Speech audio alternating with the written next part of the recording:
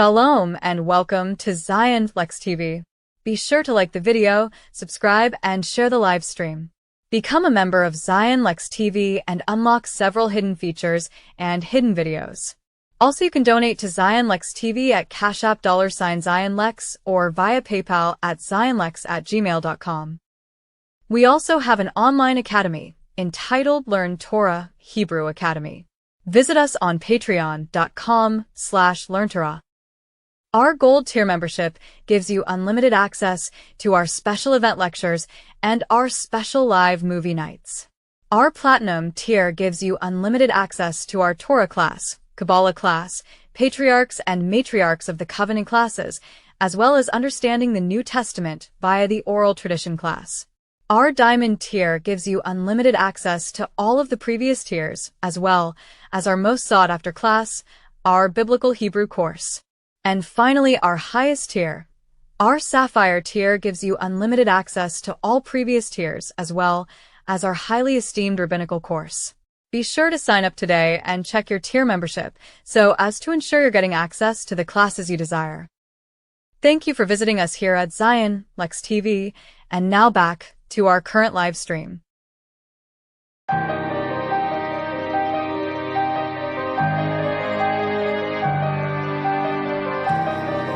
Purify me, Yah, in the flames.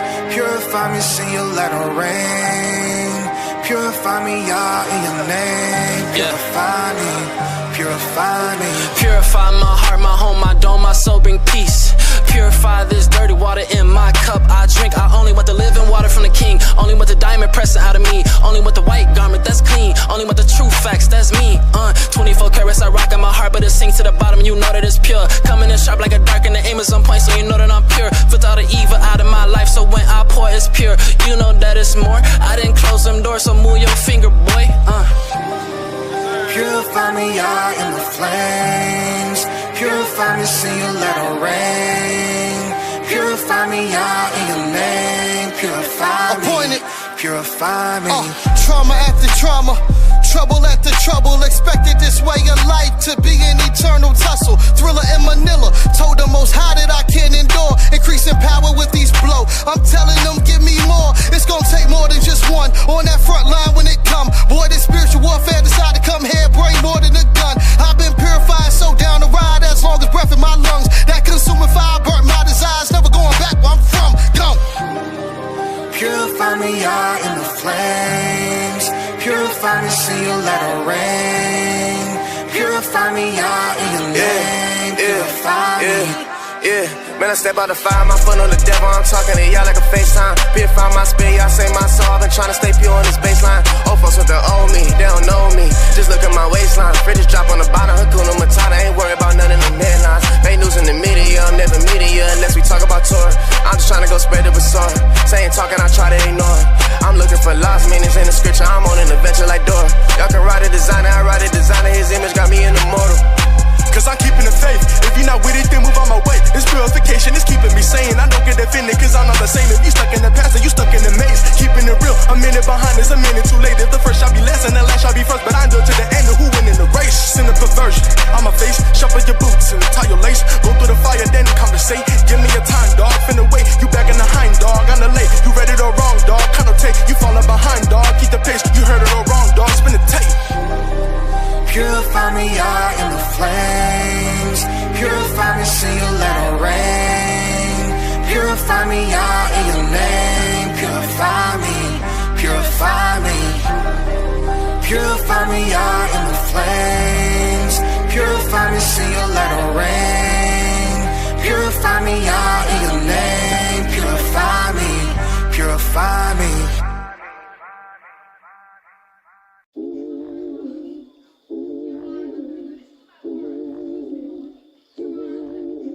Send you the first, send you the first, we going out, out. Send you the first, send you the first, we going out, out. Preset if you scared then go home, and no we ain't saying it twice. Cause once you get into this war zone, it's either your life or their life. And we ain't about losing before an intrusion, we gotta make sure we right. So we send praise and seek his face. Then we load up at his on site. What you thought it was, it's not. Don't wanna see us on your block. Yelling hallelujah, trying to tell y'all that victory is sure shot. We serve Yah's by oath, and in this army of hosts, yeah, Yahoo the lead. True indeed, in his name we boast. Go. Send you the first, send you the first. We going out, out. Send you the first, send you the first. We going out, out. Torch fire, flags in the street. Sing louder, kick up the beat. All them enemy feet get delete when we cray in the street. Drew the drop them me. Hit, hit. Who got the praise for days? Who are the what came face? Made for praise, spit prophecy. We be that anointed royalty. I said we came. Hey. The bar Hamayim number 2, that's on replay. Yeah, we gon' bust them walls, mash up, then be on our way. Yeah, to the nations we proclaim his Quadash name. Yahuwah, Yahuwah, Yah, Yah. Send you the first, send you the first. We going out, out. Send you the first. You said. Send you the first. We going out, out. From Simeon to Benjamin, we need every man out here standing. Got sisters home and they praying while they brothers in the field slaying. Slaying demons in sorrow. Hamashiach, we do follow. Sword the truth, we loud no mute. We lenders out here, we know no borrow. Jacob's seed is undefeated when y'all's greeted with praise and leads us through a war without a grievance. Till the win is completed, then we return with our pieces. Peace banger, peace be still with the Rangers. Mighty Morphin, we hang them up to drive, they can hang on, hang on. Let's go. Send you the first, send you the first. We going, send you the first, send you the first. We going, send you the first, send you the first. We going out, out.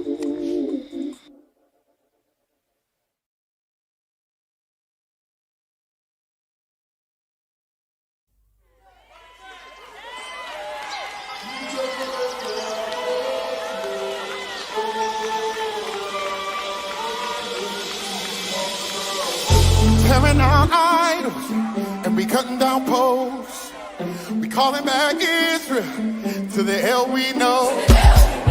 Throwing out crystals, we don't need these stones.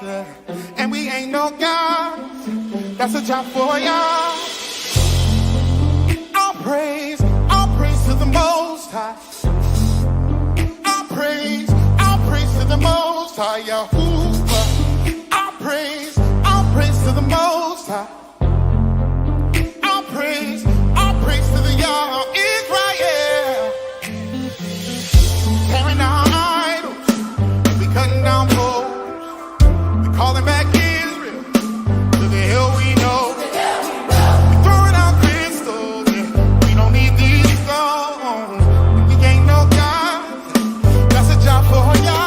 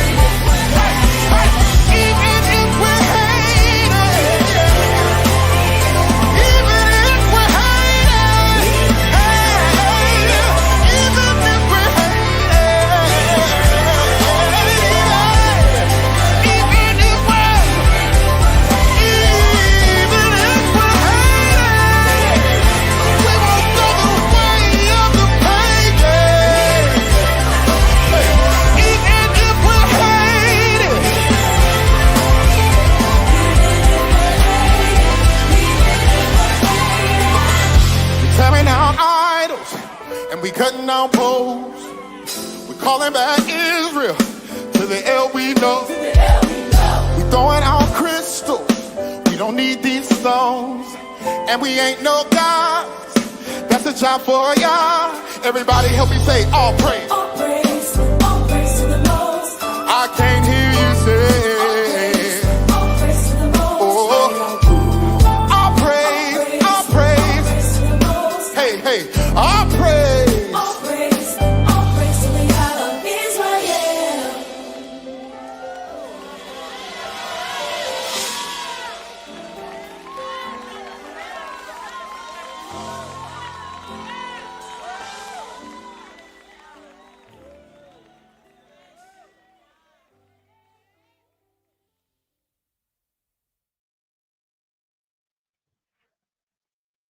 All right. Without any further ado, let's get it. All praise to the Most High. I want to say shalom, peace to the family. I'm going to ask everyone to thumb up the video and share the live stream. This one is going to be epic. This one is going to be epic.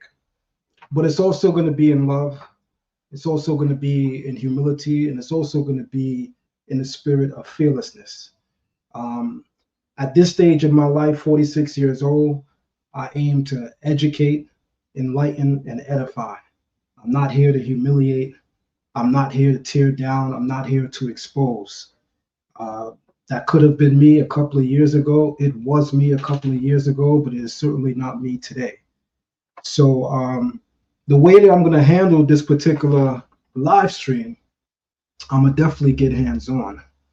But I'm also going to show a great deal of love and a great deal of respect for our brother, Shar Ahrayahla, because I believe that he did the same thing when he conducted himself on the live stream.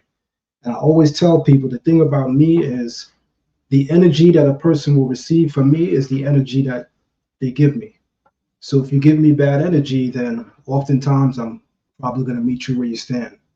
And that's towards my own growth. I'm hoping one day that I could not even have to do that. But I'm a man, I struggle like everybody else. So where I'm at, it's not that easy, but I'm trying. On that note, let's get it in.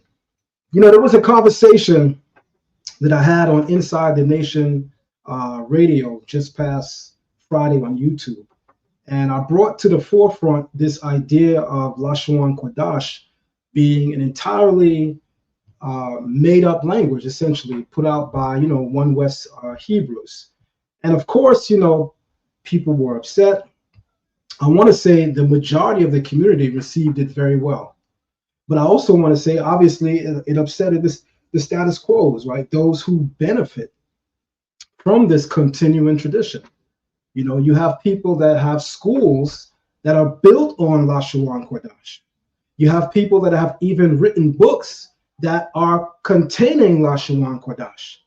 So if what I'm saying is true, this not only threatens their academic institutions, but it also threatens how they make a living. So me being aware of that now, I don't want to stop another man from getting money. But at the same token, I certainly don't want my community, the Israelite community, to continue in an eternal state of stagnation. With that being said, I'm going to start the live stream in a genuine way. The link to join the panel is in the chat. If you're feeling froggy, jump in. You see, one thing about Zion Lexx TV is one of the things that we put on a high pedestal, apart from humility, is a fearless spirit. So if there's someone out there, I don't know who that may be, and you feeling froggy, I'm going to refer you to the link, and I'm going to also ask our moderators to continue to share that link so that you can join the live stream. Anyone and a mama, I'm playing, anybody can join the live stream and agree or disagree. I want to have fun this evening. On that note, I have a PowerPoint presentation to present that will rebuttal Shar Ahrayahla's presentation that he gave last night. I think that he did a good job. And I don't want to belittle him or his community, but I say he did a good job based on his experience with the language, his experience with the community. I obviously believe that he doesn't come close to matching what I'm going to present, but I still want to say that I think that he did a good job in light of what the tools he had at his disposal. I do believe that there were some critical flaws in his presentation. I enjoyed his presentation, but the thing that I enjoyed the most about his presentation wasn't necessarily his critique, but the way in which he handled the difference. He instructed his audience not to be disrespectful, not to be rude. So I want to continue that same respect when I ask Zion Lexx TV members. No one should be disrespecting Brother Shar Ahrayahla in the comment section. I'm also going to ask our moderators to moderate and ensure that that happens. We pretty much do that with all of our live streams, but because he emphasized it in his, I'm going to emphasize it in mine. And I'm going to ask everyone to refrain from disrespecting him, no matter how much you may feel you need to. It's as a community, I hope that we are all above that. That shouldn't even be said, to be brutally honest. On that note, I know you guys want to see this presentation. So let's get to that beautiful being footage. Here we go.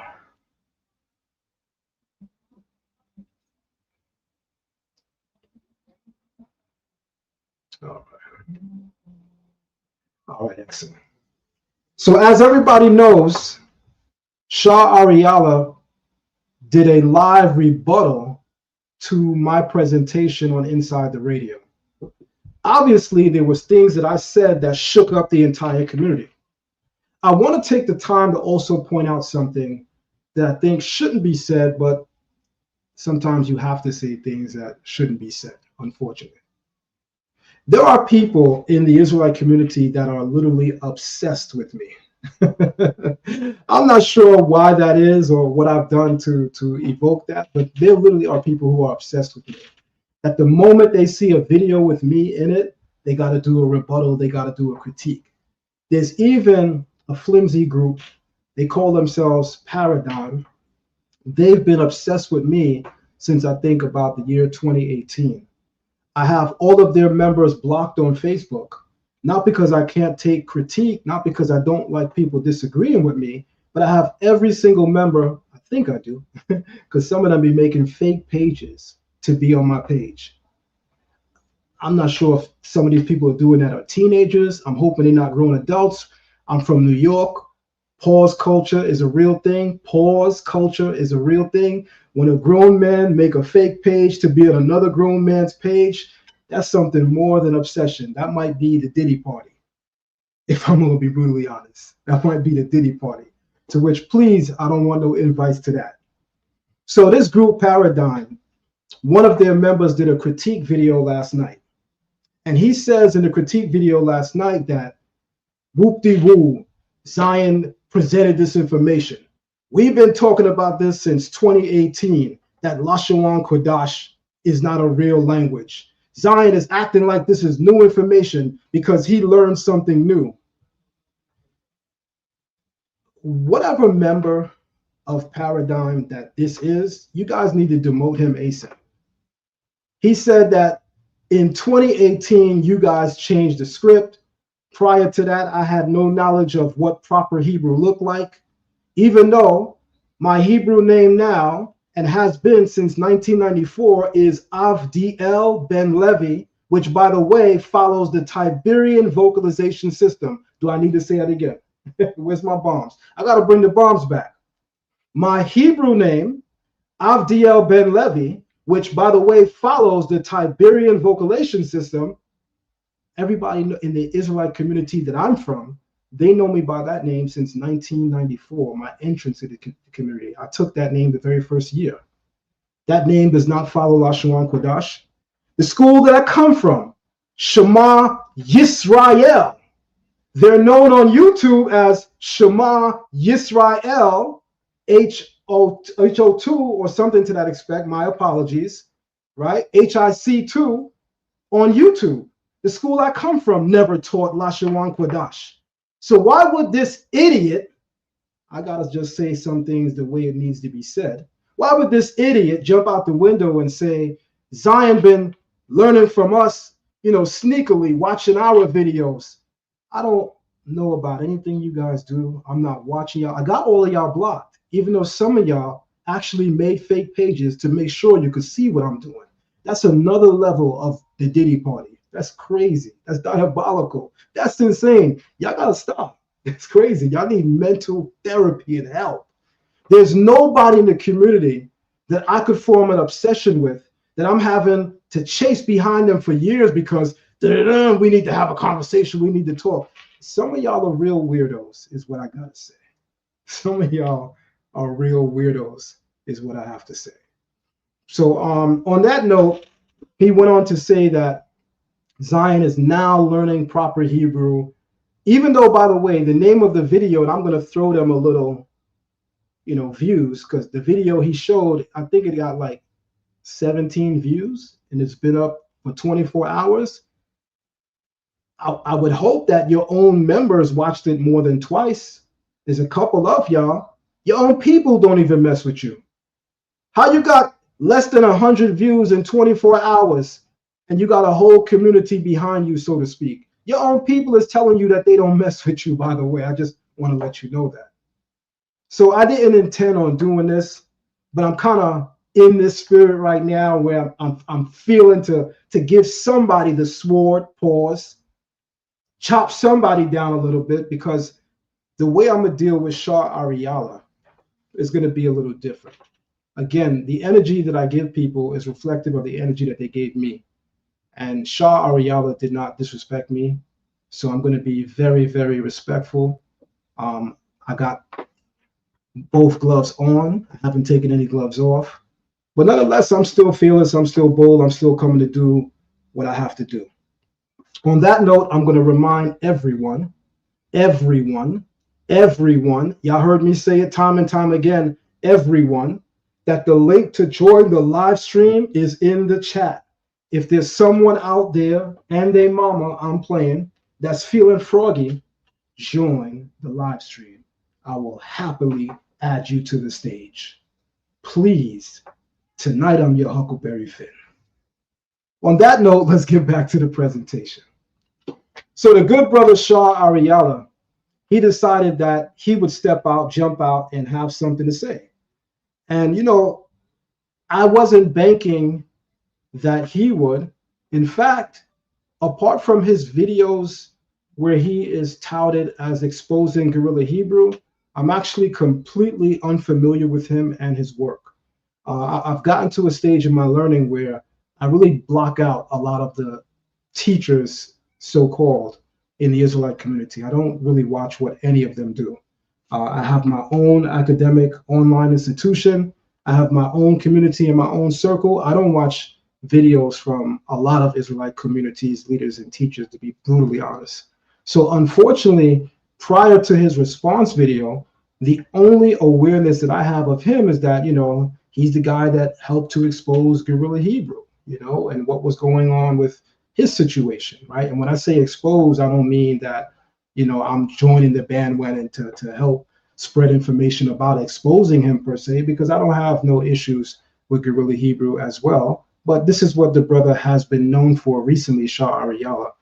That's the thing that he's been most known for, notably, recently, in recent news within the last year or so.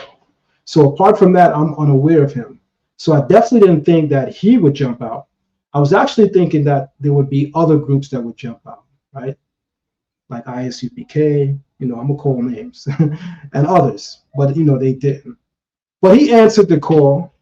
He entered the chat, and because he entered the chat, let's begin right here.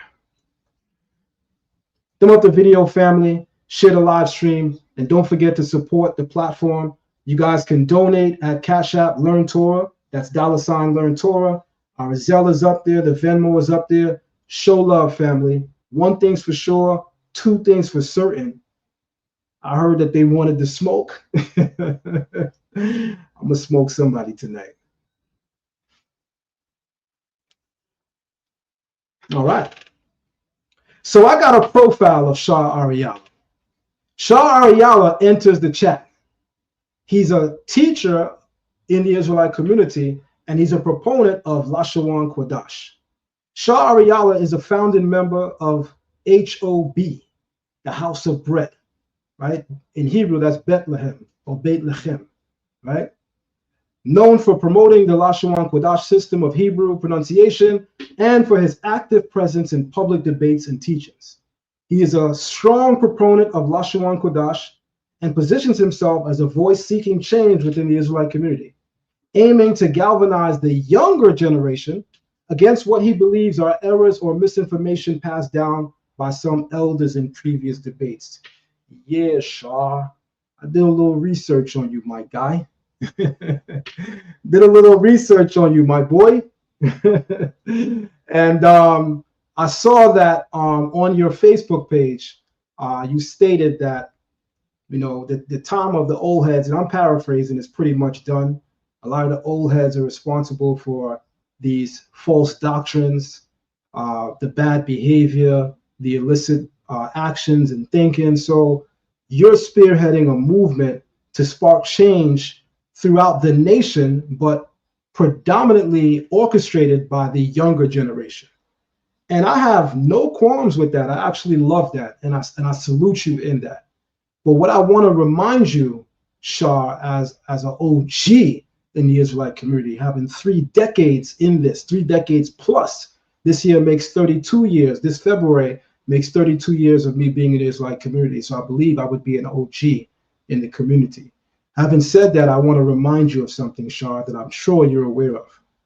The Bible says, to the youth strength and to the elders wisdom. Be very mindful that while the stagnation in the community is in part, possibly in bulk, by the older generation, remember that there's still a measure of that older generation that is securely needed to plant a sure foundation of wisdom in the minds of the youth. The youth have strength. Wisdom is not always with the youth. Very few do you see wisdom with the youth. So I want to remind you, good brother, don't forsake all the elders. Not everybody out here is moving as those that you may see and observe. Keep that in mind. His work focuses on reshaping Hebrew understanding through the One West linguistic framework, while challenging long-held teachings and inspiring a new wave of youth engagement. And listen, on that note, I want to say kudos to that brother.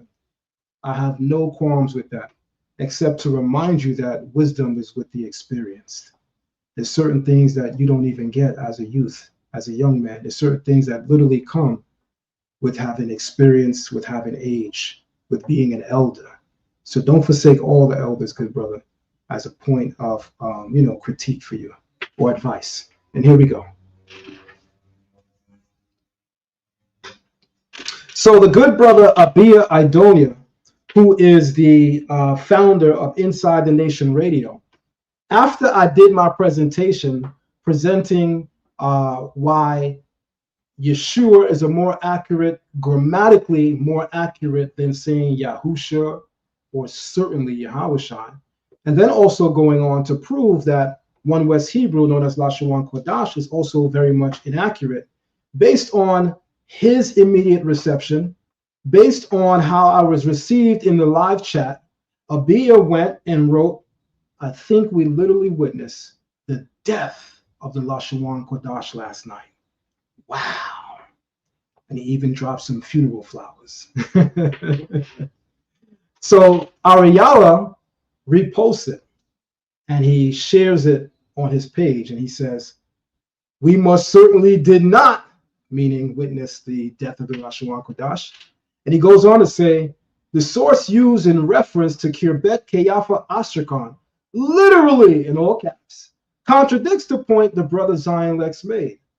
The author of said source is literally saying that the writing is neither Proto-Canaanite, Canaanite, nor Hebrew. Peer review and response coming. And then shortly thereafter, later on that evening, he did a response video. That was last night. I spoke with Abia and I said that although we both didn't anticipate that he would respond before our meeting on Friday, because just so everyone knows, we're coming to Inside the Nation Radio on Friday to face each other one-on-one, to have a conversation about these general topics. And I didn't think that he would respond to my video because I'm unaware of his work.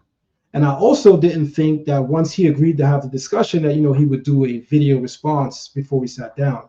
But he decided to do so. And because he decided to do so, I had to tell Abia that even though I committed to doing a video with him on Friday, that, I definitely got to come back a little earlier and share a bit, just so I can get out my presentation as well, because all is fair, right? So originally, I was a little irked by his saying that this would be a peer review. I'll share with you in a couple of moments why I was irked by that. But first, I want to define the term peer review. Peer review is an evaluation of scientific, academic, or professional work by others working in the same field.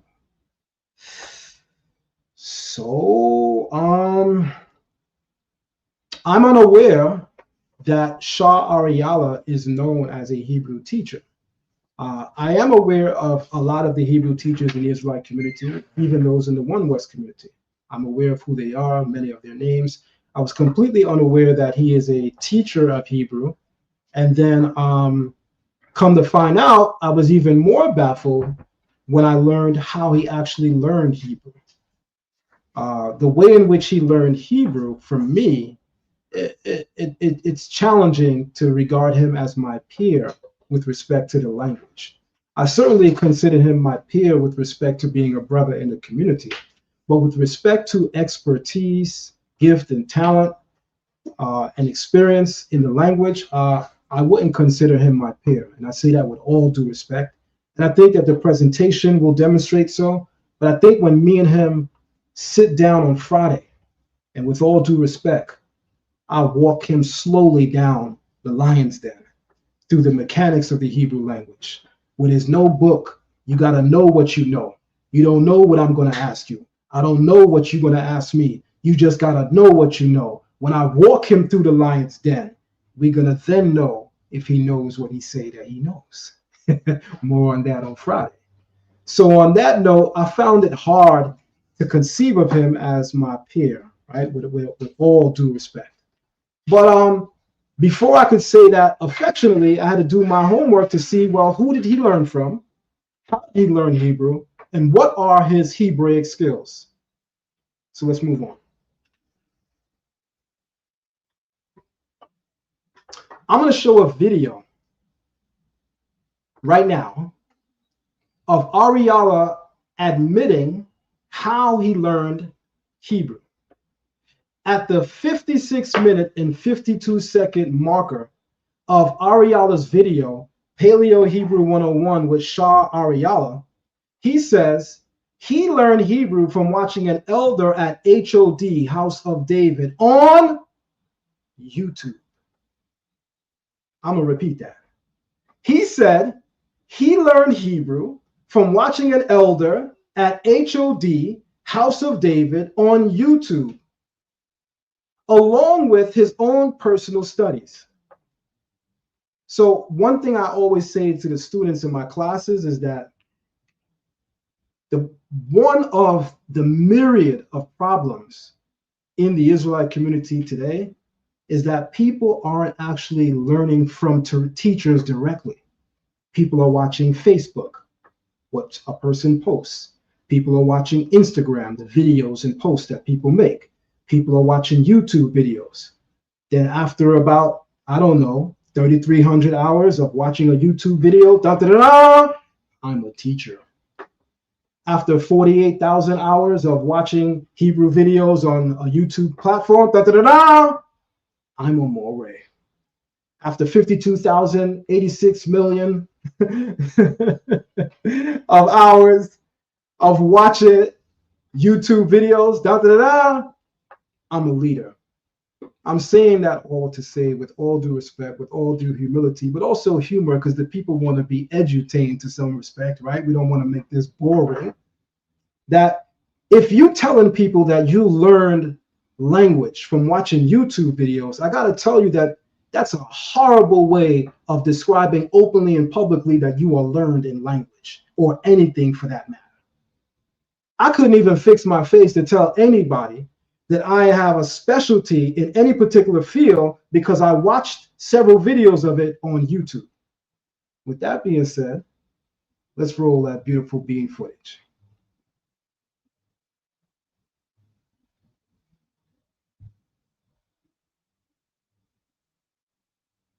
I want everybody to listen carefully.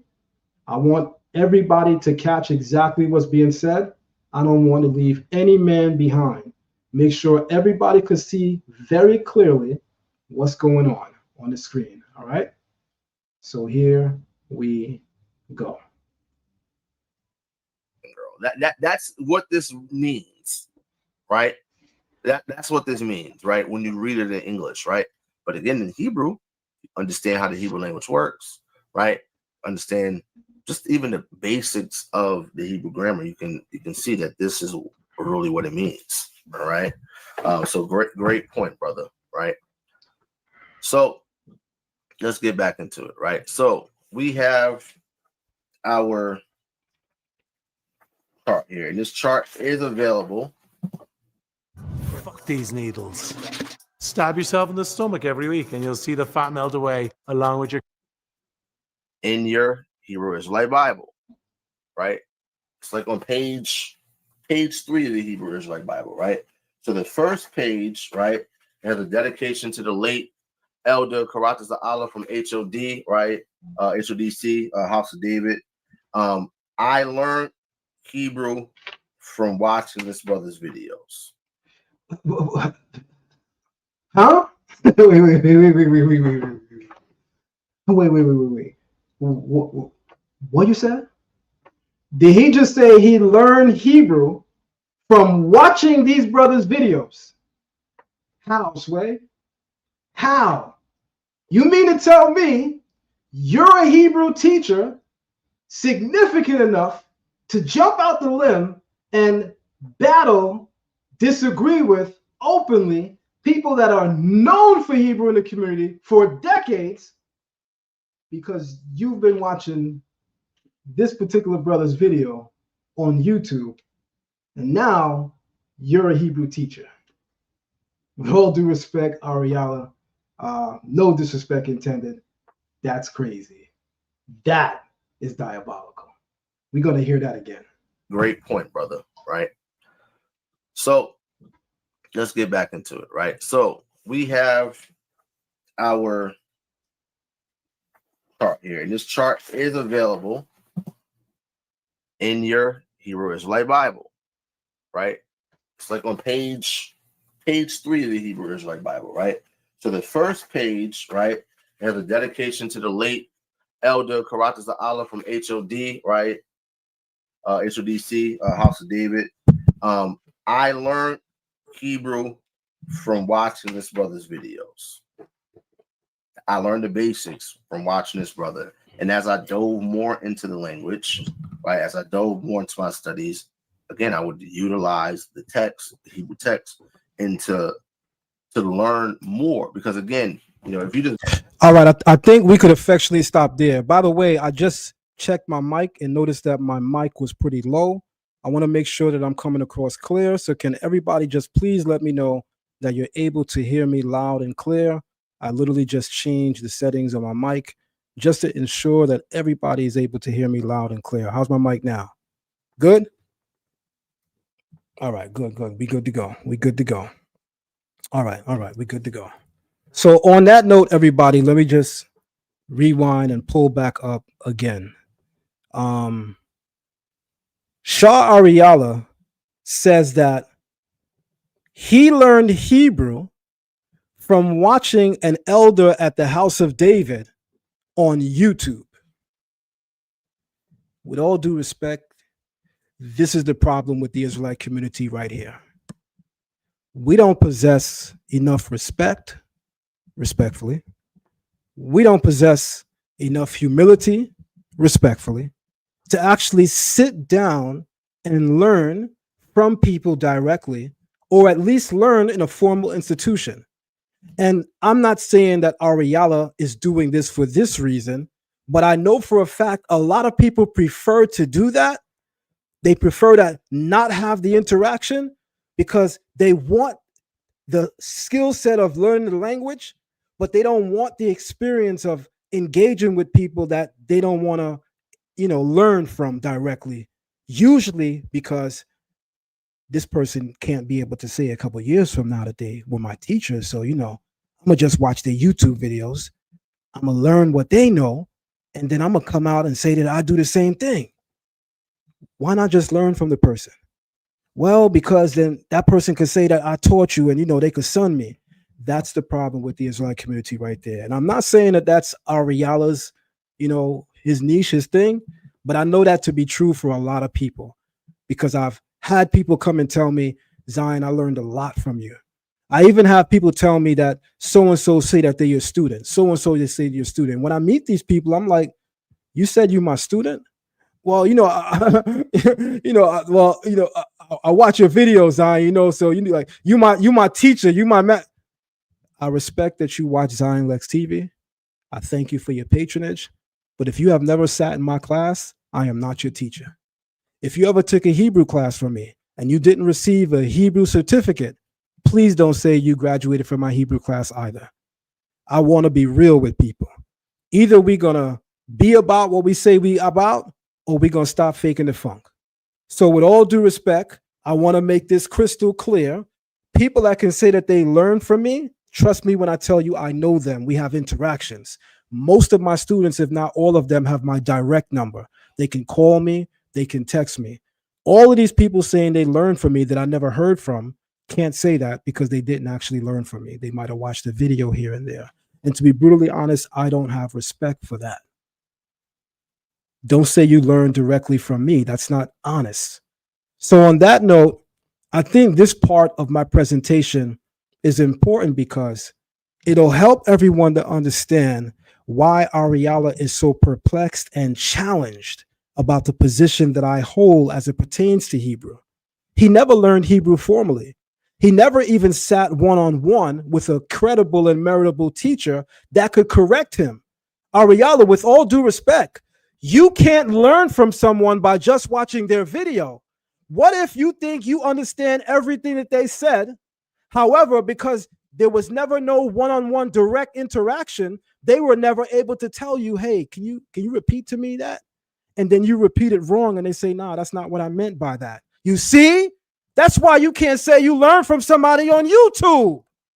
I got to bring back the bombs because this is diabolical. This is insane. I was wondering, like, was this video meant for public when he did this and said I learned Hebrew on YouTube? Or was this just for like a small circle? But apparently he put this on his YouTube page. So apparently I don't think he sees a problem with it. And I don't want to diss the brother if that's how he feels, but I come from a cloth and a school of thought that we have a much higher standard than that. And we know that interaction means something. It's the reason why, Ahrayahla, that people have to actually interact with you to engage in your community, right? You wouldn't just let people say that they learned from you just watching a YouTube video. You would want to know that they joined your institution. They joined your camp. They joined your congregation. You wouldn't be cool with somebody saying they watched 1,000 hours of your videos, so now that they're your student. That's crazy. Now, this person might have watched your videos, but still don't understand what you said because there was no one-on-one interaction. Now they go outside and misrepresent everything that you're saying, and while still saying they're your student. You see how crazy that sounds? So I want to say to the community, with all due respect, don't follow this lead right here. It's not a good look. Next slide.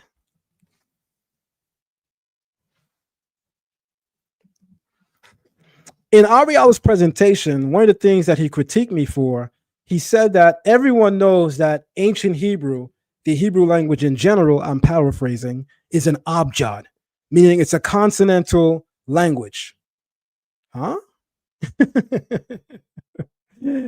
First and foremost, an Abjad refers to an alphabet that is only consisting of consonants. So the English alphabet includes letters that function as vowels, A, E, I, O, U, right? And sometimes Y, right? Hebrew is unique. Hebrew as a consonant, as an orthographic writing system, is an abjad, but the language is not. The Hebrew language always had vowels. The Hebrew writing system is classified as an abjad, meaning that when you look at ancient Hebrew, what people are calling Paleo-Hebrew, what scholars call Kitav Ivri, the ancient script, when you look at that script, unless you understand Hebrew grammar, you wouldn't even know that there's vowels staring at you right in the face. That's another reason why anyone saying they learn Hebrew on YouTube is going to fail miserably. Because anyone that understands Hebraic grammar, you can see Hebrew grammar in Paleo Hebrew. You can see Hebrew grammar in what we call Masoretic Hebrew. If you understand grammar, you understand that various letters function as vowel letters, an indication of vocalization. I'm going to get heavy into that in a couple of moments, but I'll continue. The Hebrew writing system is classified as an abjad, meaning it primarily records consonants, even though spoken Hebrew always had vowels from the earliest period. To compensate for the absence of written vowels, emphasis on written vowels. By the way, everyone, as a rule of thumb, anything you see in red, I need you to really pay attention to. Anything you see underlined, I need you to really pay attention to. Continue. To compensate for the absence, somebody's saying that they can't see my slides. I'm going to ask the community, are you guys able to see my slides? Is everybody able to see my slides? Is my slide showing? Can everybody see my slides? Okay. I'm not sure why that is. Let me get back. Let me jump right back in. Thank you for saying that, whoever did. Because imagine I get through this whole presentation and they say he didn't even show no slides. Zion didn't even show no slides. That's crazy. I'm asked now, can everybody see my presentation? All right. My Hebrew class is like, yeah, he do that from time to time in class too. All right, here we go. So again, the Hebrew writing system is classified as an abjad, meaning it primarily records consonants, even though spoken Hebrew always had vowels from the earliest period. To compensate for the absence of written vowels, Hebrew consistently used certain consonantal letters as matres lectionis, mother of the tongue, meaning letters that function as vowel carriers to guide pronunciation. These include aleph, often marking a glottal stop or supporting vowels. Hey with kamats, commonly signaling final. Wav with shuruk or kolam, representing the U or O, and Yod with kirik, representing I or E. These consonants, while part of the abjad structure, the actual written language, served as embedded vowel indicators within the script, ensuring that although vowels were not originally written as separate signs, they were always present and accounted for in Hebrew speech and reading. Only someone that doesn't know Hebrew grammar would look at any paleo inscription and say, see, there's no dots there.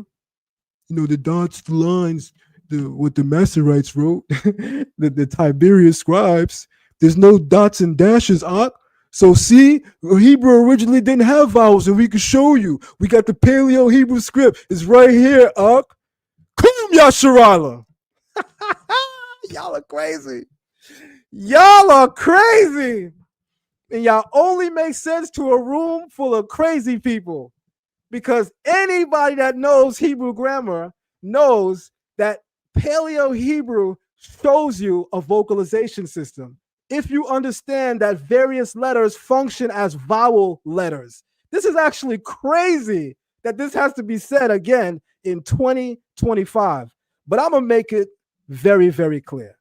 I'm going to make it very, very clear. I'm going to do as my teachers say. We're going to make it plain tonight. Apparently, Ahrayahla was also perplexed when I made the statement in comparing Akkadian to early Hebrew, and I made a reference that the reason why I'm comparing Akkadian as a language and as a script to early spoken and written Hebrew is because we also have lineage, descent, ancestors among Akkadians. Akkadians are not simply a Semitic speaking group. Akkadians are themselves Semites.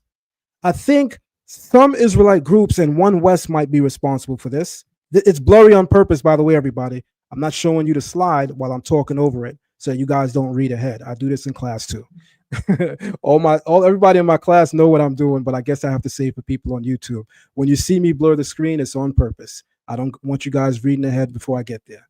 All right, clear.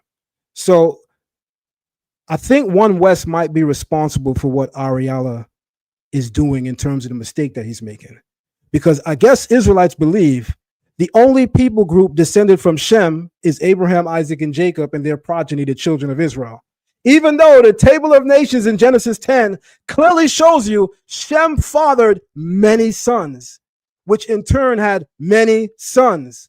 Not everybody became children of Israel, but we are all descendants of Shem, making us all Semitic Akkadians too. But if you took a history class, a Torah class with me, you would already know that. Here we go. In the Bible, the Akkadians correspond to Semitic people living in the region of Akkad, named in Genesis 10:10 as part of the first centers of Nimrod's kingdom. I thought this was crazy. I gotta point this out. When Ahrayahla critiqued me saying Akkadians are Semitic, he actually fixed his face, with all due respect, Ahrayahla, because this is crazy. He actually fixed his face to say, this is laughable. I'm paraphrasing. Why would Zion do this? I mean, and then he opens up Genesis 10.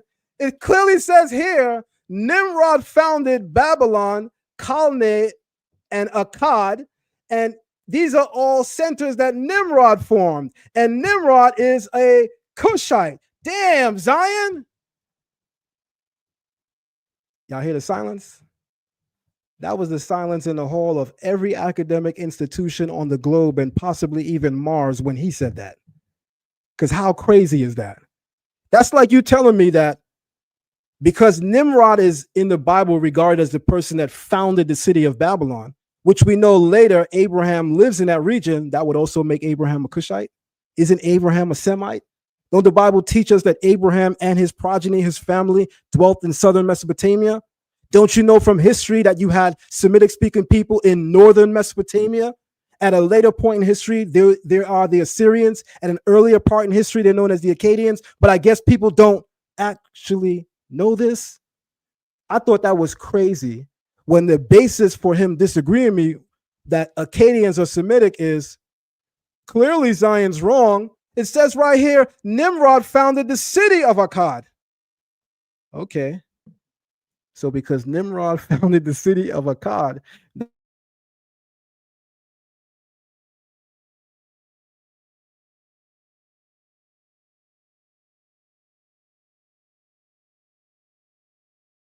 with all due respect, here we go. After the flood, Shem's lineage proceeds. Shem, Arpachshad, Shilach, the ancestral line that eventually produces Peleg, Tirach, and ultimately Abraham. A widely cited academic source that connects Arpachshad, the son of Shem, to the Akkadians is The Peoples of the Old Testament World by A. Kirk Grayson and Edwin Yamuchi and others, which explains that the biblical figure Arpachshad is linguistically linked to the region of Ar-Rapha and Arapakaitis, an area historically tied to early Akkadian-speaking peoples. Yamuchi specifically notes that Arpachshad represents the biblical memory of populations associated with the Akkadian culture sphere. Similarly, the Anchor Bible Dictionary states that the name Arpachshad is best understood in connection with territories inhabited by Akkadian and Proto-Akkadian Semites, reinforcing the scholarly consensus that the Bible's genealogy places Abraham with the same Shemite line as those who formed the Akkadian world. Good brother Shar Ahrayahla, with all due respect, you're not ready. You're not ready to peer review me. You're not ready to peer review anyone that knows the Bible seriously. And you're not ready to delve into the language and want to debate with people that you're not even going to come remotely close to playing with. And I say that to you with all due respect, good brother, because this is crazy. Need I remind you, Shar Ahrayahla, that the first king of Akkad, his name is Sargon. Use any search engine you want. I need you to cite 5 sources that disagree with me. It is unanimous, it is consensus that Sargon, the first of Akkad, the first king of Akkadia, is a Semite. I debate people in the Kemetic community all the time. They know that. I talk with scholars. They know that. What's your problem? Next slide.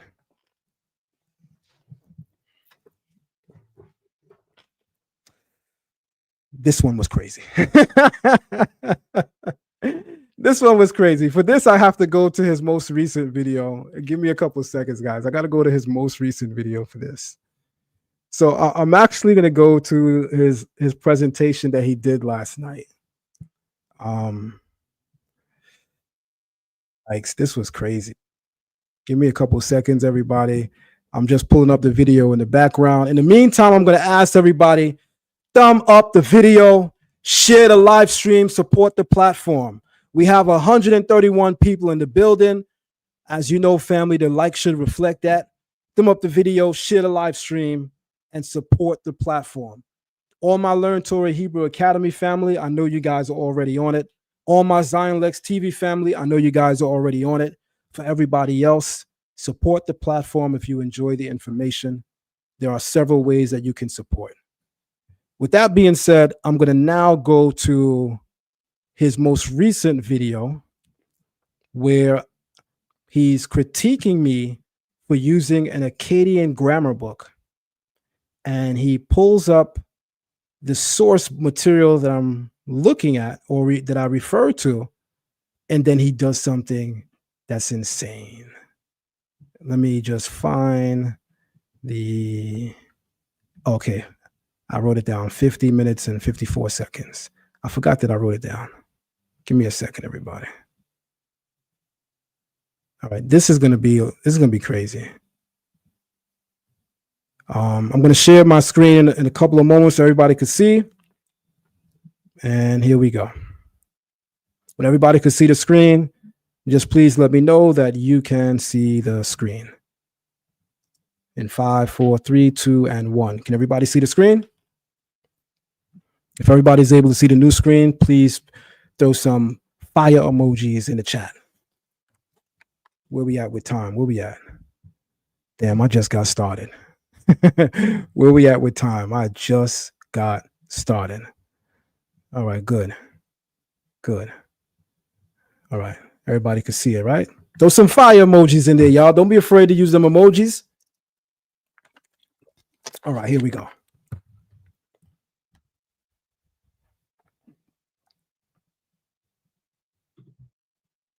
And I want to show you, this is the source that he pulled up, right? So this is his video response last night. Did Zion Lexx destroy the Lashawan Qadash? A peer review, right? Yeah, Shar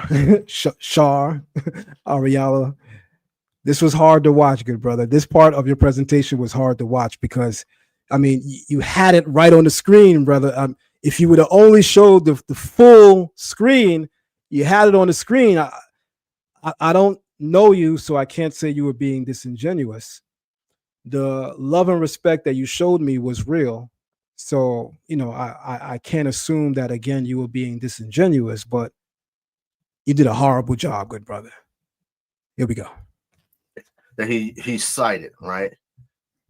If you can see here, this is the preface of it, right? Here's the source, right? I want to show you something. Let's go to page 35, lesson 1. This is a textbook, right? The sounds of Akkadian. Since there have been no native speakers of Akkadian for some 2 millennia, over 2,000 years, it is impossible to determine exactly how the language was pronounced. So let me stop right there. You know when somebody think that they got a bomb and they look around, they be like, guys, I got a bomb. And everybody be like, ooh. And he be like, yo, back up. It's a bomb. Yo, this the bomb. Yo, y'all got to go way back. You might get hurt. And then he light it. Everybody run. It goes off. Only to realize homeboys just dropped a firecracker. Because the way he presents this is like he dropped the bomb when he really just lit a firecracker, a jumping jack. Here we go. He thinks he had a point when he pulls up the grammar and reads from it, and it says, the sounds of Akkadian. Since there have been no native speakers of Akkadian for some 2 millennia, it is impossible to determine exactly how the language is pronounced. He thought that was a kill shot. Whole time I'm sitting there asking myself, why he not showing the full screen? You're going to see in a couple of moments why he possibly may not have shown the full screen. I don't know that that's why he didn't do it, but you'll see in a couple of moments. But I want to say this. Even with the English alphabet, which clearly has a vowel system included, A, E, I, O, and U, scholars can look at the English alphabet and its vowels and see how it's distributed here in America, in the UK, and in the Caribbean, and obviously notice the way that someone in America pronounces English is vastly different than the way it's pronounced in the UK. The way someone pronounces and speaks English in the Caribbean with the patois dialect and accent, my family's from the Caribbean, is vastly different. The people in the Caribbean are not using a different alphabet. They're not using a different vocalization system, but they certainly have a different way of pronouncing the language. Just because the scholar clearly said that there's no way to know their exact pronunciation, good brother Shar, that still don't mean that they didn't have the vowels A, E, I, O, and U, which is staring you in your face. If you would have only went on to click where it says A vowels right there, and it goes on to say there are 4 short vowels, and they clearly show you A, E, I, O, and U. Shar, I'm not sure who you contended with in the past. I'm not sure who you have, been in opposition with in the past. But if you want to play with a person like me, I'm going to need you to bring a bomb. You're going to have to bring a bomb, not a firecracker, a bomb. The pronunciation used by scholars is merely an educated guess based largely on comparison with languages related to Akkadian, such as Arabic, Amharic, and Hebrew. Now, here is where, and this right here, this is why I'm saying this is nonsense, right? These scholars are basing it based off of how Hebrew's pronounced today, some 2,000 plus years later, right? And how Arabic is pronounced, right? If anyone, right, has ever gone into, all right, I think I could stop that there, and I'm gonna head right back to my presentation. Let me get right back to my presentation. I want everybody to see my response to this, because this is crazy. This is actually insane. So I have prefaced on the screen. I want to make sure that everybody can see it. Good. I have prefaced on the screen where it says, sometimes the greatest challenge we face are those challenges that are staring right at us. good brother Shar, the answer that validates my position is right on the goddamn screen.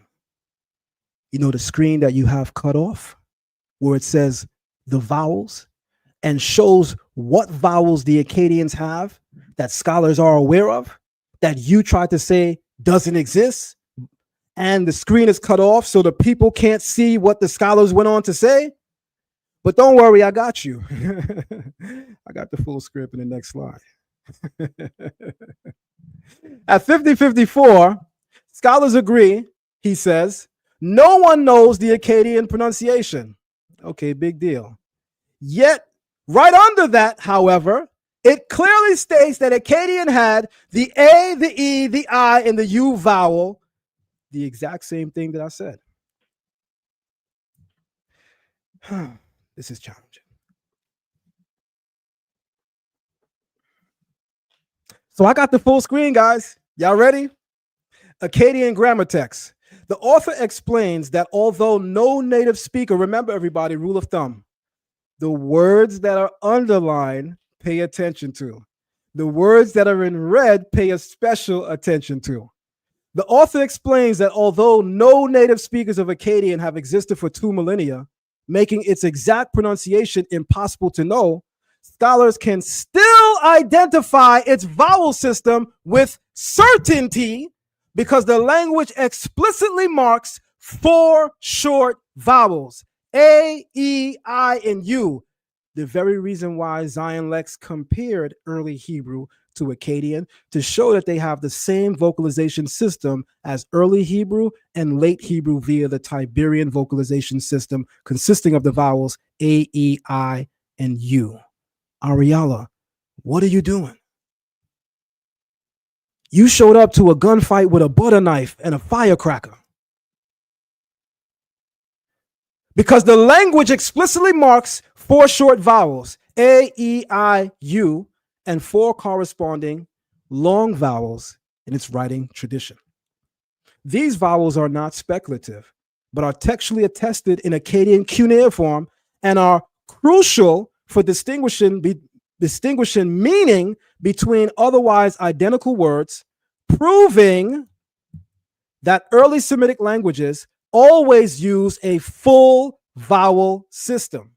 This directly supports the reality behind the Tiberian vocalization system of the Masoretic Hebrew Bible, because the very same core vowels found in the Masoretic tradition, A, E, I, U, already appear in Akkadian more than 1,000 years earlier, demonstrating that Masoretic vowels were not invented in the Middle Ages, like he said, but reflect an ancient continuous Semitic vowel tradition.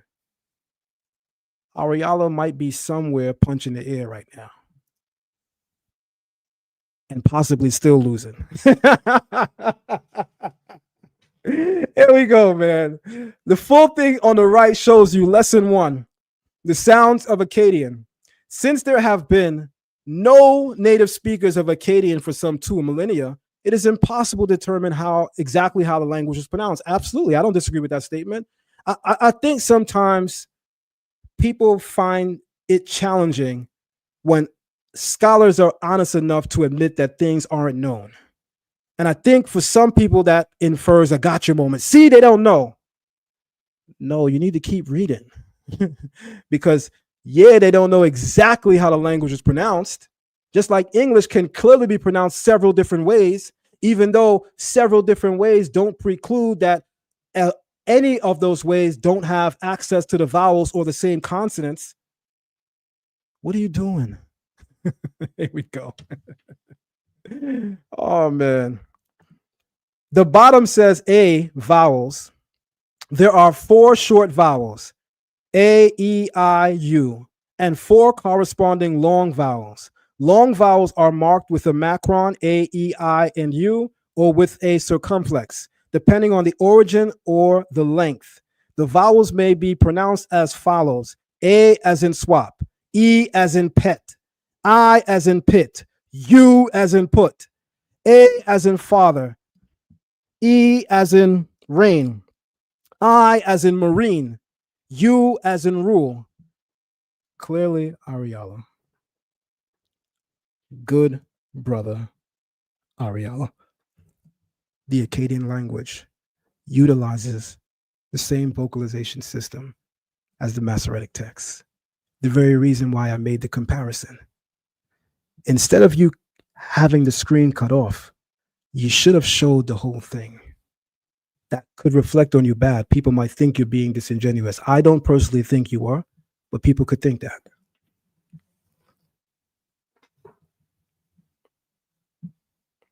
Okay. One thing in a debate that people tend to do is they tend to filibuster. Me and Ahrayahla have not had a debate. Me and Ahrayahla are not debating. We're having a conversation. However, I noticed some filibustering. Because I showed a video of a ancient Hebrew speaker who self-describes as a Samaritan Israelite or a Samaritan Jew, rather than focus on the pronunciations that he made, which he says are ancient, and scholars agree, by the way, that the way he pronounces it is ancient, and it agreed with my pronunciation, which is Masoretic, rather than deal with that point, Ahrayahla began to actual filibuster. This guy is Samaritan, and Zion called him an Israelite, and he stayed there like almost 15 minutes filibustering. Anybody that's familiar with debate styles know that that's an epic deflect. Know what a filibuster looks like. So even though this is not a debate yet, he was definitely evoking some debate tactics by filibustering. That's like buying time. That's like deflecting. Rather than deal with the point, he rather critiques the person's lineage. Listen, Ahrayahla, I don't personally think that he's an Israelite. In fact, Ahrayahla, if you go back to the video, I clearly said the Samaritans are a group that was brought into the land of Israel by the king of Assyria, and they have been there from then till now. And at the time that they arrived when we spoke and wrote in ancient Hebrew. And so they therefore preserve that. Never once did I say I agree that he's an actual Israelite. Y'all see how challenging this is? All right. Filibustering in a debate refers to a tactic where a speaker talks excessively, overtalks, diverts, refers to a tactic where diverts or deflects in order to avoid addressing the main scholarly premise, evidence, or argument being presented. Ahrayahla, why didn't you show evidence that disagrees with his pronunciation? That's for you to answer. I don't even know how to, I don't know. Instead of engaging the actual point, the person drags the discussion, he did that a lot, into unrelated topics, he did that a lot. Repeats himself endlessly, he did that a lot. Introduces side issues, he's not an Israelite. Or simply speaks for so long that he did, that the original argument cannot be analyzed or challenged properly. In essence, filibustering is a way to stall, overwhelm, or derail the debate so that the substantive evidence-based discussion never actually happens. Here we go. Throw up the video and share the live stream, family. We heating up. So Ahrayahla went on to say, oh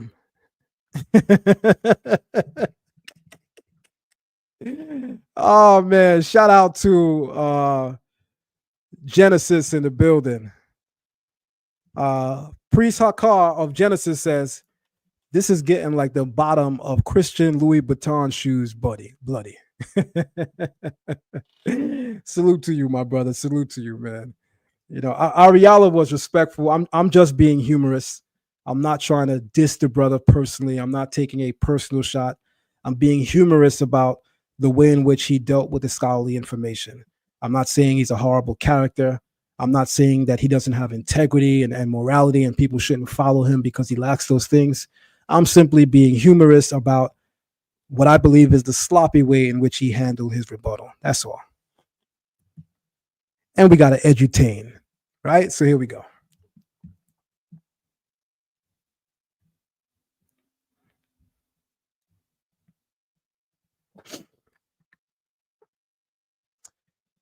he filibustered so long that he wanted to make the bulk of the discussion about critiquing my artifacts.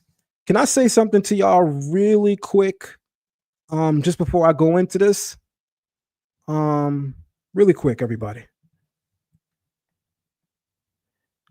If anybody watched Ahrayahla's presentation last night, can y'all put a 2 in the chat? I just want to check something for a minute. I want to make sure that the conversation is balanced. I need to know that people actually seen the discussion, right? It wouldn't be helpful that there's a lot of people here that didn't see the discussion. So if you saw the discussion last night, please put a 2 in the chat.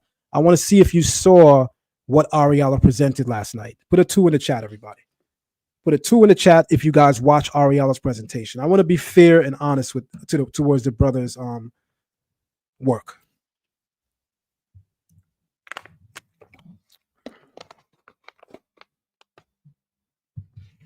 All right. So obviously people saw his presentation. I want everybody to do this now. If Ahrayalah did not present just one piece of evidence that supported Lashawan Qadash and its rules of pronunciation, put fire emojis in the room if he didn't show at least one shroud, one piece of evidence that validated why Lashawan Qadash as a pronunciation system is accurate. Put fire emojis if he didn't demonstrate, prove, and show that. I just want to see something.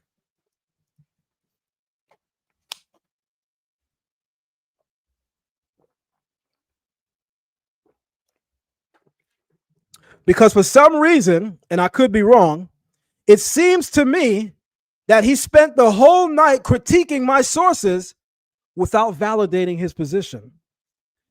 Maybe if you're slow, dumb, really slow or challenged, you didn't catch why that is. But to people who are intelligent, understand why that is. He don't got no sources. There's no academic source in existence, in the multiverse, in Planet Risk. There is no academic source in the world that agrees with Lashawan Qadash as a basis of pronouncing the Hebrew language.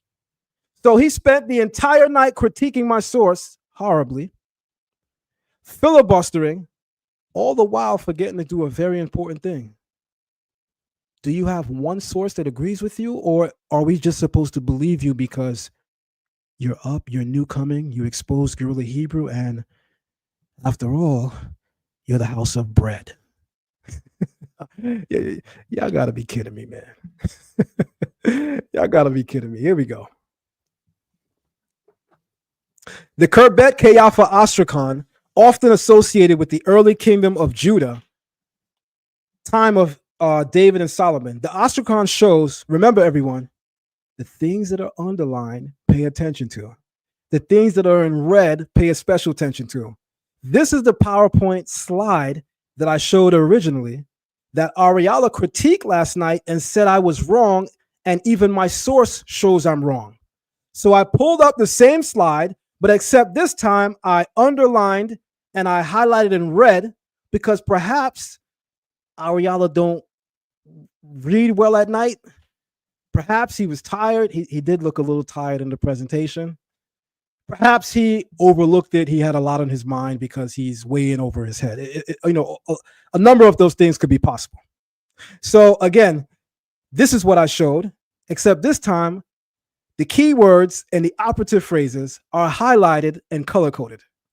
The Astrakhan shows that the letter Wav used to mark an O and U vowel is accepted. That's what the Astrakhan shows. The Yod possibly marking I and E vowels, that's debated.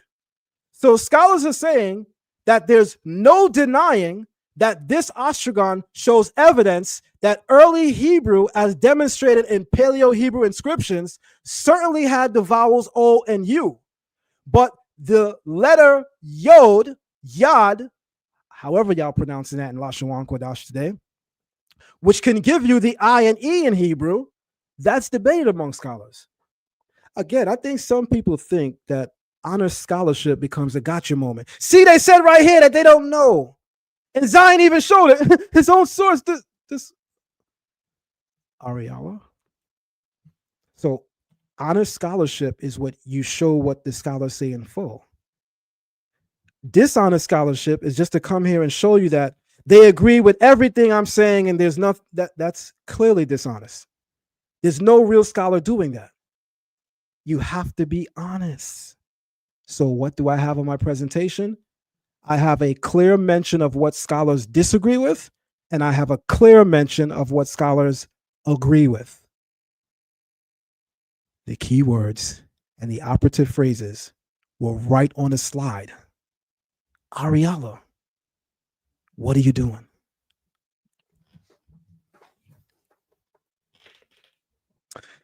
The claim collapses immediately.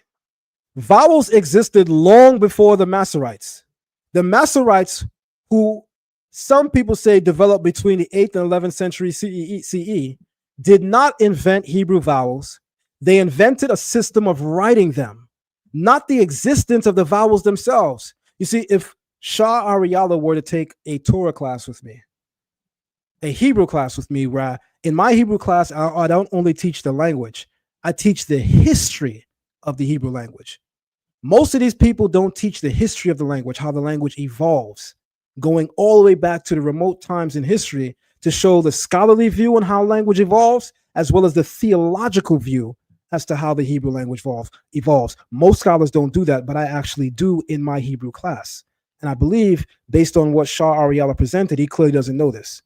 He doesn't know that Tiberius, the area of Tiberius, where these scholars convene to develop the Masoretic tradition, to develop the pointed lines and dots, is there to preserve the original pronunciation. They were not inventing a new one, because they knew and understand, like any speaker and reader of biblical Hebrew and its grammar contained therein, if you're not vocalizing Hebrew properly, then you cannot interpret it properly. And if through exile, through captivity, our people are removed from our history, our culture, and our language, so that in remote generations and times, we won't know the language. We won't even know the pronunciation. By not knowing the pronunciation, by not knowing the rule of grammar, we will misinterpret the text.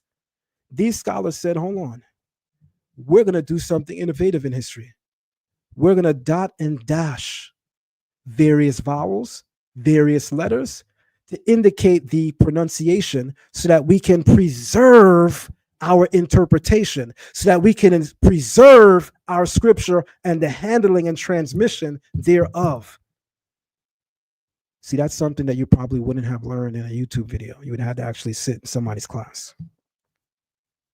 The Dead Sea Scrolls between the 3rd century BCE and the 1st century CE already used vowel letters, matres lectionis, centuries before the Masoretes.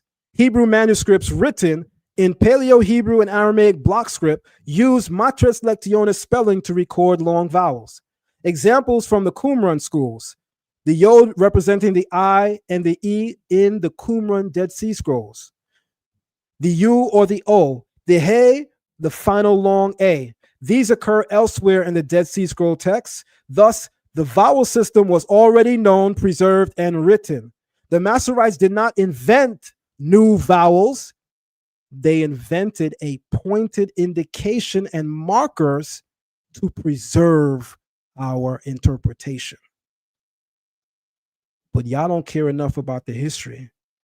Most of us are not humble enough to learn about people, to learn from someone directly, that we rather watch YouTube videos and make horrible mistakes, come up here on a public platform and make our community look crazy. I want everybody to notice the next slide.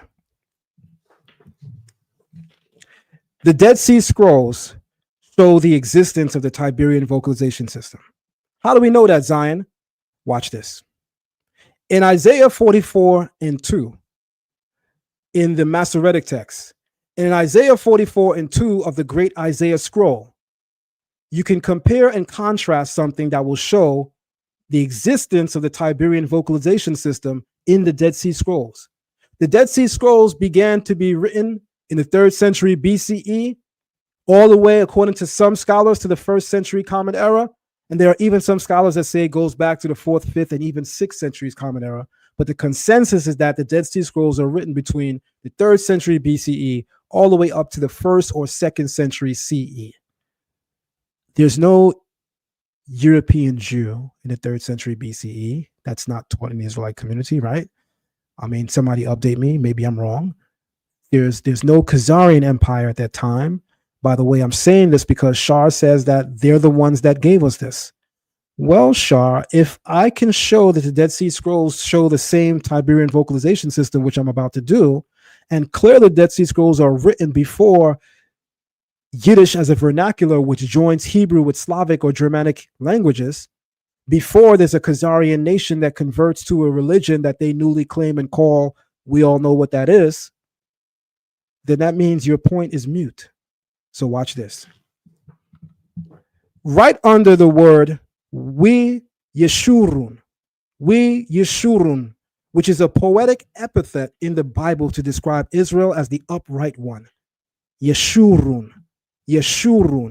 If everyone looks under the letter Shin, those who know the Masoretic vocalization system, the Tiberian vocalization system, you'll notice that those 3 diagonal dots where you see my arrow pointing to, that's called the kibbutz, and it makes an oo sound. In the Masoretic text, they place the kibbutz vowel marker underneath this letter so that we would know how to interpret this properly, to not only pronounce it as Yeshurun, but that it would carry the meaning that it needs to carry. How do we know that this vocalization system exists in earlier times? Is right from the Dead Sea Scroll text. Because the letter Wav, which is used here not as a consonant, because if it's used here as a consonant, it would change the meaning of the name. Because if this Wav is considered part of the root, meaning it's now a consonant, then it changes the meaning of the name. The root of Yeshurun is Yashar, not Yashwar with a W. It's Yashar. Yod, Shin, Resh. The only reason why the letter Wav is in the middle is because it has a vocalization function. In academia, that's referred to as matres lectiones, which indicates that various letters function as vowels and as consonants, and here it's functioning as the vowel U, right inside the Masoretic text. Several times in the Tanakh, you see this. Even in the Samaritan Torah, you see this. This is a clear indication of the same vocalization in the Tiberian system, except what the Tiberian system does is they mark it with dots to indicate it. Moving on. The Dead Sea Scrolls show the existence of the Tiberian vocalization system. Same chapter, same verse, changing words. The first word, ko, which is part of the phrase ko amar yod he wav he, thus saith the Lord. The first letter, kaf, is right there. Then you have the vocalization marker, the diacritic mark, the nikud. You see it right there. That is the defective spelling of the kolam, representative of the O. In the Dead Sea Scroll text, they mark that with the letter Wav. This word, thus, that we translate as thus saith, ko amar, it's only spelled with 2 letters in Hebrew. You only need 2 letters. Some people who are new to biblical Hebrew, they think that all Hebrew words have a trilateral root. No, they don't. Many Hebrew words have a binary root consisting of 2 consonants, biconsonantal. Like the word chai, the Hebrew word for life. Like the word dam, the Hebrew word for blood. There are, like the word no, which is low, the way to say no. There are several words in Hebrew which are binary. This is one of them. The only reason why the Wav is here in the Dead Sea Scroll text is because it was used by the scribes of the Dead Sea Scroll text to indicate the sound that it makes, which is ko. And you see that sound represented right in the Masoretic text, dotted. Kill shot.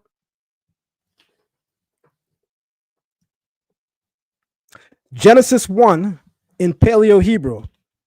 It reads in the Masoretic text, Bereshit bara Elohim et hashemayim ve'et ba'aretz. By the way, I want to remind everyone that myself and Shar will be live on the screen in front of each other on Friday. That's going to be interesting. I really do hope that Shar Ahrayahla really knows the Hebrew language, because I'm going to walk him through the lion's den and going through the mechanics of the language. He don't know what I'm going to ask him. I don't know what he's going to ask me. But all I can say is, whoever don't know their stuff going to be in trouble that day, because I'm certainly bringing it out. You better know the language like you say you know it, or else that's going to be very embarrassing. Genesis 1:1 reads, Bereshit bara Elohim et hashemayim ve'et haaretz. A close examination of it shows you that even in the Paleo script, there are vowel indicators. So for instance, in the word Elohim and in the word Bereshit, the root of the word Bereshit is Rosh. The construct at the beginning, the letter Beit, is a preposition. It means in or with, as in the beginning. The Yod and the Tav at the end is trying to say beginning of. Yod is functioning as a vowel letter. It is not functioning as an actual consonant. Its function there is that it is a vocalization, a vowel. You see that vowel right inside of the Masoretic text as well. So that's important. In the word Hashemayim, you see it right here. You see the Hey, you see the Shin, you see the Mem, and you see the Yod right there. And then you see the Mem again. Again, that feature there is for vocalization. It even exists in the Paleo. What am I referring to? The Samaritan text of the Bible, entirely written in Paleo Hebrew, has the same vowel indicators as the Masoretic text, showing you that even ancient Hebrew used the Tiberian vocalization system. This is too easy. The word for create, I want everybody to really pay attention. I'm going to remind everybody again of our rule of thumb. Anything underlined, pay attention to. Anything in red, pay a special attention to. The way to say create in Hebrew is bara. But here's something interesting. God created the heavens and the earth. As a result of that ideology, we refer to the creator by way of an epithet. We call him Ha-Boreh, the creator. The word Boreh is spelled in Hebrew the exact same way as bara, which means to create. What determines in biblical Hebrew whether we're speaking about creating or we're speaking about the actual creator? Vocalization. So look at the Samaritan text of the Torah. In the Samaritan text of the Torah, where the term creator is mentioned, you'll see the vowel indicator, the wav, right in the middle of the beit and the resh. Clearly, as you see it in the Masoretic text, indicating vocalization. Because if anyone was to look up right now, the actual root of boreh, you will see it's bara. That's how it's spelled. In order to get the function of creator, you have to enunciate with the O. You have to change the vocalization. In changing the vocalization and inflecting the vocalization, it breeds a new meaning, creator. And you see it present even in the Samaritan text of the Torah in Paleo Hebrew. When I tell you guys, and I say this often in class, the work is easy when you're well studied, I'll say it again. The work is easy when you're well studied.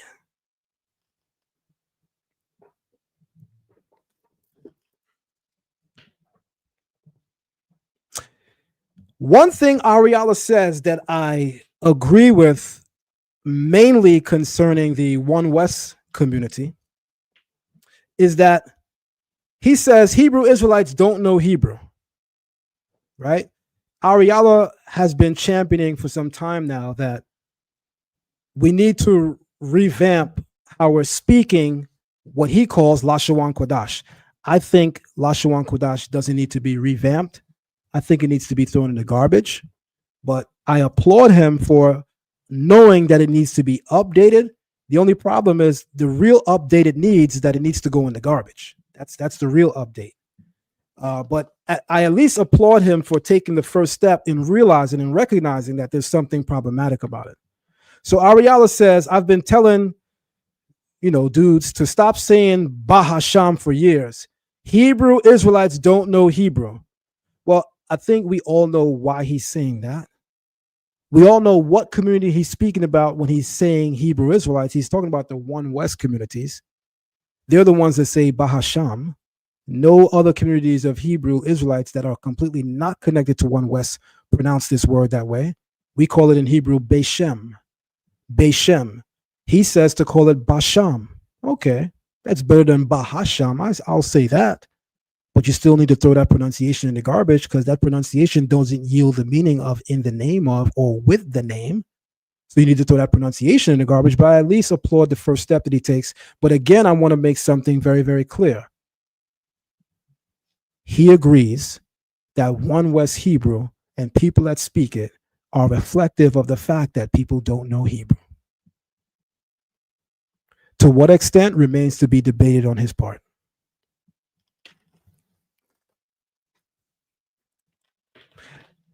Now I'm going to get into the real scholarly side. If you're new to Hebrew, you may have thought what I presented so far was scholarly. We ain't even scratched the surface yet. This is still beginning Hebrew. We in Hebrew 101. By the way, I may do a critique video to his Paleo Hebrew 102 because what Ahrayahla is calling Hebrew 102, we teach in Biblical Hebrew 101. I'm not sure why that's advanced for his community, but I applaud his effort. The Masoretes never claimed to have invented vowels. Their own writings, have you ever read? By the way, let me just say something really quick. A lot of people don't do this. People get angry when Zion shows books. Zion always showing off. He got books. Yeah, I read books. I don't think he's ever read through the basics of the Masoretic tradition. A book that I would refer you to is the Cambridge Semitic Languages and Cultures, the Tiberian Pronunciation Tradition of Biblical Hebrew, Volume 1 by Jeffrey Kahn. Everyone can look that name up online, and you can see the book right there. I'm going to definitely ask him to get this book and actually study it, because what a lot of people do is they disagree with things without even learning them, which I think is childish and I think is foolish. Because after studying it, you may find that not only do you not disagree, you actually agree. Should I say it again? In studying it, you may actually find that not only do you not disagree, but you actually agree. Most of y'all ain't never studied the counterposition, but you're so quick to say, I don't believe in it. And it reflects in your work that you never did the work. In their own writings, the Tiberian scholars, and I'm going to give you guys the history of them in a moment, they say the opposite. We preserve the Masorah, meaning the teachings of the ancients, through diacritic marks. They saw themselves as recorders, not inventors. The Tiberian system developed to preserve pronunciation and meaning, not to invent new sounds and distort meanings. Where y'all get that from? Just to remind everybody, I'm going to need everybody in the building at Inside the Nation Radio. I'm going to need everybody in the building at Inside the Nation Radio. After I present my presentation, you guys can feel free to join the live stream, but I'm going to continue my presentation. I'm not stopping my presentation for somebody to interrupt. I would like to get my presentation done with, just for those who are asking in the chat. I'll be on Inside the Nation Radio, joined by Shar Ahrayahla this Friday at 8:30 p.m. I want everybody to lock in. I want everybody to tune in. And I definitely want Shar Ahrayahla to read as much Hebrew grammar books as he possibly can. I'm going to need you to come with your A work, because I don't want your community and I don't want you to say or think that you were unprepared. I want to make sure you're prepared. If you know the language you say you know, then you should be prepared now. But you have at least 3 days left to prepare for Friday's conversation. Here we go. The Amarna Letters prove pre-exilic Hebrew vocalization. Now, I showed a number of artifacts, but I'm always holding back. Oh, man. Look at Moray Troublemaker. Look at Moray Troublemaker. I got to shout him out real quick. Where's my man at? Where's my man at? Hold on. Moray Troublemaker, we call him in our Hebrew class. Binyamin. He says, much love and shalom, Moray. My two mites are that you, Zion, are number one, hands down, the true triple OG status. Learn Torah Hebrew Academy. Second to none. All praises to the Most High. He then goes on to say, Shar Ahrayahla is, in my opinion, is a next gen. You the bold, fearless, hence stepping to you. You're both prophets of all. Much love to you, good brother, for your patronage, your donation, and your respect to both parties involved. Again, my critique, although humorous, is not personal. I don't know Shar Ahrayahla. I don't think that he's not a man of integrity. I don't think that he is not a man of morals and ethics. In fact, I applaud the way from the gate he commanded his following, instructed them not to disrespect me. Just like I asked, petitioned, and asked my following not to disrespect him, and that certainly didn't happen, and it won't happen. And if it happens, my moderators will remove that instantly. So much love to Moray Troublemaker. I want to see you back in class soon, good brother, but I got to go back to the presentation. Thank you very much for your donation. Much love to you. Let's continue to work.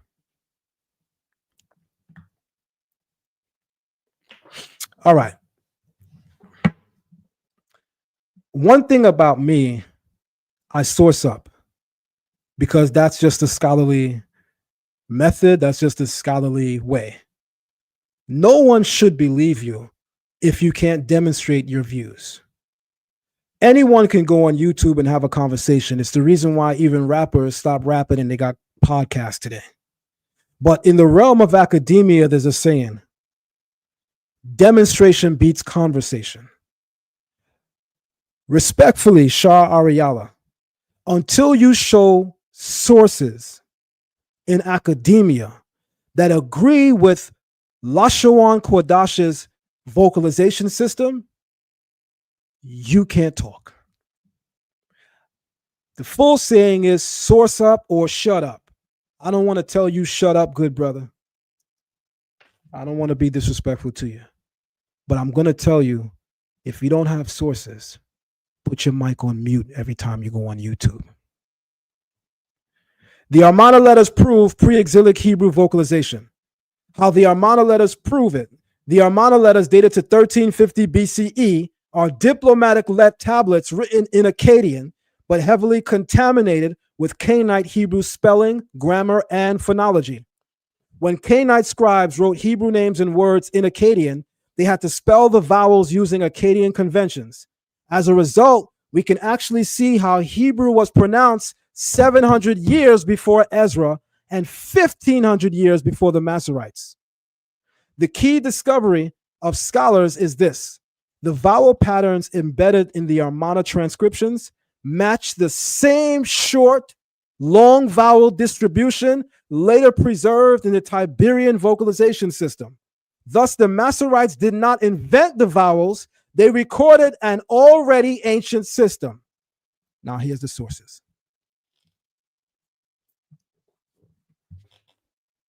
Paleo-Hebrew with Tiberian vocalization. Example, Amarna spellings of Hebrew names match Tiberian vowels. The name Yod-He Wav-He, base theophoric names such as Yeho, Yo, Yahu. The Amarna scribes recorded names such as Yahu, Ya, and Hu endings. Examples appear in EA 256, 364, and 287. These match the Masoretic/Tiberian pronunciation of Yahu as a theophoric suffix, exactly the way the Tanakh vocalizes it based on the Tiberian vocalization system. Yeshayahu, Isaiah. Yirmiyahu, Jeremiah. Next slide. I'm going to repeat something. We say this often at Learn Torah Hebrew Academy. The work is easy when you're well studied. I did this presentation as I watched his video and was done within an hour after watching his video. Because when you're well studied, the work is easy. The Amarna Letters clearly preserve the final who, showing that pre-exilic Hebrew indeed pronounced the suffix with a U vowel, just as the Tiberian system does. This destroys the myth that YAHL is a late invention. Name, YAHL, prefix. Some Amarna personal names begin with Ayahu, which the I is really the Y. Ayahu, Ayahu. This corresponds precisely to the Tiberian YAHL prefix, as in Yehonatan, Yehoiakim. The alternation Yahu suffix versus YAHL, Yo prefix is preserved in the Amarna Letters 700 years before the Masoretes. What are you even talking about? You brought a butter knife to a gunfight. This proves the Masoretes were preserving something ancient and not inventing it. Paleo-Hebrew with Tiberian vocalization. Again, Hebrew grammatical vowels show up in Armada Akkadian spelling. The Amarna Letters contain not just names, but Canaanite Hebrew speech, showing the vowel pattern of Hebrew grammar. Hebrew imperfect. Wait till we go through the mechanics of Hebrew language. Wait till I get to question you, Shar.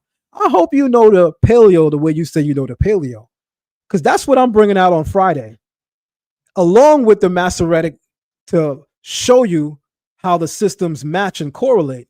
But I'm going to say to you, Shar, you better know the mechanics of biblical Hebrew when you jump on that stage with me on Friday. Or else, my guy, you in trouble. The Amarna Letters contain not just names, but Canaanite Hebrew speech, showing the vowel pattern of Hebrew grammar. Hebrew imperfect verb prefix follows vowels.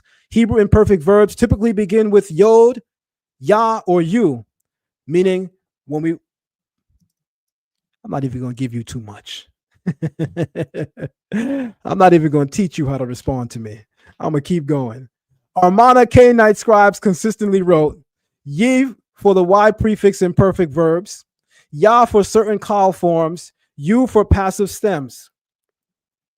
This mirrors the Tiberian distribution of yo, ya, you, ya, ye, ye, meaning the Masoretic vowels simply inherited ancient Northwest Semitic pronunciation attested already in 1350 BCE. But let me guess, Shar, a European Jew teleported into the past, retrieved this vocalization system, and brought it into the future present.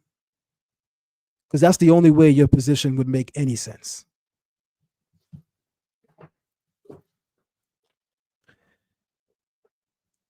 Dagger.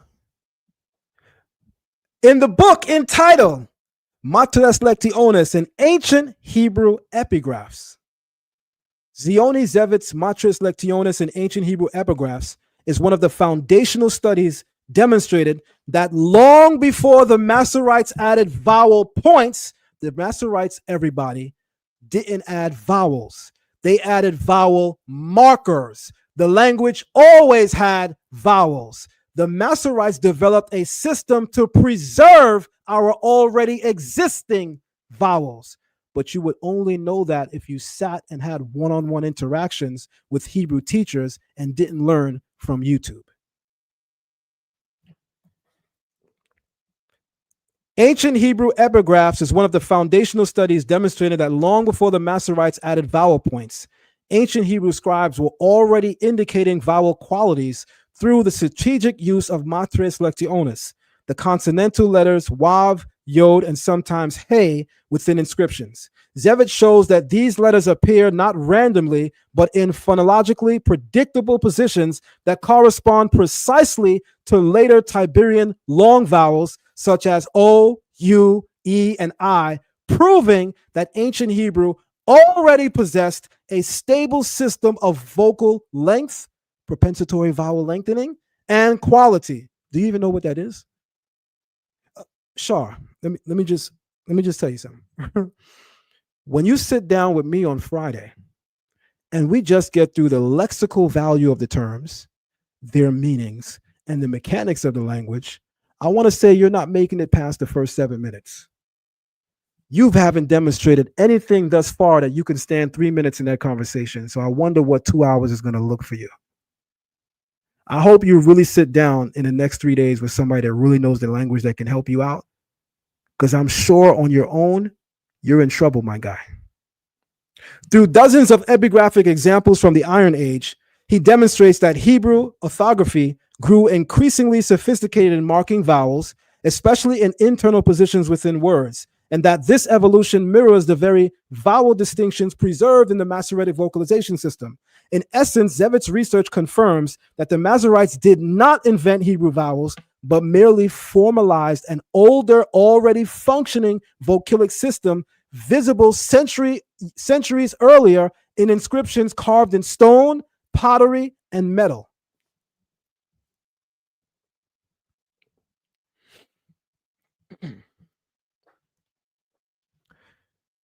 Early Hebrew orthography, a study of the epigraphic evidence. Frank Moore Cross Jr., David Noel Freedom. Remember, everyone, if it's underlined, pay attention. If it's written in red, pay special attention. Frank Moore Cross and David Noel Friedman, Early Hebrew Orthography, demonstrate that the ancient Paleo-Hebrew inscriptions, especially those from the 10th to 6th centuries BCE, long before the Khazars, already display a deliberate and rule-based system of matres lectionis, where YAHL, Yod, and sometimes Hey are inserted to mark specific long vowels. By analyzing dozens of Paleo-Hebrew epigraphs, physical inscriptions, they show that these vowel letters occur in exactly the same phonological environments where the Masoretes later placed their vowel signs, such as O, U, E, and I. This is bloody. In other words, the inscriptions reveal that ancient Hebrew speakers were already signifying vowel length and quality in predictable patterns, proving that the underlying vowel system of Paleo-Hebrew matches the structure, distribution, and logic of Masoretic Hebrew vowels. Cross and Friedman used this inscriptional evidence to argue that the Masoretic tradition did not invent Hebrew vocalization, but instead preserved a much older, well-developed phonology visible in the earliest Hebrew writing. At this stage in the presentation, I want to ask everybody, if you're enjoying the information, thumb up the video, share the live stream, support and donate to the platform. If you are really enjoying the live stream and you believe that the community is being edified in this moment, and you, more importantly, believe the community needs this in this moment, I'm going to ask everyone to show your love and appreciation for this demonstration by putting some fire emojis in the chat room.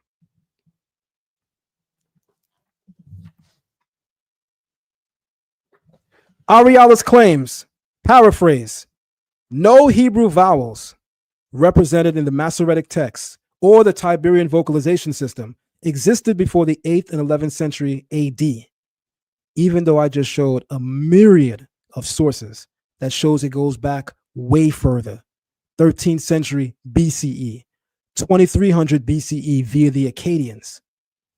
He says ancient Hebrew as represented in Paleo-Hebrew script demonstrates no evidence of the Tiberian Masoretic vocalization method in pre-exilic times. So let me guess, is 1300 BCE pre-exilic? I think it is. And did I just demonstrate that it exists there? I sure did. You would have to study from a direct teacher and not watch a YouTube video in order to know that.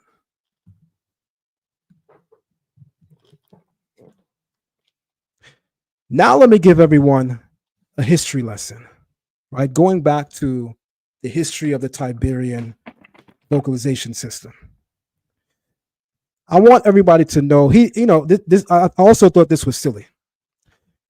Shar Ahrayahla says, the Tiberian system is named after a Roman emperor, Tiberius.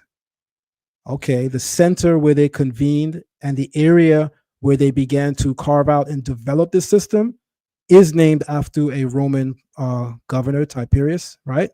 But I guess, Shar, that means that I don't know what you're thinking, to be honest. I tried to go there, but at this point, I don't know what your logic is based on. Let me just read. There we go. Jerusalem scholars relocated to Tiberias. During the late Second Temple period, into the early post-destruction era, Judaic scholarly leadership gradually shifted northward, first to Yavne after 70 CE under Ramban Yochanan ben Zakkai, then to Usha, Shepharam, Bet She'arim, and Sepphoris, finally settling in Tiberias in the early 3rd century Common Era under Rabbi Yehuda HaNasi and his successors. Everyone in my Hebrew class knows who Rabbi Yehuda HaNasi is. They did this because, oh, by the way, Tiberias is in the Galilee region. They did this because Galilee was politically safer, economically more stable, and under less Roman scrutiny than Judea after the exile, allowing rabbinic academies, the Sanhedrin, and later Masoretic activity to flourish. What are they saying? After the destruction of the temple, the scholars in the area of Jerusalem that did not go out into mass captivity, that did not get caught up in the exile and wanted to remain in the land, they moved further north in the land of Israel into the interior, away from Roman authority and power, and entered into the region of the Galilee and convened in the area known today as Tiberias. And it is there, with freedom and autonomy, to develop their own system for the sake of preservation and accurate and honest transmission, that they begin to develop these systems. You would have to know that if you learn from teachers directly and not from YouTube videos. Join Learn Torah Hebrew Academy at patreon.com/Learn Torah. How many times do we actually have to say that? Evidence for this relocation comes from Talmudic sources. Archaeological remains of synagogues and academies in Tiberias, inscriptions and testimonies from early historians such as Eusebius. Chronologically, the Sanhedrin moves from Jerusalem to Yavne in 80 to 120 Common Era. It moves through Usha and Shepharam, and in 135 CE, after the Bar Kokhba revolt, the consolidation in Galilee. In circa 200 Common Era, Rabbi Yehuda HaNasi relocates the Patriarchate and Academy to Sepphoris. In early mid-3rd century Common Era, his successors fully established the Sanhedrin and the scholarly center in Tiberias, where it remained for centuries and where the Tiberian Masoretic tradition later emerged. But Ahrayahla said in the video, it's here that Edomite Jews, I'm paraphrasing, came there and they developed this system. He has no source for that because it doesn't exist. And by the way, Ahrayahla, even according to your own teachings, there's no Edomite Khazar Jew in the 3rd century Common Era. And that's when the city of Tiberias is beginning to be settled by the Masoretic scribes. And it's that time that they begin to develop the Masoretic vocalization system. What are we even doing?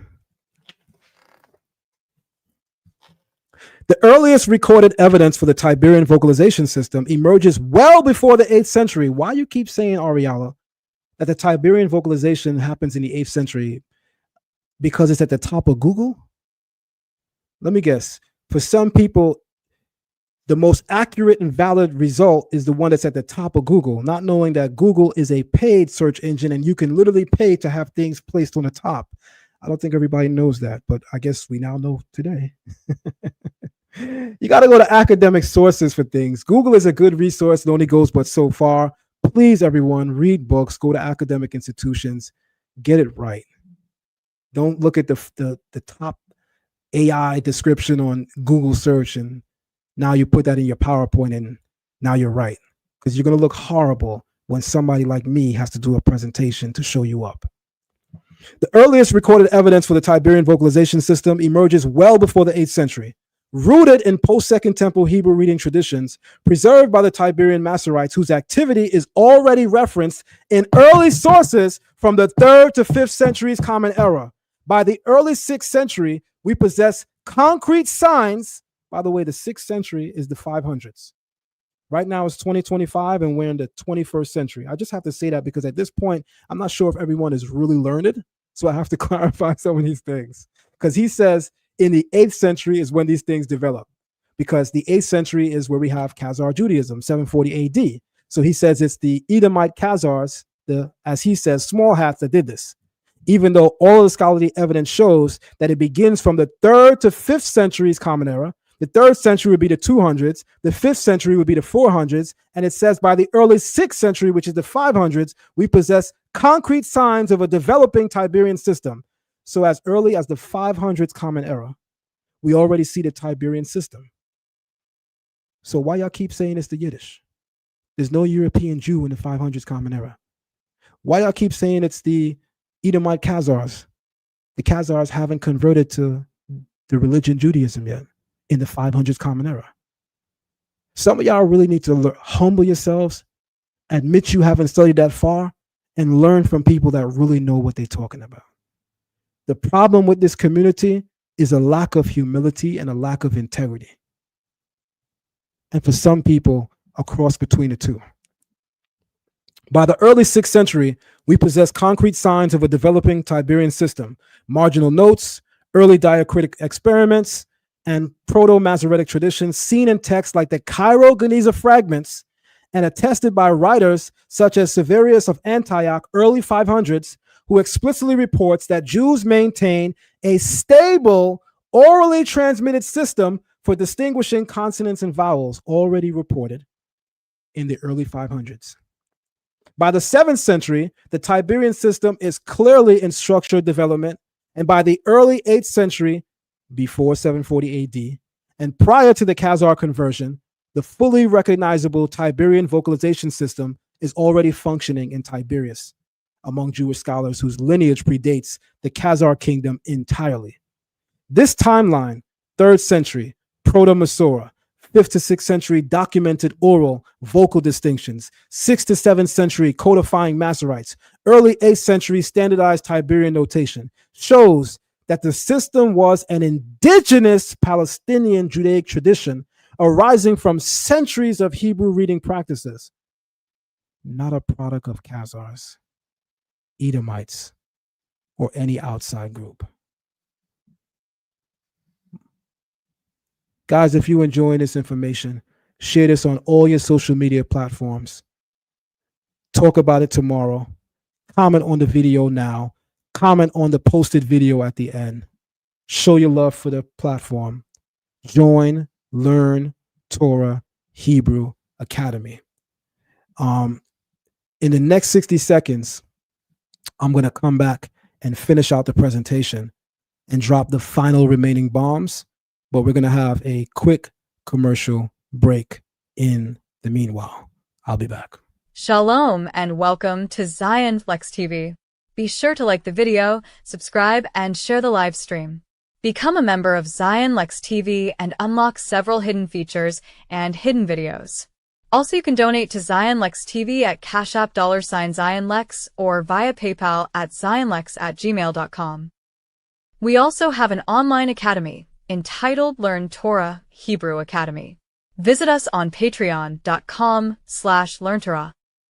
Our Gold tier membership gives you unlimited access to our special event lectures and our special live movie nights. Our Platinum tier gives you unlimited access to our Torah class, Kabbalah class, Patriarchs and Matriarchs of the Covenant classes, as well as understanding the New Testament via the Oral Tradition class. Our Diamond tier gives you unlimited access to all of the previous tiers, as well as our most sought-after class, our Biblical Hebrew course. And finally, our highest tier, our Sapphire tier, gives you unlimited access to all previous tiers, as well as our highly esteemed rabbinical course. Be sure to sign up today and check your tier membership so as to ensure you're getting access to the classes you desire. Thank you for visiting us here at Zion Lexx TV, and now back to our current live stream. All right. Let's move.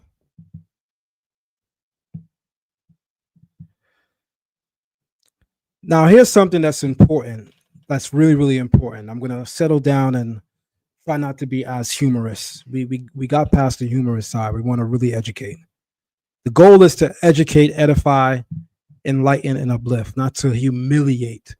I don't want to detract and, take away all hope from the brother. I want to, respect him as a brother. He showed me respect. I'm showing him respect. I can be humorous. He can be humorous, even as he was humorous. But at the end of the day, I want our community to get it right. And he is part of our community, whether I agree with his doctrine or not.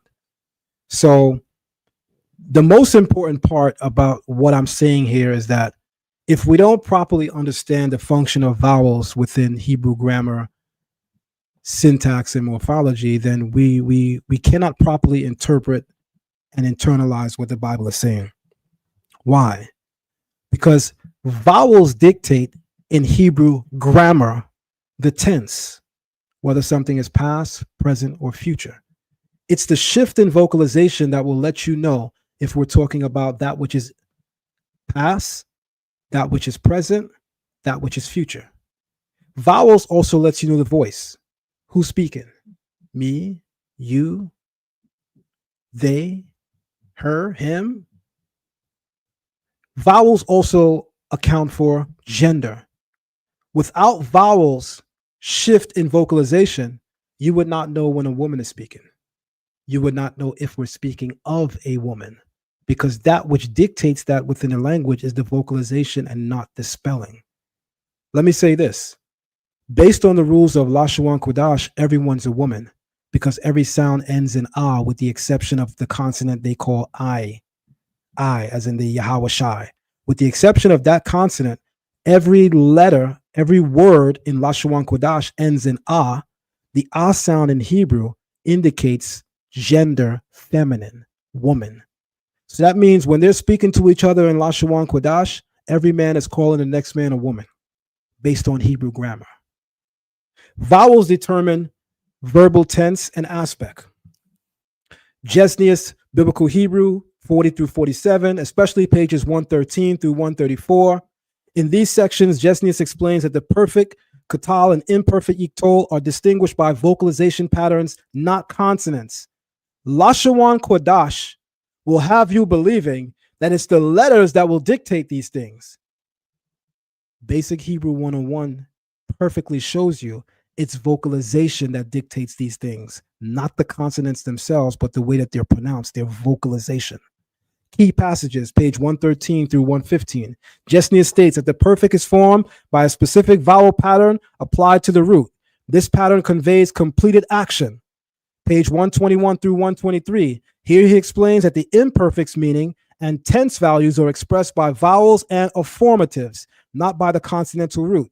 In Hebrew grammar, affirmatives or affixes are letters added to the end of a root to change a word's meaning or function.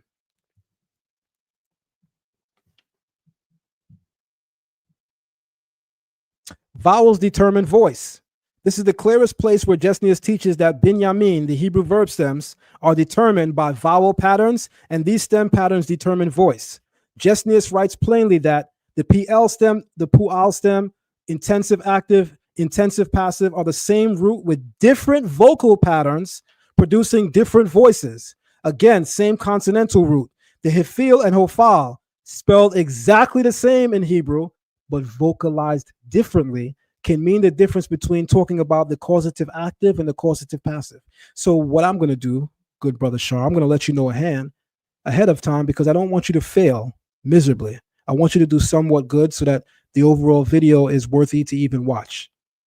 I want you to study the Hebrew verb stems because I'm going to question you thoroughly on them when we get to question each other. And I want to take you in Paleo Hebrew, and I want you to explain to me through Paleo Hebrew grammar how Hebrew words go from past, present, and future, how the gender switches, how the voice switches, the aspect switches, how we're going from passive, intensive, simple, causative, reflexive. I would love for you to demonstrate that before the community using the Paleo Hebrew. That's going to tell us that you understand the language. You know language when you understand grammar. Grammar represents the general rules of language. Morphology represents the formation of words. Syntax represents the formation of sentences. I hope within the next 3 days you are fully rehearsed on what all of that is, because I'm going to thoroughly question you on that. And I don't want to give you an F-. I want to see you at least get a D. Nifal is identified by a change in vocalization, producing a reflexive or passive voice. All these distinctions are made by vowels.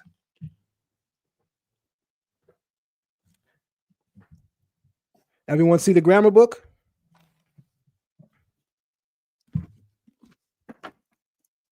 Gesenius Hebrew Grammar, Wilhelm Gesenius. Vowels dictate tense, voice, gender. Ahrayahla, put your bid on Amazon and go get the book. Or I guess do what a lot of people are doing, try to get the PDF. This is one of the best Hebrew grammar books that are out there. I would love for you to make sure that you're well studied. How Hebrew vowels alter meaning when the spelling is identical, but vocalization changes everything. So one of the challenges with Lashawan Qadash is, what happens now when you encounter, and you do encounter this in the Hebrew Bible, words that are spelled exactly the same with completely different meanings? Let me guess, and I heard some Israelites attempt to say this. Well, the context is going to tell us overall what the meaning is, because clearly if the sentence is describing human interaction, then it's not a dog we're talking about. Clearly if the sentence is talking about climbing, then we're talking about, something moving. So, the context is going to, let me just tell you a secret, my guy. Anybody saying that? The Hebrew language is a brilliant language. Context has a measurable role towards the interpretation of passages, but if you know the grammar inside and out, you don't need context. The grammar perfectly describes what's happening. So don't give me, oh, you could read the passage and infer. Why draw for inference if you actually know the rules of the language which dictate what everything is saying? That also tells me y'all don't study when y'all say silly stuff like that. Hebrew is built on consonantal roots, but those roots cannot convey meaning without vocalization. The same exact spelling, when pointed differently, produces different parts of speech, different tenses, different genders, different voices, and even different theological meanings. Without the Tiberian vocal or vowel system, these distinctions vanish, and Hebrew grammar collapses into ambiguity. Below are only examples where the Hebrew spelling is identical, but the vowels create entirely different meanings. The word shamar. In Lashawan Qadash, all of these words are spelled the same. They all sound the same. So where's the difference in meaning? Because the vocalization shamar means he guarded, past tense. The vocalization shomer means guarded or regard. That's a participle, a verbal adjective. I don't want to teach you to respond to me. Let me hold back on some of that. Shamir, a preservative sentiment, noun, rare biblical usage. Spelled exactly the same in biblical Hebrew, in Paleo Hebrew, but pronounced differently. And each different pronunciation yields different meanings. We say book. Sefer is a book. Sofer is a scribe. In the book of Ezra, chapter 7, verse 10, he's called twice, doubly. He's referred to as Ezra HaKohen, the priest. Then he's called Sofer, scribe, and that word is used again to call him scholar. Why is the word for scholar and scribe the same exact word in Hebrew with the same exact pronunciation? Because the scribes are the ones writing the books. Therefore, they're writing the books, they know everything contained, they would represent the scholars. Safar means to count. Spelled exactly the same in Hebrew, but the vocalization changes the meaning. But in Lashawan Qadash, this is all the same. Safar, safar, safar. No indication in the sound pronunciation that we're talking about different things. But let me guess. Read the whole passage, then infer the meaning, right? Garbage. The grammar, understanding the rules, teaches you the meaning without inference. Inference is training wheels. Knowing the grammar is knowing how to ride the bike. All spell Sephar, yet one is an object, one is a person, and one an action. Quadash, all of this spell the same.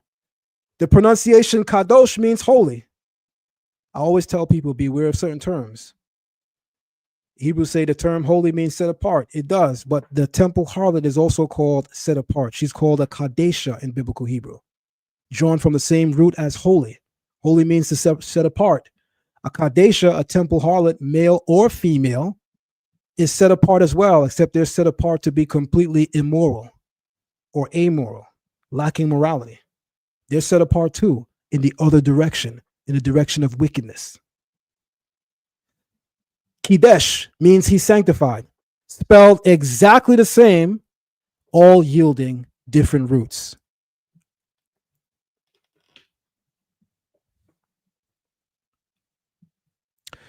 At this point, I really want to say Lashawan Qadash fails and deserves an F-.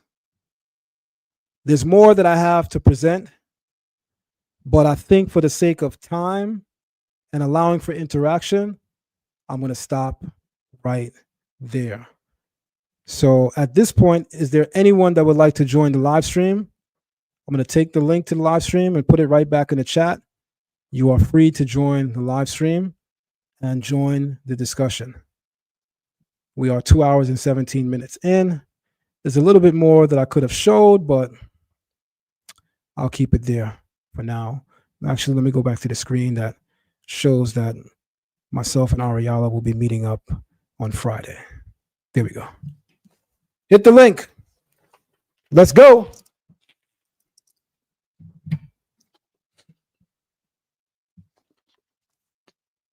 In the meantime, let's listen to some music. You don't have to hit the link if you disagree. You can also hit the link if you agree. Anyone can hit that link. Let's get it.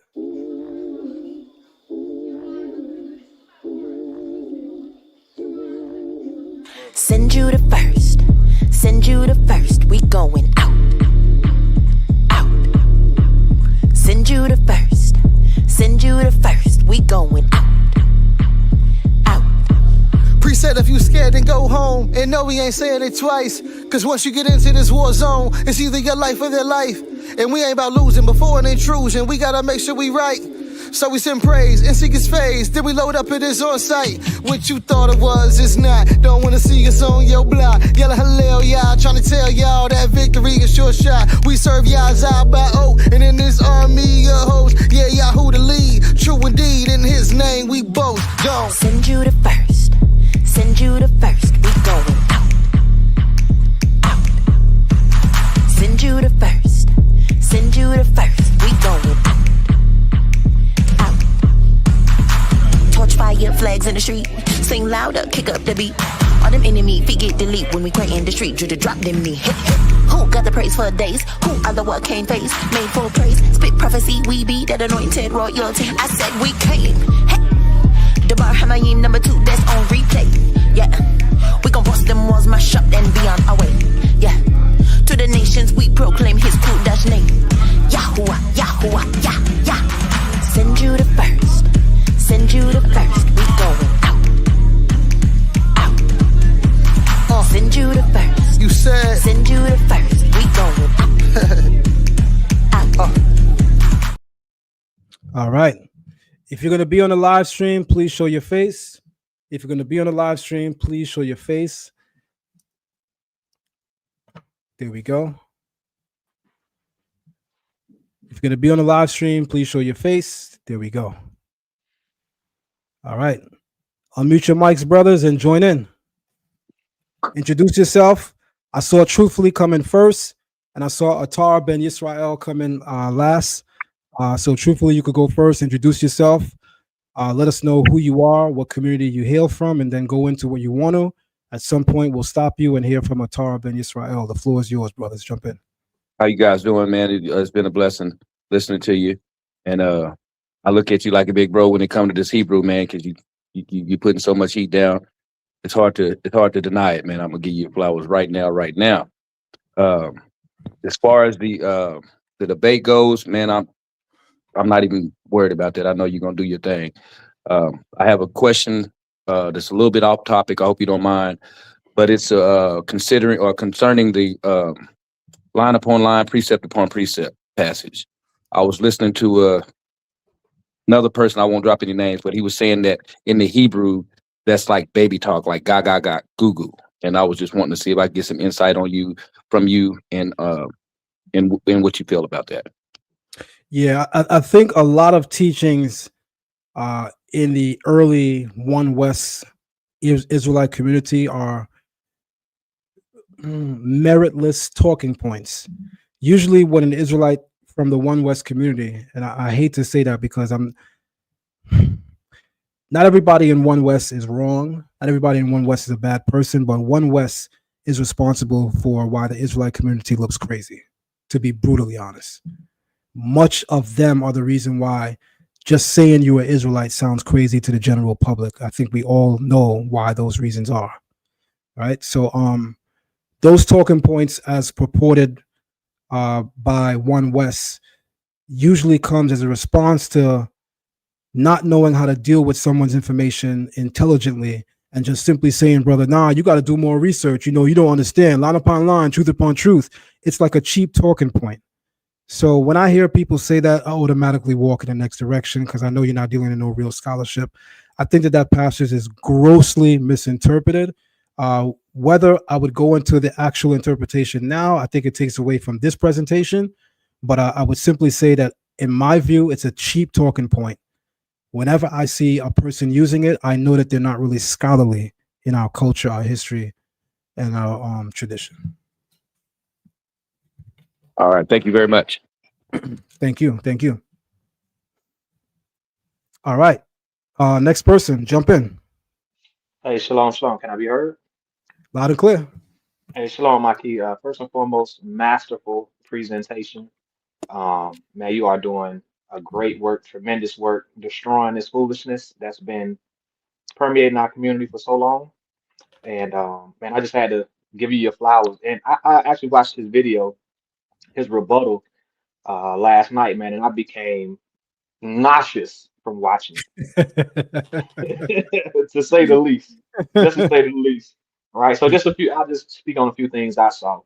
Primarily when he spoke on the Akkadian aspect of how we couldn't vocalize it, but yet right up under it, you could see where it had the vowels. Right. So I saw that and I know he saw it. And so in my opinion, it was disingenuous because I know he saw it. That's just my opinion, right? So that was one issue I saw, and he conflated the Akkadian system, the Akkadian pronunciation across Hebrew, as if we couldn't pronounce Hebrew because of that Akkadian precept that he was kind of basing his logic on, right? So I thought that was grossly egregious. Secondly, another thing I saw that he did was when he went to break down saying Yahweh, Yahweh, Shah, but when he was doing the pronunciation, he said Yahweh, Shah, Ah. He didn't say Shah, Ah. I don't know if you caught that or not. I definitely caught it. Okay. I want to admit this. I don't know Shar Ahrayahla personally. We've never spoken. We've never traded a single message online. We've never seen each other in person. Prior to his rebuttal to me, I'm completely unfamiliar with him, except for him being known as a person that helped to expose guerrilla Hebrew. You know, they have among themselves. And so when he conducted himself last night, I think there were times that he said things that would attempt to ridicule me or attempt to belittle me. But I know that sometimes in presenting information that you disagree with, sometimes you just can't help at, you know, having a pop shot here and there. It's like when you're a good boxer, you know, and you boxing, a pop shot gonna come out. So he had a couple of those, and I looked past it and I said, you know what? I'm not gonna disrespect the brother. He didn't disrespect me. But one thing I could do is crowd control. Believe that. I'm a DJ. I know how to move the crowd. So I'm not the kind of person you want to play with in terms of moving the crowd. I know how to move the crowd, homeboy. So I said, all right, I'm gonna make my presentation scholarly and humorous, and I still was holding back in both directions. So to sum that up, I would basically say that I think that based on what he knows, he did a fairly good job, but it's still miles, it's still planets away from where Beyond. Israelite scholars should be. It's extremely underwhelming. It's very unfortunate, to be honest with you. And I'll say this last thing, especially when he got towards the end and he started reading some of the grammar rules, and you can see the neurons and the electrons firing off, and he just could not contain it because he doesn't know grammar. So I'm very interested, like I think you're going to bring out, of when you actually walk him through Hebrew grammar, because I have a feeling he has no idea of actual Hebrew grammar rules and how they apply. So like when you're reading the Paleo, as they call it, or the Phoenician script, you can see the Binyanim all throughout the Phoenician script. All throughout. And I'm like, how are you coming to this logic? It's because you don't know any grammar rules. Mm-hmm. So that's all I just want to say, man. I just want to salute you for your work. It's masterful. We need it. You're gonna wake up a lot of brothers with it, as you have been doing. So I just want to say salute, and you got my support, beloved. I appreciate you, good brother. And I also want to say again, I'm not here to expose him. Everybody want to make an expose video, expose. No, we just exposing bad information. How about that? It's not about personal. And again, I don't think he made it personal. I think there were some things that he said that I took offense to, the way he said it. Like he tried to make it sound like, my scholarship was a little crazy.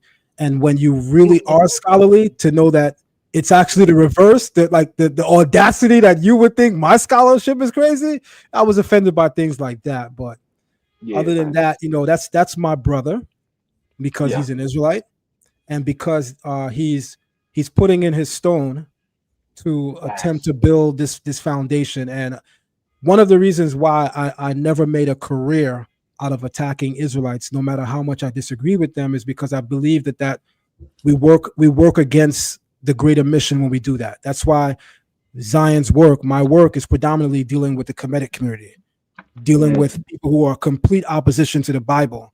Brothers are going to always disagree, but why should brothers fight against each other? Now, the only time I may detract from that lane of dealing with outside forces and dealing in-house is when there's someone in the in-house that's dealing with something that is just so grossly, disparaging that it hurts the community, that it needs to be dealt with. And to be brutally honest, Lashawan Qadash is one of those things. I agree. One of those things, man. Like my children, I have twin daughters. One of them turned on the YouTube the other day and heard somebody say Thawada. And they came to me and was like, Abba, my children been in this way of life since they were born. I came into this way of life in 1994. When I was 14 and a half, I turned 15 that November. My children were born in this way of life. My twin girls, they're 20, they're going to be 21. My son is 16, they're going to be 17. All their life, all they know is this Hebrew, right? The real Hebrew. So she said she heard Thawada, and she came to me and was like, what's that? You never told us that. I said, they're trying to say Toda. She said, oh my God. down in the south would say the water. It's crazy. It's crazy. They brought me a glass of the water. The water. Yeah, the water. So I mean, it's embarrassing, brother. It's embarrassing, the state of the community, the doctrines. The language is just one face of the embarrassment, but the doctrines are embarrassing. The behaviors are embarrassing. It's embarrassing, man. So again, nothing personal between me and Ahrayahla. I could meet him in person and still have a vibe with him. I don't think he's a bad person. I don't know him personally to say that. But I think that his way of dealing with scholarship on this subject, I don't know how he ranks on others, but on this subject, with all due respect, he is not my peer. So I don't know what peer review he was talking about. On this subject, good brother, you're not my peer. Yeah, I got to give him a thumbs. I would give him 2 thumbs down, but I'm holding my phone. On scholarship, just in regards to scholarship. But blessings to you, brother, man, and blessings in your work. All right, thank you. All right, our next brother we're going to hear from is King J, and then Judah the Shooter is in the building. King J, it's on you, good brother. Jump in. Peace to the panel. I just want to say, definitely, familiar with you I've been a fan of yours for years. You know, I'm not an Israelite. Hold on, good brother. I don't want to take away from the wealth of information you may share with us, but your mic is really choppy. Okay. Can you hear me better now? Try again. Can you hear me better now? Guys, if his mic is clear, type a 1. If it's choppy, type a 2. No. I want to make sure people hear you clear. That's all. I don't want to be, maybe go out and come in or check your whatever you're using for a mic. Maybe I may jump on a laptop. I'm gonna jump on my laptop real quick. Okay. All right. So just exit out and you can come back in. I'll let you back on the stage. Judah, the shooter. In the Let's building. Go. Shalom, huh? The song says send Judah first. Let's go. You already know. So look, hey, I just want to say, man, hey, amazing presentation, Og, man. Keep doing what you're doing, brother. Hey, like I told you earlier, man, this definitely warms my heart, man, because it's definitely time for the community to recognize that it is bad grammar. So I didn't want to say too much in the comment because I know you're going to be speaking with the brother. That being said, I want to share just a little bit because I kind of want to make a point on something that me and you had spoke about before. So what I did was I wrote a few things down or whatnot while I was in my head. So this is one of the things that I said. I said Hebrew is a root-based language. You know what I'm saying? Whatever. One root formed dozens of different words, and only the grammar tells you who is doing the action, when it is happening, how the action is being done, who receives the action. Without grammar, you only see letters, not the actual meanings. You know what I'm saying? So when we look at Hebrew verbs, that can change the entire message. So Hebrew verbs, when we're talking about the Binyam stems like Paul, Nifel, Hifil, etc., each one gives the meaning of the same root word. So on my last video, I talked about active voice versus passive voice, etc. So dealing with active, you know what I'm saying, doing the action, he broke. Passive, he was broken. If anybody don't know, that's active is something that is doing something, and passive is being on the receiving end. So when you look at causative, he called it to break. Reflexive, he broke himself, etc. Like for example, grammar, it'll tell you whether killed means he killed, they killed. I remember you was going over there with sofer versus sefer, etc. When we look at Hebrew, it uses masculine, feminine, singular, and plural, and dual as well. You know what I'm saying? That, you know what I'm saying, guys, just understand that grammar, it really helps us understand the language. You know what I'm saying? A single dot or a vowel mark or a suffix can change what a prophecy means, who the command is giving to, whether a passage is literal or if it's an idiom. You know what I'm saying? So like even throughout the New Testament, which is the point I'm getting to, even the New Testament, whether we talk in Textus Receptus, in the Greek text, whether we talk in the Codex Vaticanus, Codex Sinaiticus, when going into the Greek language, you know what I'm saying, although that was written in Greek, it had Hebrew thought patterns, you know what I'm saying, Hebrew idioms, Hebrew sentence logic, you know what I'm saying. In Greek, you also have something that's very similar known as active and passive, dealing with the voice or whatnot. And I talked about this regarding Matthew 1:16. And that being said, I want to ask, you know what I'm saying, a bit of a question. So like, do you got the Hebrew New Testament with you? Yes, I do, but I'm going to get up for just about 2 minutes. Okay. You can continue speaking, but I have it. I have one of them right here. I have a copy of one of them right here. Okay. Are you able to pull it up or you want me to pull it up? You can pull it up on the screen. You can share your screen. Okay, I'll add it to the screen. In the meantime, I'm going to ask the mighty Hebrew to join in. He don't need no introductions and say what he needs to say, but I just got to step away for about 2 minutes, brothers. I'll be right back. Yeah. Okay, I shared it on the screen. Peace. Hold on, wait. I guess he got shalom to the mission. Shalom, mighty Hebrew. Peace. Mighty Hebrew. I was the brother you was talking to in the chat. Peace. Oh, so you can.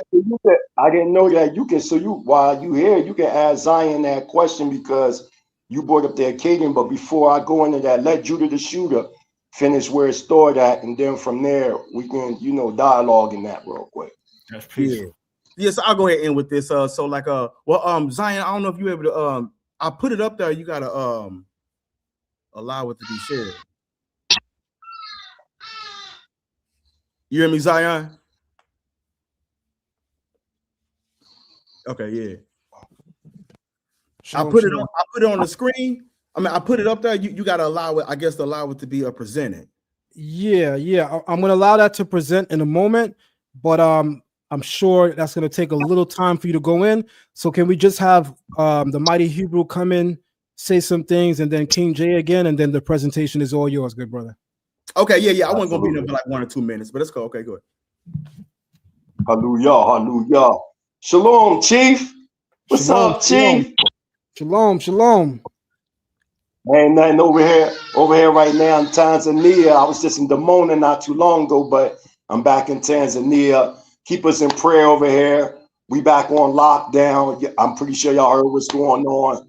It's a lot of political war, a lot of people dying over here. So just keep me and my family in prayer. So we all be back on lockdown again. But there's something that I just want to say to the family and then get real fast to with the brother when to ask Zion Lexx, because I was dialoguing with him through the comments. There is no people on the planet that speak a language without vowels. And I asked the question, because I know the research where this came from. There was a man by the name of the late Chief High Priest Ahrayahla that came from out of the old Tanakh school and originally founded something called UPK, Universal Practical Knowledge. Before they was calling it Lashawan Qadash, they was calling it the writing of Ahrayahla. And what he did was he took all the vowels out and said, this is Hebrew. And his whole premise was looking at the Ben Yehuda's pocket dictionary. And he taught that them vowels was Yiddish. That's totally false. If there's a Hebrew community right now that's speaking this Lashawan Qadash as a language, can somebody show me that right now? If there's any Hebrew community, any Hebrew community right now that speak that language, because I live with a Hebrew community. I live in Dimona and I live in Tanzania. And you don't hear people saying, you know, what is this Hebrew grammar, or using Strong's concordances. And Judah the Shooter and Zion Lexx to tell you, I've been saying this for years. The Strong's concordance, they don't translate Hebrew words based on how the Hebrew text was structured and given. They translate it based on how the King James Version was translated. And I want to throw two things out there to Zion. Zion, watch this now. Zion know Hebrew. He know Hebrew better than me. So peep this. The word Quadash, it means holy. But then if you go and look at a sodomite, it uses a similar word. So if you're saying there's no vowels, nothing, how would we know a Quadash from being set apart versus a Quadash being something that is the foul, a sodomite? If there's no vowels, they both sound the same. Yeah. More right? Are you there, Zion? I agree with you. Yeah, I'm here. I'm listening to you. You see what I'm saying? Yeah. So now the question goes to you, Zion, what me and the brother was talking about. And he can emphasize. He was saying because you was using Akkadian as a base premise to show vowels. My understanding is when you look at the Shemitic languages, that their grammar structure goes back to the Akkadian, which is also a Shemitic language. So why wouldn't we go to the root language from which this was spawned from? Maybe Zion, you can emphasize more on that, because the question and the dialogue we was having inside the chat was pertaining to you using Akkadian as a base premise to show that there was vowel structures in the Hebrew, and that the Masoretes itself, they only just kept something that already been in existence. That concept that them vowels go back to Yiddish, that's a one West argument. Prior to that, you never heard no Hebrew saying that. And maybe the Judah the Shooter, you can emphasize that. Hey, look, I would say that. Hold on, real quick. I would say that you're right about that. They're all Northwest Semitic languages. You know, they all have the same linguistic cognates. So, for instance, the Ugarit il, the Hebrew el, right? Same linguistic cognates. So I agree with you with that. My question, and you alluded to it earlier when you spoke about the different sects, right? You said the Masoretic sect, there was a Palestinian sect, there was a Babylonian sect. The Palestinian was different; it had less vowels. You know what I'm saying? Each one it had its own different pronunciation. The Masoretic was just the one that actually just the most popular, I guess. I don't know. That's the one that made it through. I have issues with the Masoretic.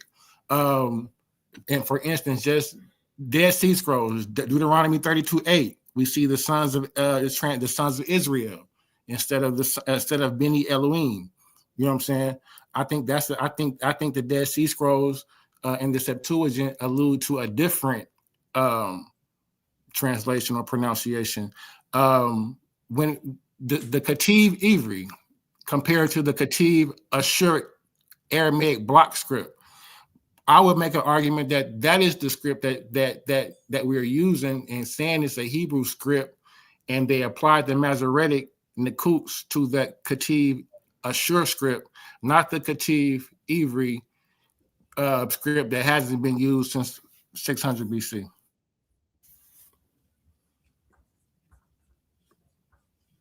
Yeah, what?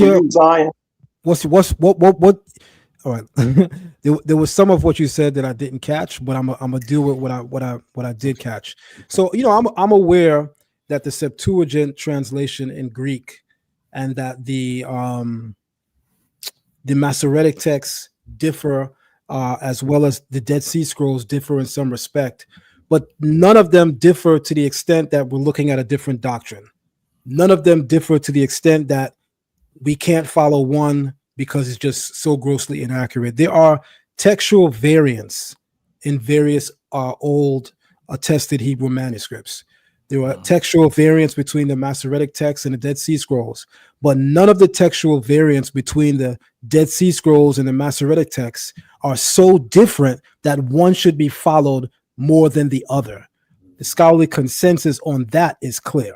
You may find different spelling, and that's mostly due to matres lectionis, the Tiberian vocalization system, where they omit certain vowel letters and use diacritical marks, and that's the main reason why you find a lot of different spelling variations.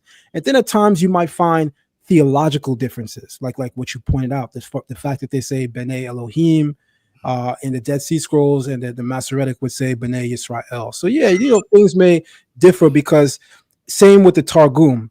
With the Targum translation, there are theological insertions in the actual translation.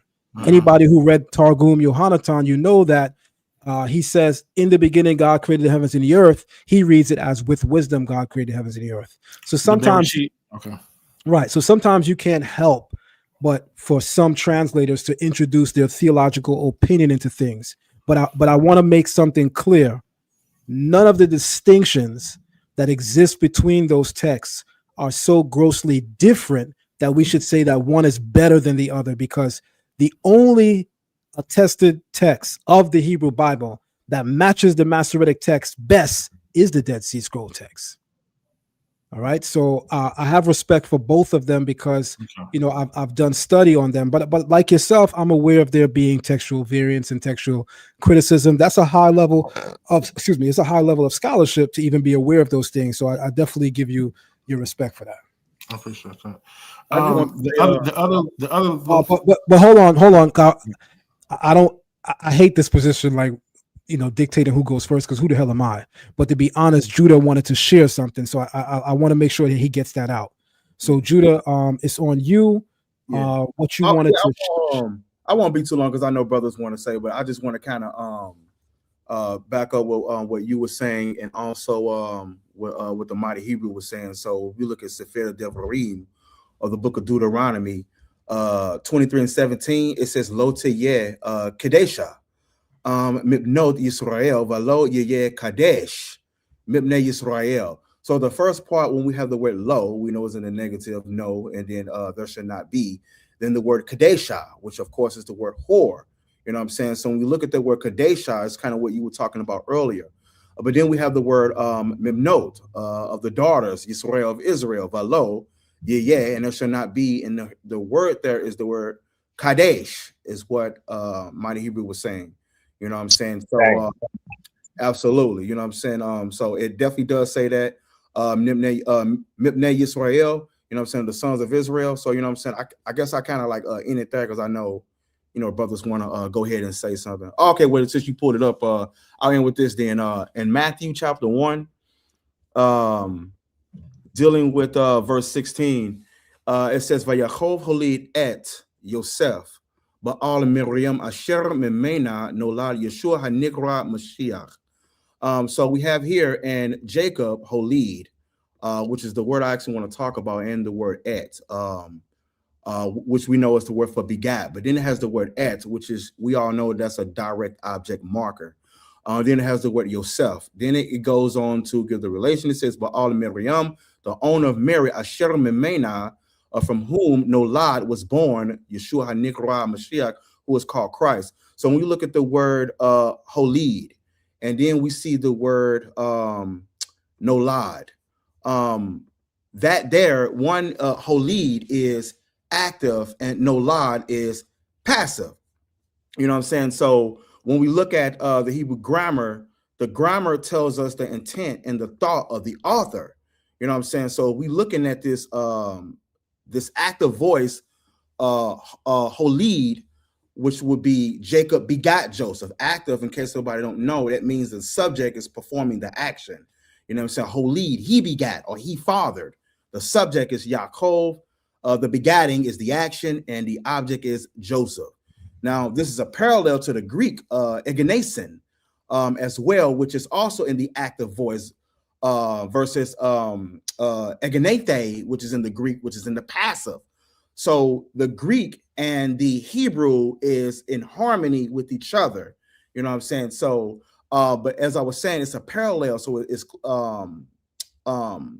the father that's causing the action, straightforward.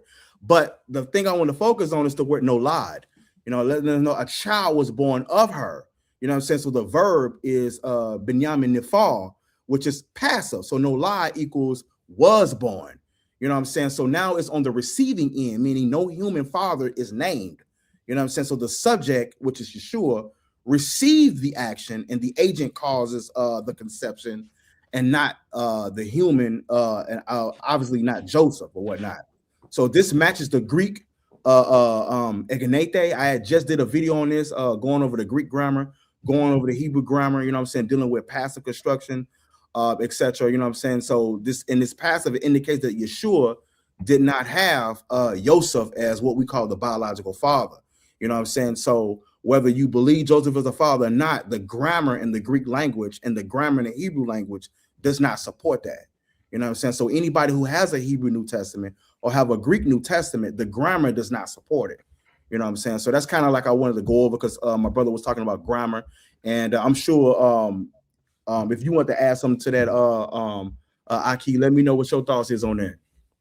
Absolutely. Well, you stated that perfectly. There's nothing to add. There's nothing to add, man. You did that perfectly. Again, as I say, as you know, as anybody that understands the language knows, the work is easy when you're well studied, man. But the problem is, and this is a challenge. I want to humble myself in this moment too, because we're speaking. A lot of us are speaking as elders, people that have been around a long damn time. You know, myself and Mighty Hebrew, you know, we've been around this community for a long damn time. I come in at 1994. You know, that's around the same time as Mighty Hebrew. His teacher that he learned from is also a personal friend of mine. You know, we have similar schools of thought. I would say that we actually come from the same greater community. Our communities are connected. You know, so the moment that we met, we connected like brothers, even though we didn't know each other early on in our experience. We met a little later, but our communities have so much experience, right? So I say that the challenging thing about this conversation and learning Hebrew in general is that if you never really sat down and learned under somebody, but you look at something like this and you look at how proficient brothers are, like yourself, me, Mighty Hebrew, and others, and you say, damn, I'm never going to be that proficient. So what people do now is they take the next best route. I'm going to just act like this is fake Hebrew. I'm going to learn the One West Hebrew. The One West Hebrew is the easiest language in the world to learn. Yeah. Ba ga da ha ha shata hata pata hata shala and then don't forget I. Yeah. Come on, man, babe. That, Easiest language in the world to learn. They're gonna argue with you, Zion. They're gonna be like, that's the first thing babies come out and say. And then the saddest part about that being the easiest language to learn is that they struggle to read it when you ask them to read it. Ooh, come crazy. on, now. Come on. Those of us that are skilled in the grammar can read Paleo Hebrew like it's the Tiberian Masoretic Text. Easy. That's a fact. They be struggling, and all you got to do is with everything. Why is that a struggle? Right. Like, I don't know, Ak. It's you know sad. why? You know why, Zion, Chief. You know why it's a struggle? Because it's not a spoken language. Right. That's why it's a struggle. Because it's not a spoken language. And it's something that you said, and I keep saying this over and over.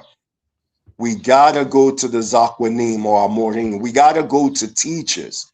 I like how Zion got this whole Hebrew Academy put together. We come from an era where we sat amongst teachers. My first Hebrew language teacher was Robbie Cole Windsor, which is Professor Rudolph R. Windsor's younger brother. Right. They're out in West Philadelphia, Pennsylvania. So myself, me, Dr. Joüon-Muraoka, all of us, we sat under him to learn what y'all consider modern Hebrew. But that argument that the vowels come from Yiddish, that is not true. That's not a true. You will hear people, it's getting so bad that they saying what they speaking in the state of Israel is Yiddish. No, it's not. It's Sephardic Hebrew. The official language in the state of Israel is Sephardic Hebrew. Yeah. It's Sephardic. So anybody that been to Israel, they would know that. When you go to Dimona, and I've seen, you know, the Moray, the Rabbi on here, he had Ambassador Azriel Moore in here and different brothers from the community in Dimona. Everybody speak fluent Hebrew. Nobody have Strong's concordances. When we have Torah studies and stuff like that, you don't see nobody with no Strong's concordances. You don't see none of that. People that speak Hebrew, they don't deal with that. And I just want to chime into when the brother was speaking about the Masoretic verse, the Dead Sea Scrolls, when one is say B'nai Yisrael and then the other one is say B'nai Elohim. We understood as Israelites that the children of Israel were the sons and daughters of Elohim. So that right there is not really you know, I'm not saying you making it as an argument, but as the Moray said, you know, you have some people that might have certain understandings, but the premise is still there. Like in the beginning of Bereshit, you'll see people translating in the beginning was wisdom. You know what I'm saying? Then you have people that are translating in the beginning, he created Elohim. Something like that. So you might have. So the Bereshit bara Elohim, what part of that are they saying is wisdom? Is that just theological? Their interpretation? The part that they're saying is wisdom is Bereshit, right? When you go to the book of Mishli, Proverbs, King Solomon says a dozen times. King Solomon says a dozen times, Reshit Chokmah, beginning is wisdom, beginning is wisdom. So because of that theological teaching that the beginning and wisdom is essentially the same thing because they are theologically a starting point, that's what led to the interpretation that Bereshit can also be understood as with beginning. By the way, you literally find that in the Psalms. With wisdom, God created the heavens and the earth. That's in the Psalms. So anybody interpreting that as per our tradition, they're not doing something that's not already in the scriptures. Yeah. And to add to what the Mighty Hebrew was saying about, I think one of y'all mentioned about the Sephardic Hebrew. If anybody don't know, you have Ivrit, Sephardit, you know what I'm saying? And that's the Hebrew pronunciation tradition that was preserved by the Jews of Spain, I believe Portugal, Africa, etc. And so that's where he's actually getting at. And last but not least, it's kind of, I want to kind of back up what Zion was saying earlier, even though he don't need no backup, but you know what I'm saying? When you understand grammar, it keeps you from understanding false doctrines, ladies and gentlemen.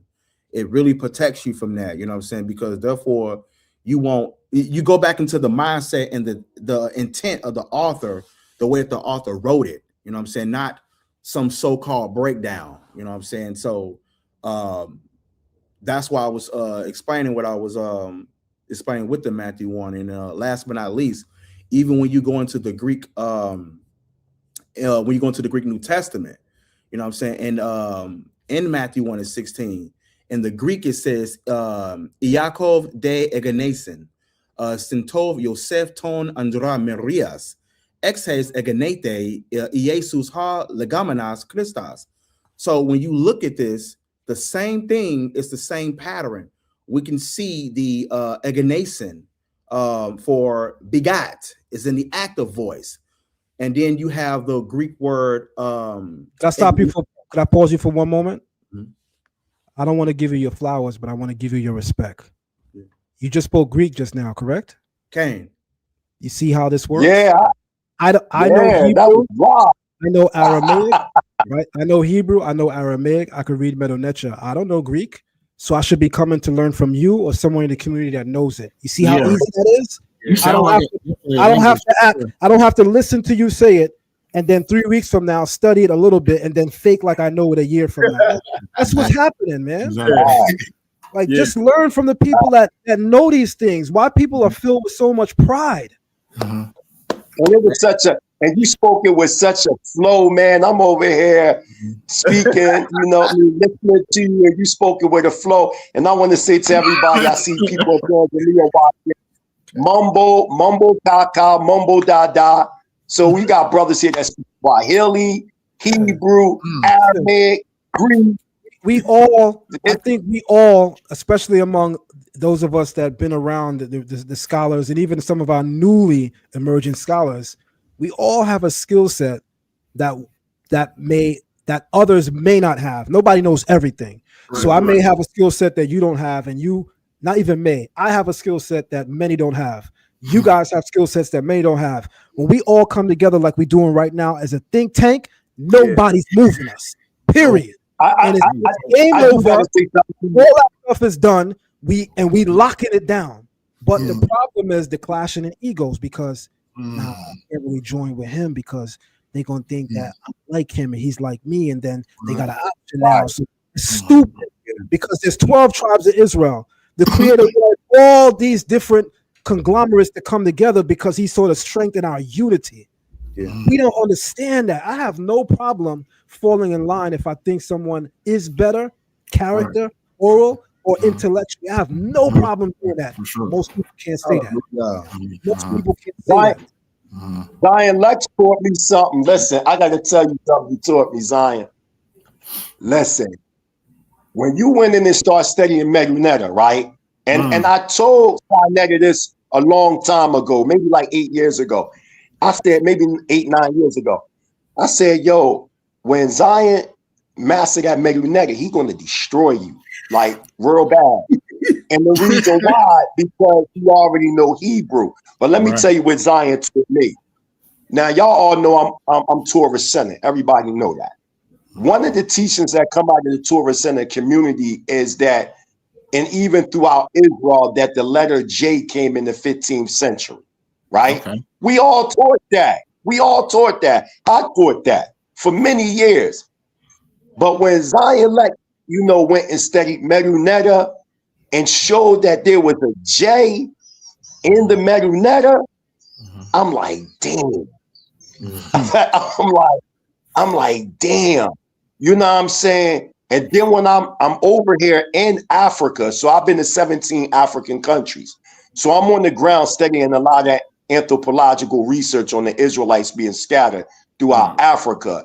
And I'm noticing just in Tanzania alone, you have 125 tribes, and each tribe have their own dialect, and then the national language is Swahili.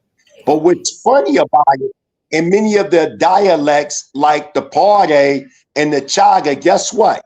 They got a J in their language. So to say that the J came in the 15th century, that's false.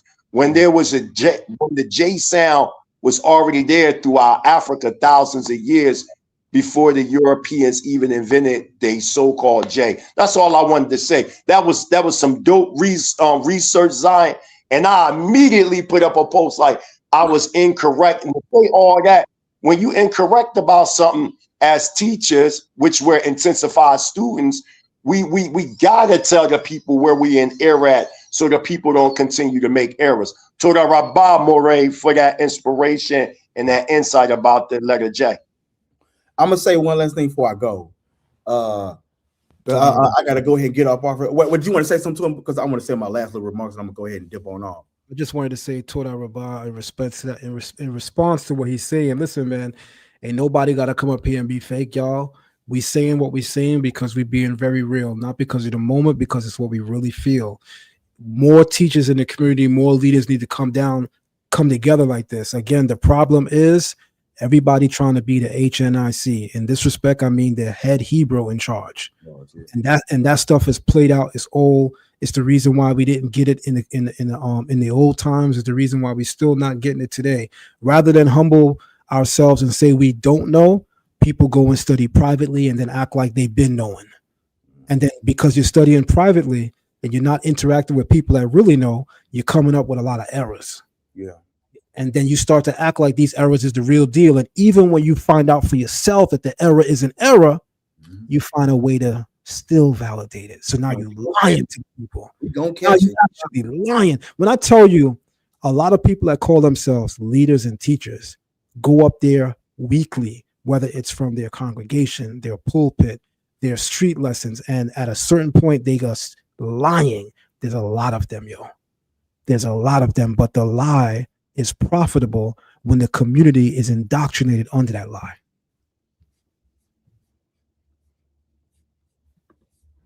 Yeah. So I guess kind of on the ending point where I was at with it, I was saying how you know what I'm saying, this is showing how even from a different language it backs. Hold on. Oh. My apologies. But I know I saw a deacon in the comments. Come up, good brother.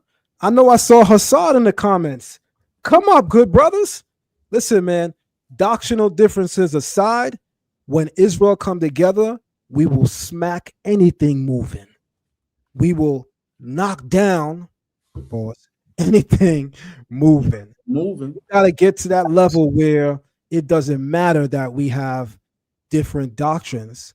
So long as our doctrinal difference is not taking us away from the Torah, which is leading us to the Creator, then I could believe that a person is the Messiah and you could disagree with that. You could believe that a particular person is not the Messiah and I could disagree with that. But we could both agree on what this Torah says and we could both work our hardest to come together and get that right. The Messiah, when he comes, the last thing he will say to any of us is, my son, thou knew it was I.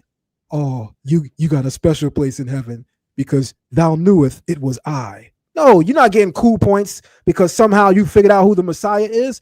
You get cool points because you kept the charge and you kept the guard the whole time. That's what's happening. So I'm gonna throw the link to the StreamYard again. I would love to see our brothers Hassad. I would love to see Deacon Hakah. My apologies, brothers. Do continue. Okay. Yeah. So I'll end with the last part. I was saying, if y'all was here from the beginning, Zion Lex, he did stress about grammar. So what I was doing was I was going to even showing you that even in the Greek language, it backs up what he's saying. You know what I'm saying? So if you look at the Matthew 1:16 again, it says, Yaakov de Egenesin, Senton, Yosef ton Andra Marias, Exe Egenete, Jesus ha Legamanas Christas. So the first part, when we look at Yaakov, which is we know is Joseph, of course, Jacob, of course. So hold on, wait, listen. Okay, cool. So we got Yaakov de Egenesin. The word there is the word for begot. And the reason why I'm bringing this up is because when you look at begot versus the word, which is in the active voice, Then you have the word egenason, which is in was born. You get some people who don't understand the language. You know what they do? What they'll do is, if you look at in the Strong's Concordance, I think it might say G1080, and the root word there would be geneo. So you'll get a person says, well, it does say Joseph begat Christ. If you go into the Greek language and they'll try to pull up in the Strong's Concordance and don't realize you got the inflected word and then you have the root word. So you got a lot of people that are arguing over the root word and not looking at the actual inflected word that's actually within the text. And then when you ask them, well, it's the same root word, but why is it one says egenason and the one says egenete? And why do we see it in Codex Vaticanus, Codex Sinaiticus? Why do we see it in Textus Receptus? We can see this within the Greek text. But last but not least, when we look at the birth, it's always in the passive voice when dealing with Matthew 1 and 16. So now it's like when you look at this, dealing with this topic, you always got to remember that when we look at Matthew 1 and 16, it's going to always be in the passive voice and never in the active voice. So last but not least, when you look at grammar exposes the it tells us the intent and the thought of the actual author. You know what I'm saying? So when we use a concordance, we have to learn how to use the concordance correctly. You know what I'm saying? What's your thoughts on that, Zion?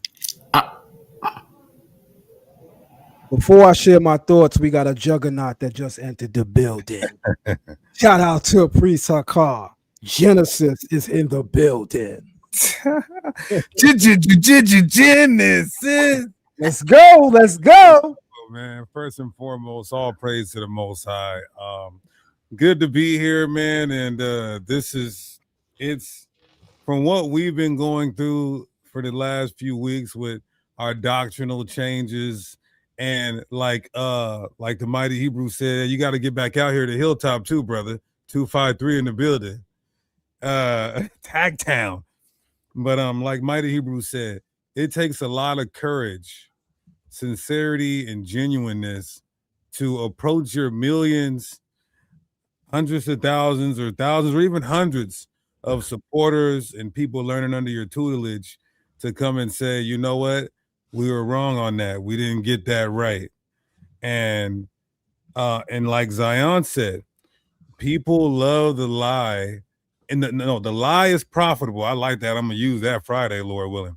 The lie is profitable if the community is indoctrinated. The lies are profitable if the community is indoctrinated. So at this point of, my ministry, my journey with the Most High, I am not ashamed to come out here and say, we didn't see that right. We should have studied ourselves, and instead of just perpetuating the traditions of the elders that taught us and having so much faith and trust in these men who we looked at as to be infallible. And so there's two parties that are both wrong here. That's the elders for perpetuating some falsehood. And then that's also us not studying to show ourselves approved. So, yeah, I definitely feel embarrassed about a few points my brother Zion made. And I'm looking more to study to show myself approved, look into the language, look into these. I'm very good at textual criticism and the composition and the transmissions, but understanding the actual language is another thing. So I'm excited Friday. I'm going to have to say, look, Friday, I'm going to make my decision. No, I'm joking. I am excited. I am excited for Friday, though. I'm excited. One thing I think that this would be dope, if our community could be more humble, like you said, and accept correction, edification. What's funny, Deacon and Priest Hakah, we all teach among our congregation, among our community, among our following. We all teach that edification is good. Yet among the leadership, edification is good until I need to be edified. Then it's not good. Edification is cool until I'm the one that is on the receiving end, of that edification. So most people is just full of it, you know what I mean, to keep it real. But I want to say something that's funny, but also real, man. I wanted to see this day come where we could change our views on the language, because to be honest, being somebody that's been studying for so long and just knowing that it's just so problematic, the One West, I'm glad to see this day. Also, it rings my ears when I hear names like Tazariak and Contessa. I'm sorry, I just had to say that, but go ahead. Hey, look, just real quick. Hey, look, just real quick. I want to say this. Hey, look, when we learn the language and understand the language and the grammar, anybody that's listening, it's going to make you go back and question a lot of the so-called doctrine that you've been taught. You know what I'm saying? Because Hebrew and Greek is very intentional. You know what I'm saying? So Greek does more ways with expressing than Hebrew. You know what I'm saying? But Hebrew is very intentional. You know what I'm saying? So no matter what you believe, you can't get around the grammar. The grammar is what's going to destroy the doctrines that you may have believed. You know what I'm saying? Well, I'm gonna disagree slightly, Judah. Go ahead. And that's okay, because I know we can do that among brothers. There's nothing personal about that. And here's why I say, and I know you weren't fully saying this, but I'm gonna also say this because there's always someone that's not understanding, right? There's only but so far the language barrier gets in understanding the text, because watch this. Yes. The whole first century Common Era Jews read Hebrew, read Aramaic, and there was still difference in doctrines. Okay. We can't say that the Jews that accepted Christ didn't know Hebrew, didn't understand Hebrew grammar, which is what a lot of Old Testament Israelites speak. Oh, y'all don't understand the grammar. That's why y'all accept the Mashiach. Yeah. Them dudes that accepted Christ, the Messiah, Jesus, Yeshua, they know Hebrew and Aramaic better than anybody in this room right now. And you're right. Look, all the way real. And I'm glad you brought that up. I guess I'm coming more so from like your modern perspective on people who don't, and as they come into it, they'll begin to question what they've been taught. It's more so coming from that. The interpretation of the text is a matter of understanding our culture, our history, and the language. The language plays a great role, but that ain't it. We could be on the same page with the language and have horrible understanding. Shout out to Paradigm, because they're pretty good in Hebrew, but they are horrible in interpreting the scriptures. And it's funny to say that, because like for example, when we look at the New Testament, if you just know Greek without understanding the Hebraic thought pattern behind it, you'll be in trouble. So what you said, hey, look, hey, you right, you right. Also to chime in, you could be in the state of Israel, Israel, and people over there, they speak Ivrit, but they don't be, many of them don't have no understanding of Tanakh, Torah, nor the New Testament. So just because you can speak Hebrew, if you don't have the Hebrew thought, then that's the problem. But I wanted to chime into Brother Genesis real quick, and shout out to the 253. You know what I'm saying? Give a shout out to, all my comrades in Federal Way, Tacoma, Washington. I did a lot while I was out there, bringing a lot of the Israelites together. You know what I'm saying? But I want to say something to you, and it's not to be in disagreement, but just to, I see this thing that y'all going back and forth with salvation for the Gentile. And I just want to give just a brief synopsis of maybe it should be looked at more of a geopolitical stance. Now, I know from a religio standpoint, us coming from out of Christianity and different walks of life, when we speak about salvation given unto the Gentiles, we speak of it more or less like in the conversion sense. Verse, if we look at the Torah as our constitution and the Israelite nation as the governing body politic, would you agree somewhat that salvation for the Gentile will only be when Israel is a self-autonomy, controlling their own demarcation stations, and then these Gentiles or Goyim can come amongst us and be Israelite citizens, not Israelite nationals, but Israelite citizens by the way of naturalization? Do y'all get what I'm saying? Versus a conversion, because when you go to other nations, you can't just go to Japan and convert to be Japanese, or you can't just come to Tanzania and convert to be Tanzania. They have laws that they have to, that you have to naturalize yourself and go through the process of becoming naturalized.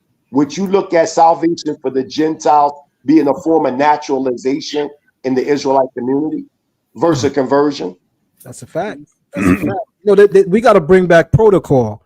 If I disagree with something that priest Hakah is teaching online, I should be able to reach out to him directly before I have a YouTube video. It's crazy that some of us be like, yo, that's the Ak, that's my brother. And then they see me teach something online or see me say something, you know, publicly. And before they reach out to me, which they can, there's a video up. That's crazy. Where they do that at? You know, we remember the old One West, right here in New York. The the guy that used to rap the turbans, you know him by name, Mighty Hebrew. I forgot his name. Panamanian brother. Yaakov, Nasi Yaakov.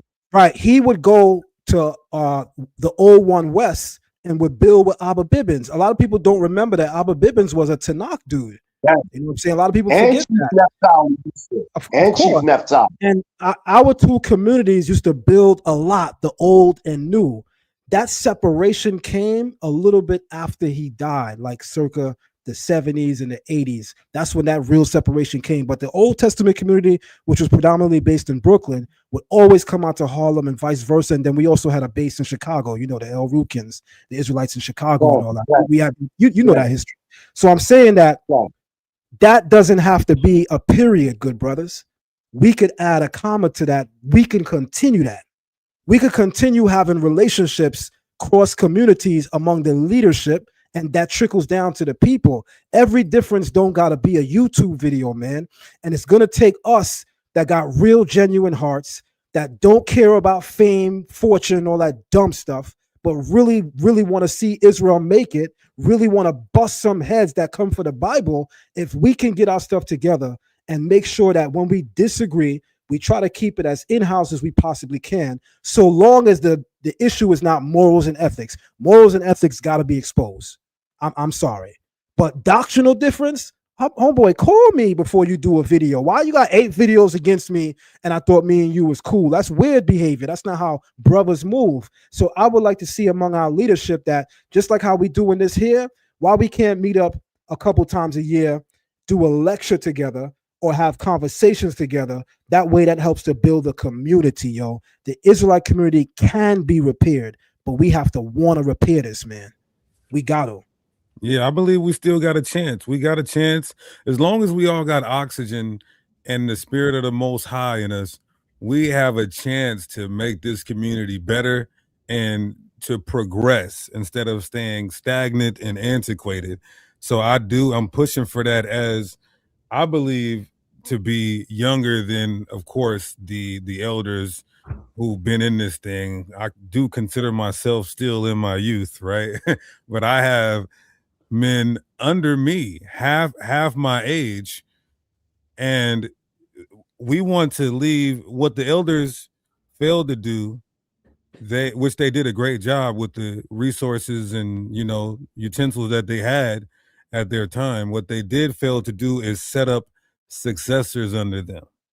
So it's our job for my age is to set up successors under us and say, you know what, I want to teach these young brothers every single thing I know, not keep things to myself to where I'm deifying myself as the one with the mystical knowledge and they got to go through me. I'm now the doorway and the pathway to get these esoteric breakdowns. No, everything the Most High gives, we put it back into our congregation, into our community, into our nation. So the differences, like the brother Zion said, the differences of doctrine, if it's not moral issues, then that can be handled behind the scenes. So what we've been trying to do lately is, okay, all the camp leaders that have an issue with this Gentile salvation doctrine, hit us up privately.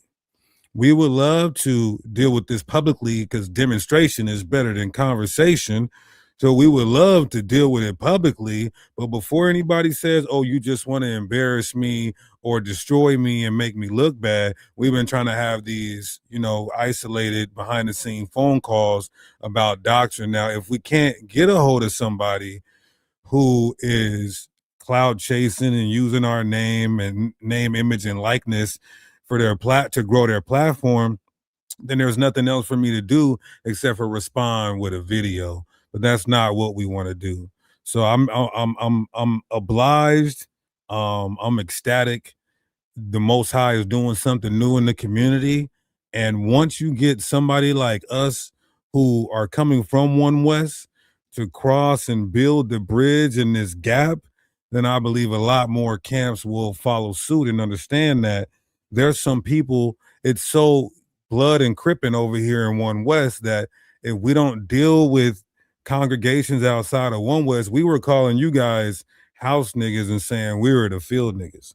It's so blood and crippin' and political over here at One West that it's taboo to even be on here talking to you brothers, having a good time, chilling, talking wisdom, knowledge, and understanding. Facts. So that's what we want to break down. Hell yeah, man. Facts. Listen, man, if anybody wants to join the live stream, you can. This is one of those rare moments where I'm definitely willing to thug it out a little bit and you know, have a live stream a little longer than usual. Again, the aim of my presentation is not to expose Shar Ahrayahla. You know what I'm saying? I'm having fun with the presentation because it just so happens that a lot of our people in the metrics of 2025, they don't lock in unless they can laugh and joke. So sometimes you got to make the education entertaining. So that's what that was about. But good brother Shar, it's nothing personal. You know, I got tough skin. You know, I know you do too. We men, you know what I'm saying? If me and Priest Hakah can be on the same live stream, knowing that, you know, we used to trade words back in the day.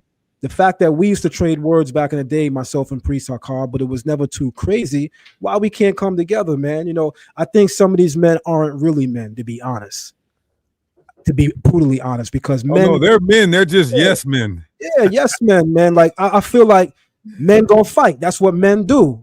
Men, when we disagree, you know, somebody might get punched, somebody might get snuffed, somebody might get their, you know, their snot box rocked. It happens. We men, but as men, we should be able to wipe that blood and come back together. People that still harboring feelings and I'm upset, to me that's girly stuff. That's not how men move. And we need the restoration of the men back in Israel. Women are being women. We need the men to be goddamn men. Okay. You know what I mean? I'm not still mad at nobody for anything that happened in the past. The past is the past.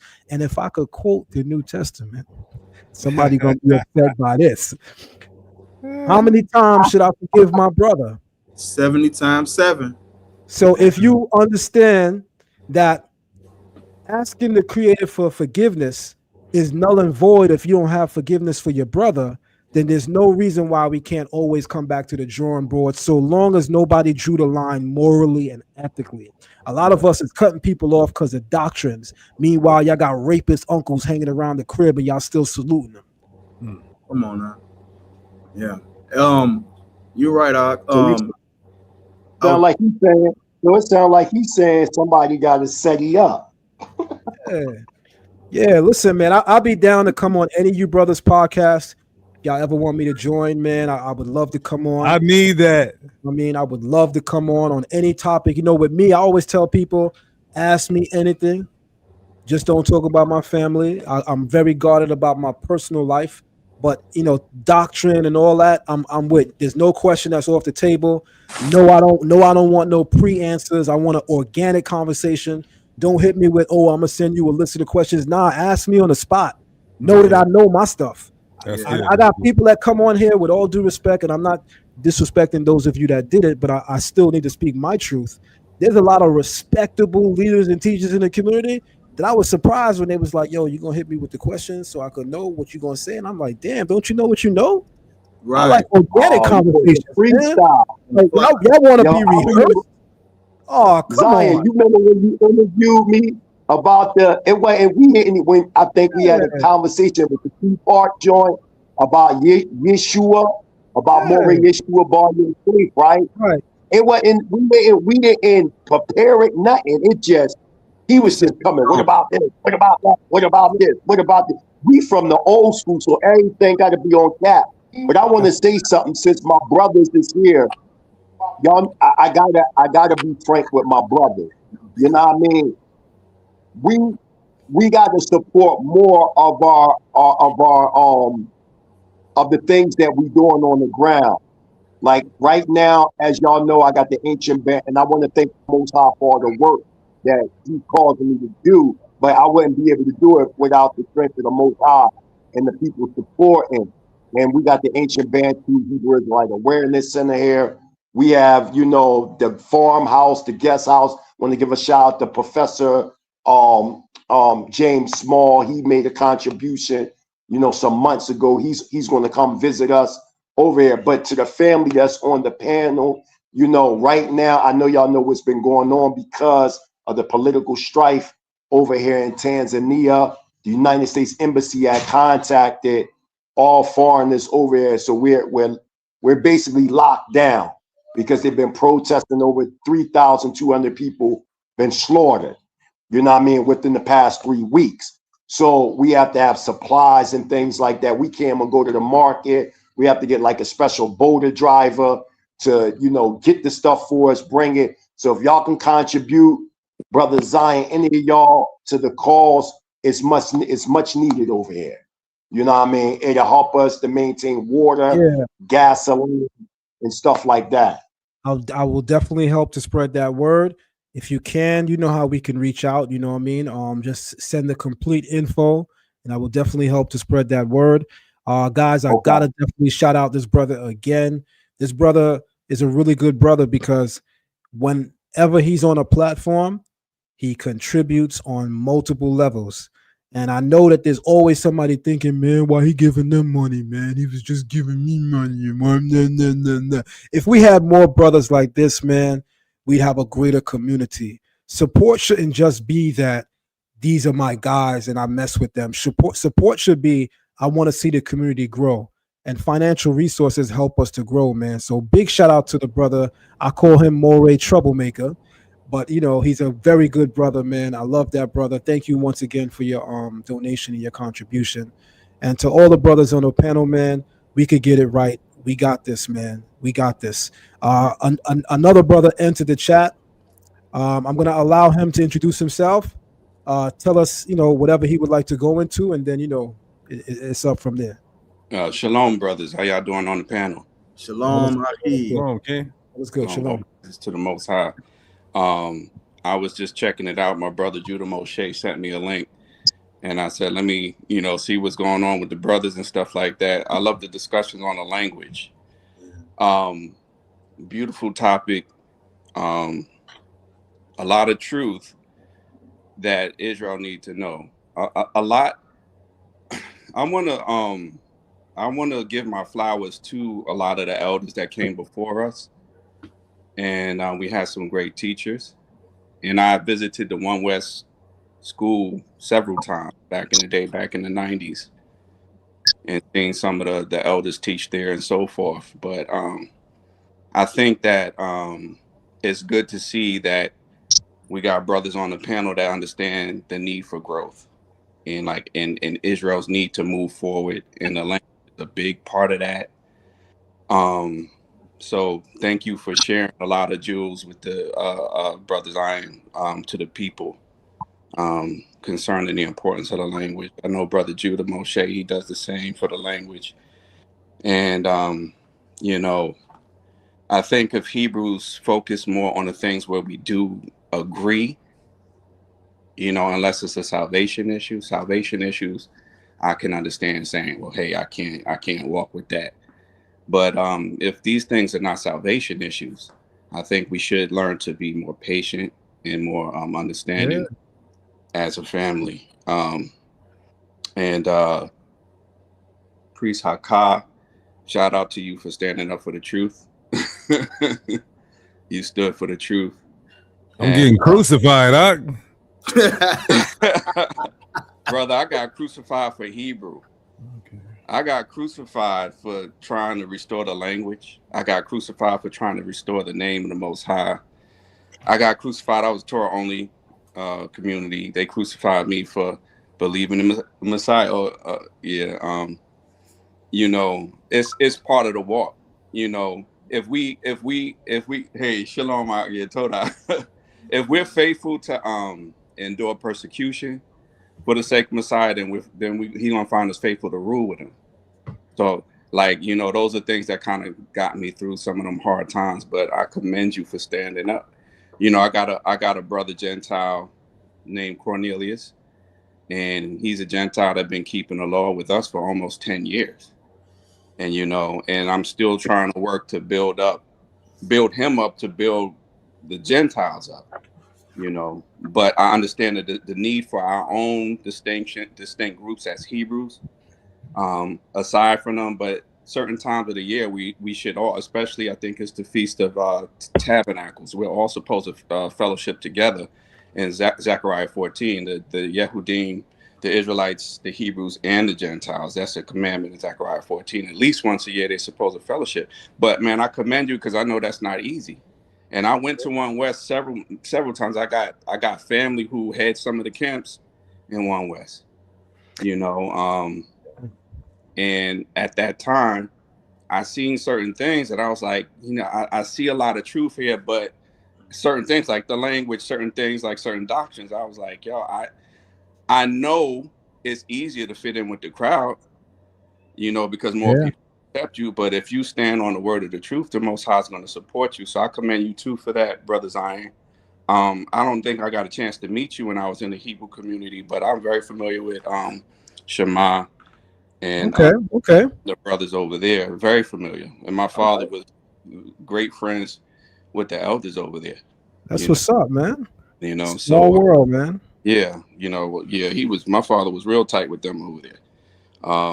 So I just commend y'all brothers for this, and shalom to all the other brothers on the panel too, and everyone making you know, sincere strides to. How can we find you online? And I also see in the comment section that you're an author. So this is where right do we go to find your works, and how do people find you online? You know, HebrewIsraeliteScriptures.com is our website, where we produce made for Hebrew by Hebrew scriptures with the Hebrew New Testament, the Hebrew Old Testament, the missing books. We got books, missing books translated from Hebrew and English. Grammar books for our people, made by our people, for our people, with images of our people within it. You know, that's some of the things that inspired me, seeing some of the elders. Did you know Mori Mishael? Of course I know Mori Mishael and all his sons. Come on. Yeah. Mori Mishael was inspirational in teaching us Hebrew. Most of us here in New York City, as you know, he went into the land of Israel. Ben Ami had him go and teach the elders down there. Mori Mishael was bad. You know, his children, he would punish them if they were speaking English in the house. They couldn't speak English in the house. I used to go to that sometimes, man. They couldn't speak English. People don't know about that stuff. Did you know Cohen Levy? Cohen Levy is the teacher of Principal, my teacher. I met Cohen Levy several times when he was at B'nai Adat. I know his son that, you know, took over after him, Cohen Shetmiel. We all know each other, man. I've been in the community maybe not as long as you. I come in 1994. So by that time, Cohen Levy is still strong. By the way, if I could give a little quick history, I know you know this. Cohen Levy was supposed to meet with Malcolm X one week before he died. He had a scheduled meeting with Malcolm. Malcolm had his ear all the way open to the Israelite movement, and he just so happened to be murdered 1 week before a scheduled meeting with Cohen Levy. That's how bad Cohen Levy was, man. He was very inspirational. And he started preaching, Malcolm X started preaching about the lost sheep of the house of Israel. Yeah, a lot of people don't know that a lot of Israelites was next to him around this time. That's a fact. So, like, they when even made a movie on that. They even made, if you look at the old original Malcolm X movie with Morgan Freeman, you will see Malcolm X going into the school. I don't know if he was portraying Kohen Levi or somebody in the Israelite community, and he was a bookseller, but he was an Israelite, and he was schooling Malcolm X that we were the Israelites in that movie that Morgan Freeman played as the original Malcolm X movie before Spike Lee's Malcolm X. That's right, man. Cohen Levy wrote almost, I won't say all, let me rephrase that. He wrote several of the Israelite songs in our community, from here to New York to Chicago to Guyana. He wrote a lot of songs, man. That brother was brilliant. He was another one that stressed knowledge of Hebrew.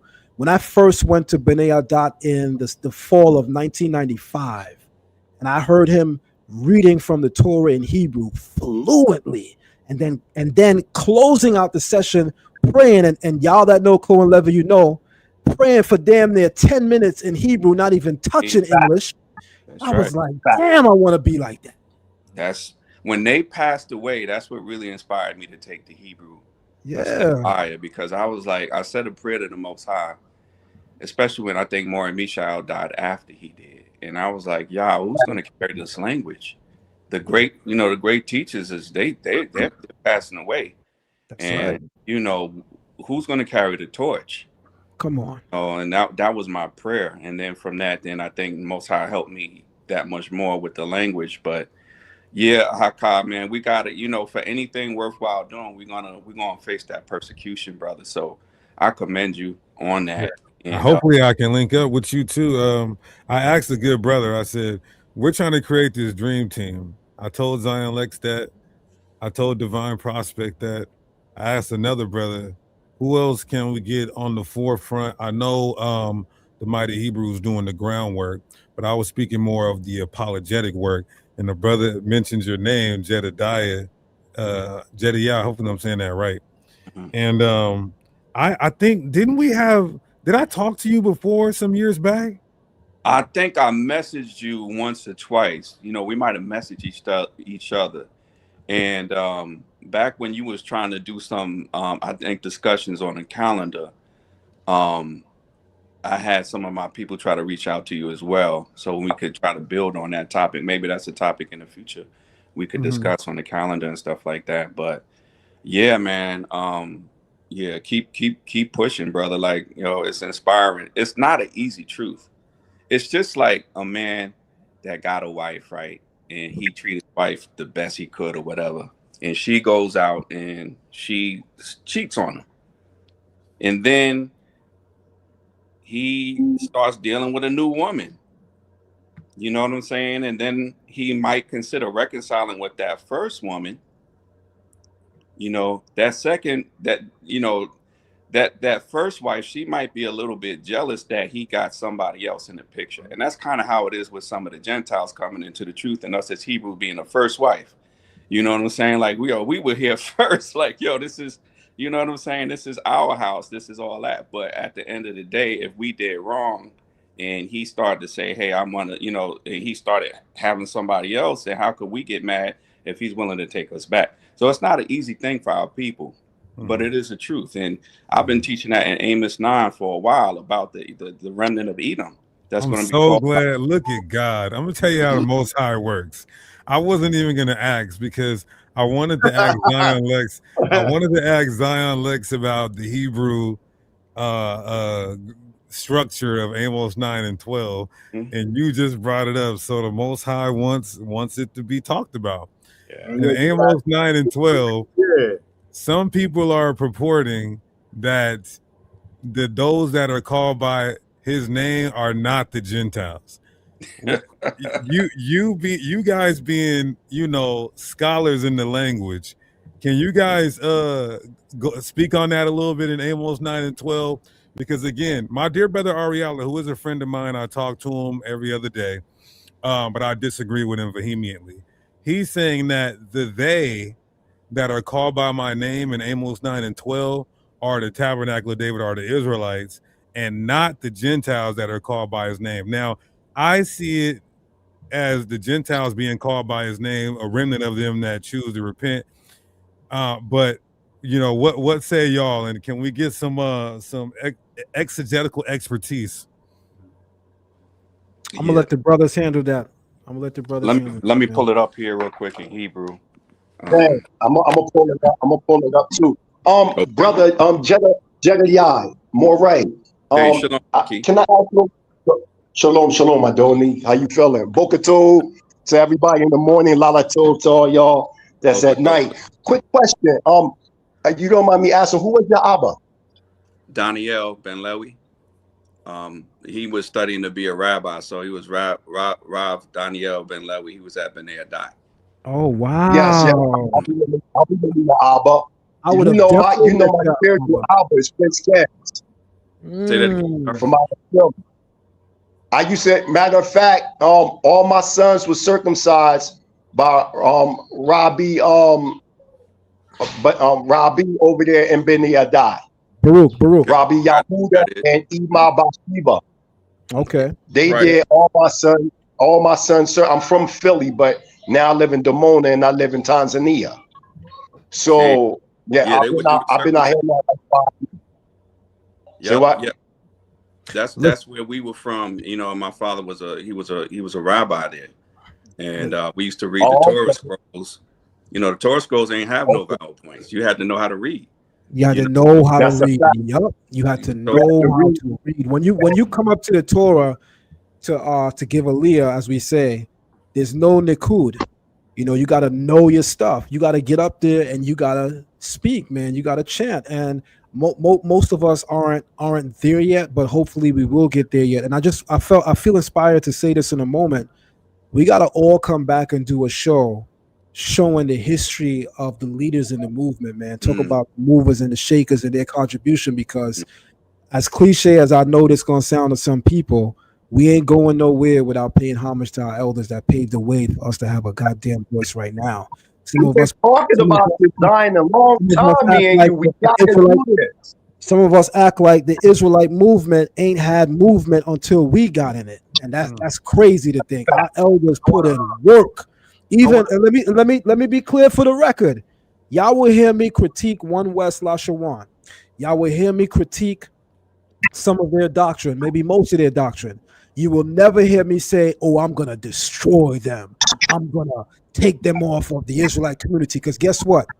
Much of what One West did in terms of being on those street corners, whether I agree with them cursing at people, whether I agree with their approach, it was effective to the extent that the world knows that there are Israelites, meaning that the Creator got a job for all of us. We all doing it in different ways. Some people go too far and accrue sin, but nonetheless, who am I to arrogate to myself that I should go and destroy those brothers because I don't like their doctrine? Me knowing in my heart the Creator is so powerful that he can even take us in our lowly estate and do amazing things with us. We got to be careful on this tear down, exposed culture. The Creator has some of us working in spaces and places towards his will.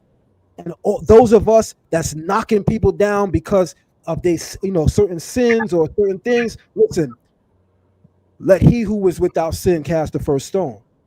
Listen, everybody here is a David in potential, right before God and man, but at times you get into things.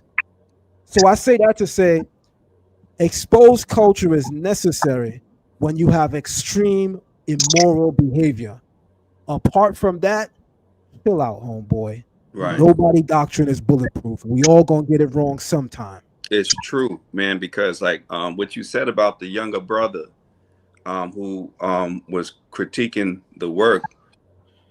If you don't even have a teacher, like how can you be a teacher? If you never had teachers teach you the language, and we got in our history, it would be great to have a history of our awakening here in the country, in America and throughout. But the camps came on strong in the late 60s, and you got to understand the history. Like the Israelite awakening, especially for the assemblies and congregations, that's as far back as 1919. Like you had, the congregations in Harlem, that was back 100 years plus ago. Commandment keepers, right? And their struggle was a little bit different, and then through the time, we had the civil rights movement and the commandment keepers and that first generation of Hebrews. The awakening was all throughout the country, and they call it the Harlem Renaissance. But the Renaissance was really, we was waking the people up. And then out of that began to inspire a lot of other stuff. World culture is going to write us out. They never include a lot of that had to do with Israelites waking up the people. Marcus Garvey as well. And some of his head dudes were Hebrew. They were Israelites. That's a fact.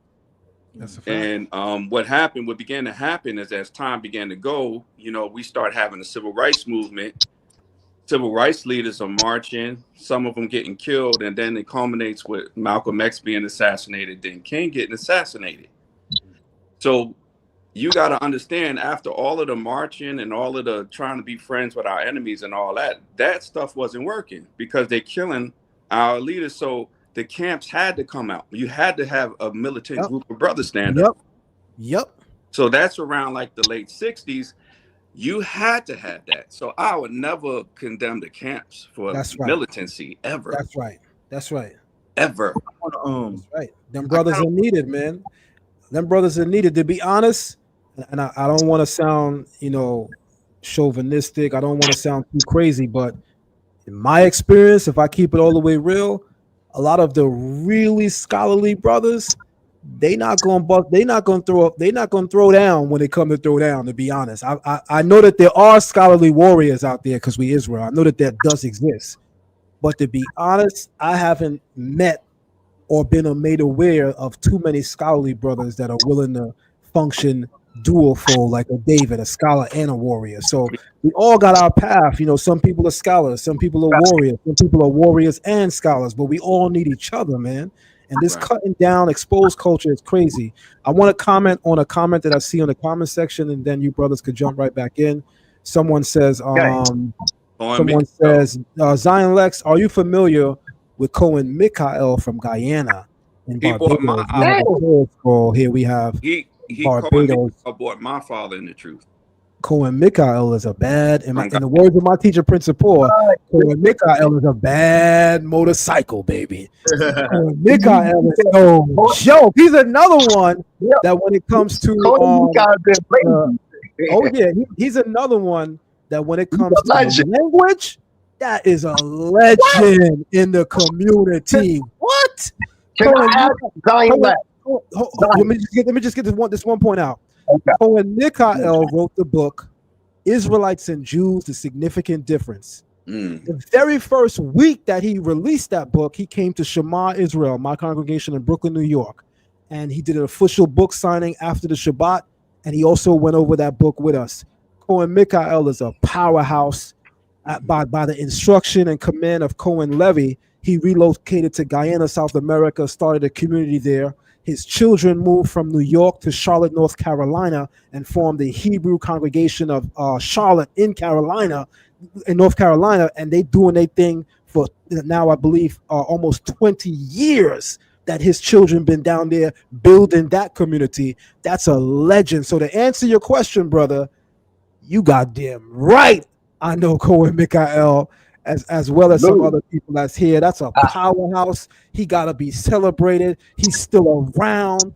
He may not visit the States as much as he used to. He's getting, he's up there. He's an elder, but we love him. We salute him. And his name needs to be known more than a lot of the people we see. I'll say this.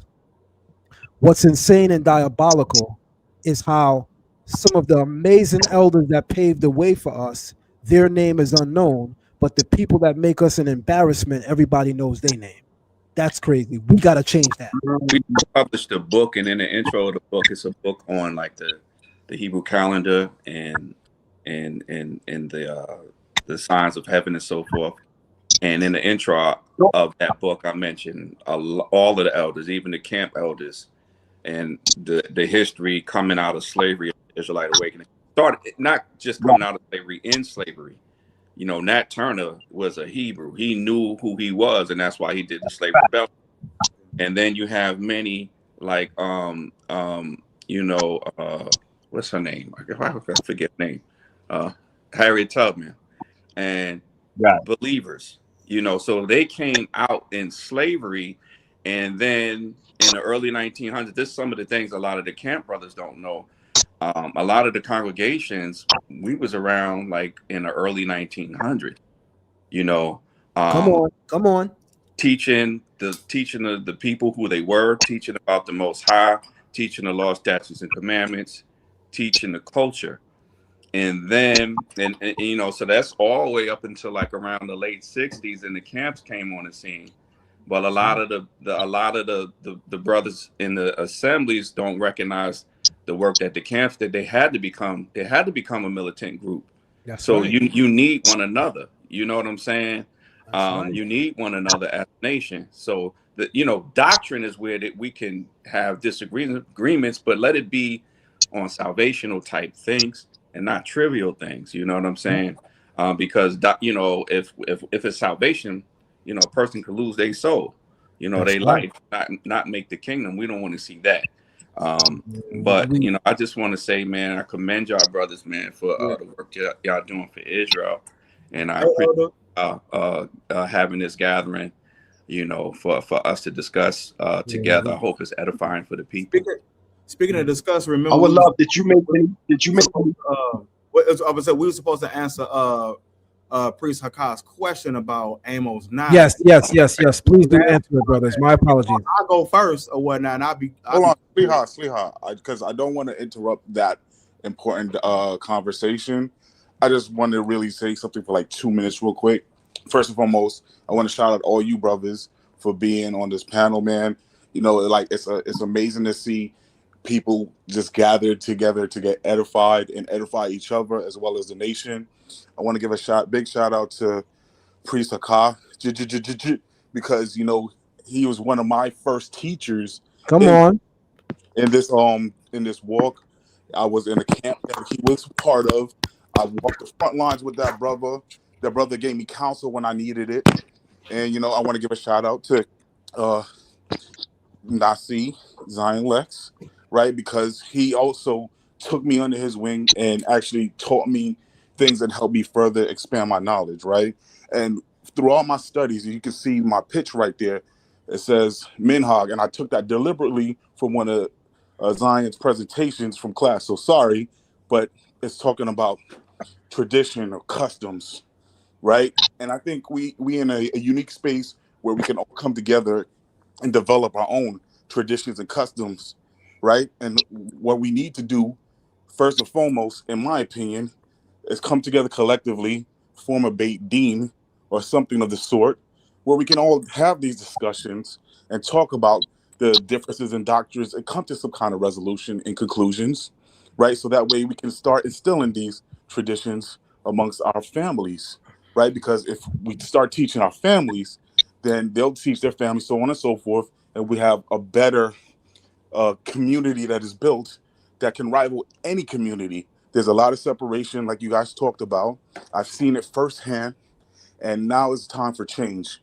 And if we can all agree that the foundation is Torah, which leads to our salvation, then I cannot disagree with a brother like Priest Hakah, who says Gentiles can receive salvation. Come on. If they actually follow Torah. Come on. Why was we chosen? We was chosen to do what?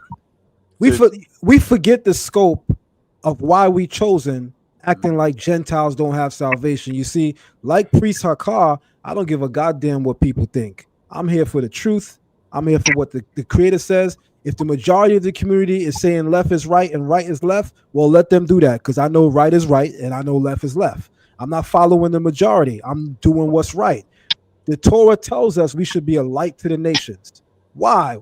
Light is used for what? To see. What are we trying to bring to their awareness? The Creator. We were chosen to bring the nations to the Creator. That don't mean that they're not going to receive judgment for their hand that they put on us. We know what the scriptures say. They're going to get their you-know-what handed to them. And we're going to be the ones to distribute it. Pause. We're going to be the ones to do it. But after that judgment is passed, of course, they are susceptible and open to salvation so long as they admit what they did and follow the decree of the Creator. Anybody talking about Gentiles is going to be led in chains and going to be eternal slaves, to me, you might have been reading that Nubian Bible, because I don't know if you're reading the Torah talking that. We're a nation. The Nubian Bible. Yah made us a nation of kings and priests.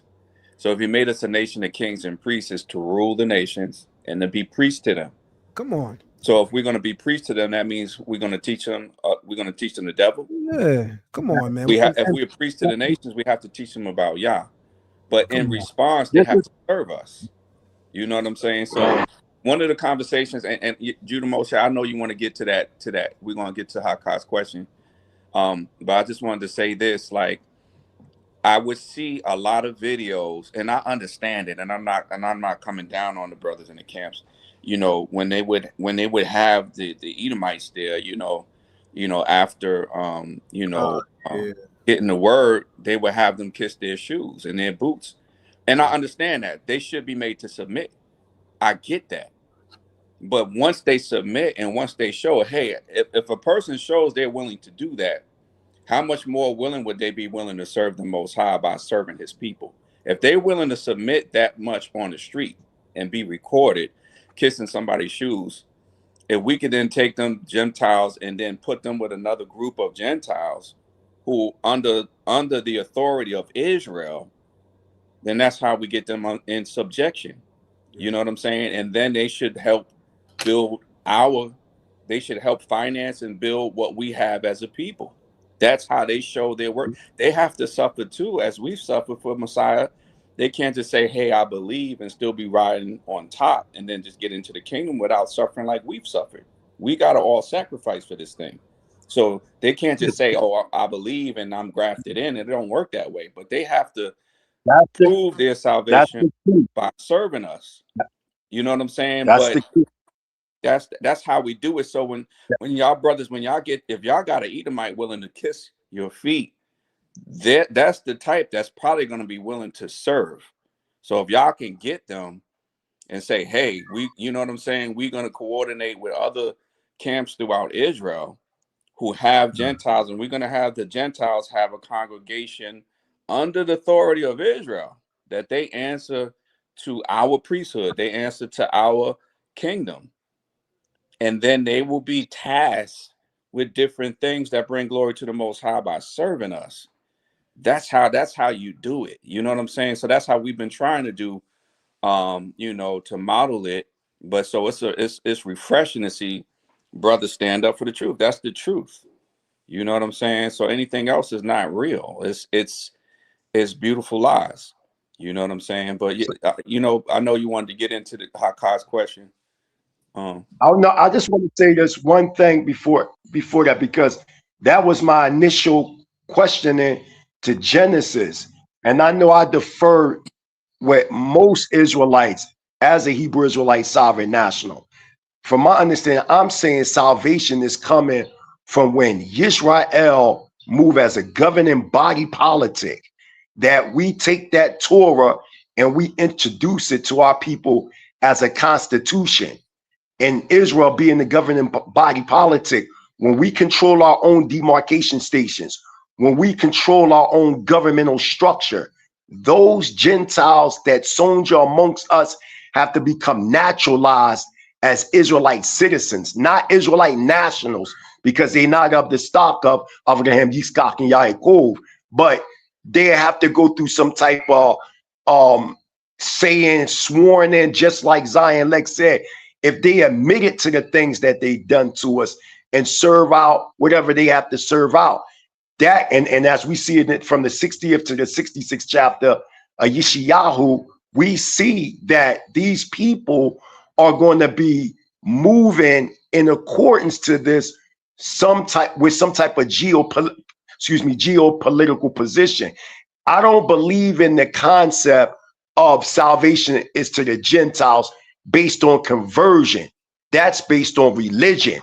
I feel as though that the Gentiles are going to have salvation through going into a state of naturalization when we self-govern ourselves. And just like I said, a person, I can't wake up and say, yo, I'm Japanese, but I ain't go through no naturalization in Japan to be a Japanese citizen. So salvation is going to be them absorbing themselves through some type of citizenship that's connected to our governmental structure as being under Torah, under the guidelines of Torah. Anything else, it just sounds religious, like they can just cling on to us, and we're not even a sovereign nation yet. We don't even have we got to get our own backyard together first. Then once our backyard is together and we controlling our demarcation stations, then sure, okay, salvation. But you got to go through this naturalization to even sojourn amongst our borders. Right. That's speaking, getting out of the religious mind. Most Israelites, because of social media, as Zion Lexx been saying, I've been saying for years, and many of y'all, it's through social media. They don't have no teachers. They don't have nobody sitting down showing them like, look, the Torah is a constitution. You can't just, when we have our Devarim tell us in the first chapter, our whole governmental structure, how we will have magistrates, how we will have court. And I'm saying the Torah can only be presented correctly when it's connected also to a court system or a Sanhedrin. You see what I'm saying? Where people can't just run around and do whatever they want to do, because now we're controlling our destiny. So, okay, yeah, the Gentile, the Goyim, yeah, y'all can have salvation, but how's this salvation going to come to them? They're going to have to become naturalized within the Israelite nation, and we on our own governing land structure with our own demarcation stations, and we in 100% control. 100% control.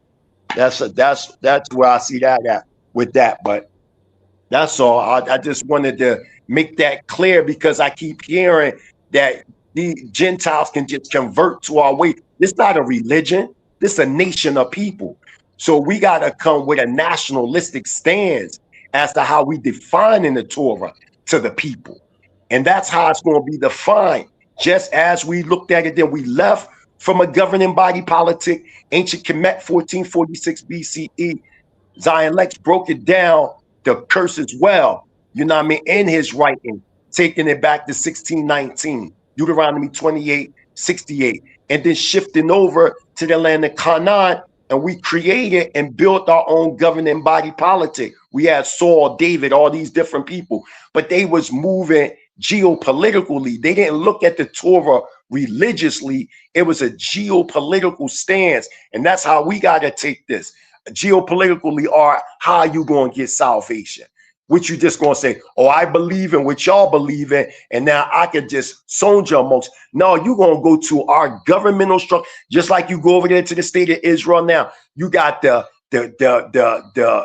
Israeli government, and then you also got the Sanhedrin, or what you would consider a divinic courtship and the ecclesiastical courtship, figuratively. That would be the same stance when we're talking about the high priest and the Moshiach, or the anointed, amongst our people. There has to be some type of order that these people come amongst us, not just come amongst us at will. You can't just go to Cambodia and say, I'm Cambodian. No, you're going to be naturalized, get your green card, whatever you got to get these things established. That's the same that the Gentiles got to do when they come amongst Israel, because we a nation. Hallelujah.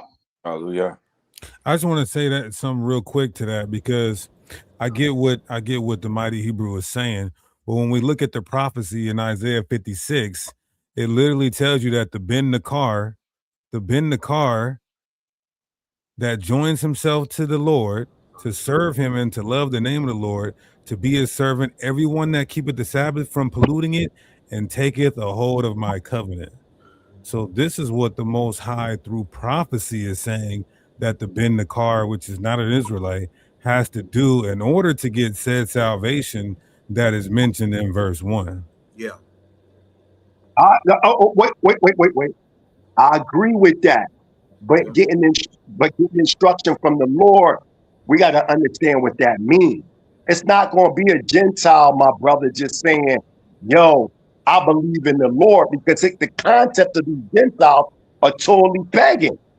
So their concept of Yahweh has nothing to do with the concept that they bring. We can see this demonstration right now with many Israelites bringing in Christian overtones within our nation. No, the way that they're going to get the understanding of Yahweh, as Yeshayahu tell us in chapter 2, they're going to learn from the Israelites. Remember, the nations of the earth, they're going to go up into the mountains of Zion and learn amongst Yisrael. That verse has to be understood in proper context and in context. You know what I'm saying? It can't just be some random dude to just say, well, I believe in the Lord. Yeah, no, how you going to understand that? Hell You know what I mean? We're not. It's also a Michael. Can I say something really quick, brothers? Just really quick. Shar Ahrayahla did something that I think is incredible, and I think too often in our community that while we disagree with people, we disagree so much that we forget that a person has flaws, they have doctrinal differences, but is there anything that the person did that's commendable, that's respectable, that we need? The brother produced a Hebrew Israelite Bible, y'all.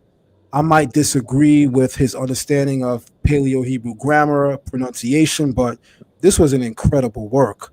We got to start showing love to each other in spite of having differences. So I'm saluting him in this moment and saying, this is an incredible work from one author to another. You know, it's been my dream to put out my own translation of the Hebrew Israelite Bible. This brother did it. When we do things, we may not always do things perfect. And who am I? Maybe he is right. Maybe I'm wrong, right? But my point is, even if we don't do things perfect, you got to applaud people taking the initiative. This is an incredible work. And if there's anybody out there that would like to support Israelite and their works, support Brother Shar Ahrayahla. I think that this is a beautiful idea. I'm not sure what the translation looks like in full. I know it follows what he says in Lashawan Qadash, but I think that we would be insane to not admit that this is incredible, to see that there are people among us right now in 2025 that are doing things like this. This is just one start. This is just one person. I know that there's a couple other people that put out Israelite Bibles, but this is the beginning stages of us. That's right. This is the beginning stages of us getting it right. This is beautiful. So listen, I might not agree with everything that he may have in here, but you know what I salute and I respect? The first step that he took to be the change that the community needs to see. This is a balanced look at a person. Yeah, I could critique him. Yeah, I could be humorous. But is there anything in him that I could salute? Yup, that's what we're looking at the screen right now. Salute to you, Shar. Yeah, two things real quick. I just wanted to say this for the record. We're not saying that these Gentiles can just say, all right, my nigga, I'm rocking with you. Nah, you got the Bible says that Israelite, your fellow Israelite got to prove itself. So how much more a Gentile got to prove themselves? Second off, I got some of Ahrayahla's work right here. So all praise to the Most High. I think I got a different version than the one on the screen. Maybe this is the first one, but I definitely got his work. Shout out to the brother. Hakah, I want to say something to you, Priest Hakah. Appreciate you. Speaking of author as well, I'm also an author of 7 books. I heard that you have a children's book. Someone told me that, so I will be reaching out to you, so I can go ahead and cop that as well. Because I found out about it because I have 2 children's books so far. Let My People Go to 10 Commandments. Let My People Go to 10 Plagues. And then I got a book called From Egypt to Egypt that I wrote. Then I got a book called The Unwritten Rules of Polygyny, Volume 1, and The Unwritten Rules of Polygyny, Volume 2. And then I wrote 2 books called Is Biblical Polygyny a Sin? And my next book I'm finna release is gonna be called King James on Trial. And then I'm about to release 6 more books teaching children about the pagan holidays, etc. Dope. All praise. Yeah, let's cross reference our audiences. I'm with that all the time. Hey, we most definitely gonna do that. I know how to find you. I'll be reaching out to you. I read a book on polygamy, and I think From Egypt to Egypt. Fire. Yeah. And I'm a polygynist. I've been polygynist 23 years. I got 7 wives. You know what I'm saying? So I'm pro poly. All praises. Blessings to your family, brother. Hallelujah. Blessings to yours as well, King. All praises. No Gentile women, right? No.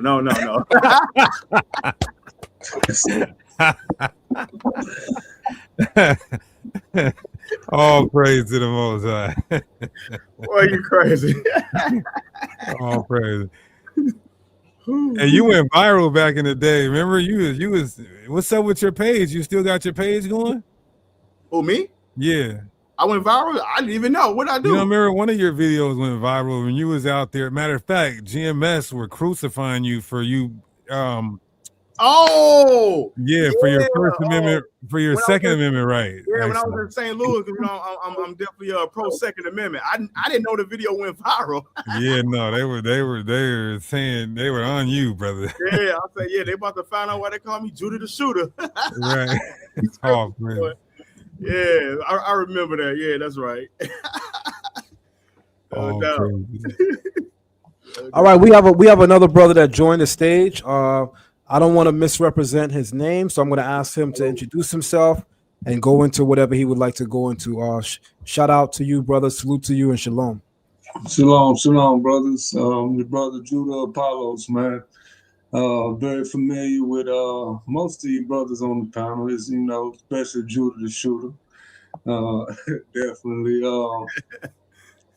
So yeah, I mean, I was gonna really touch on the Amos 9 joint that y'all was about to go into, and y'all kind of touched on it a little bit as far as the Gentile salvation being through serving Israel.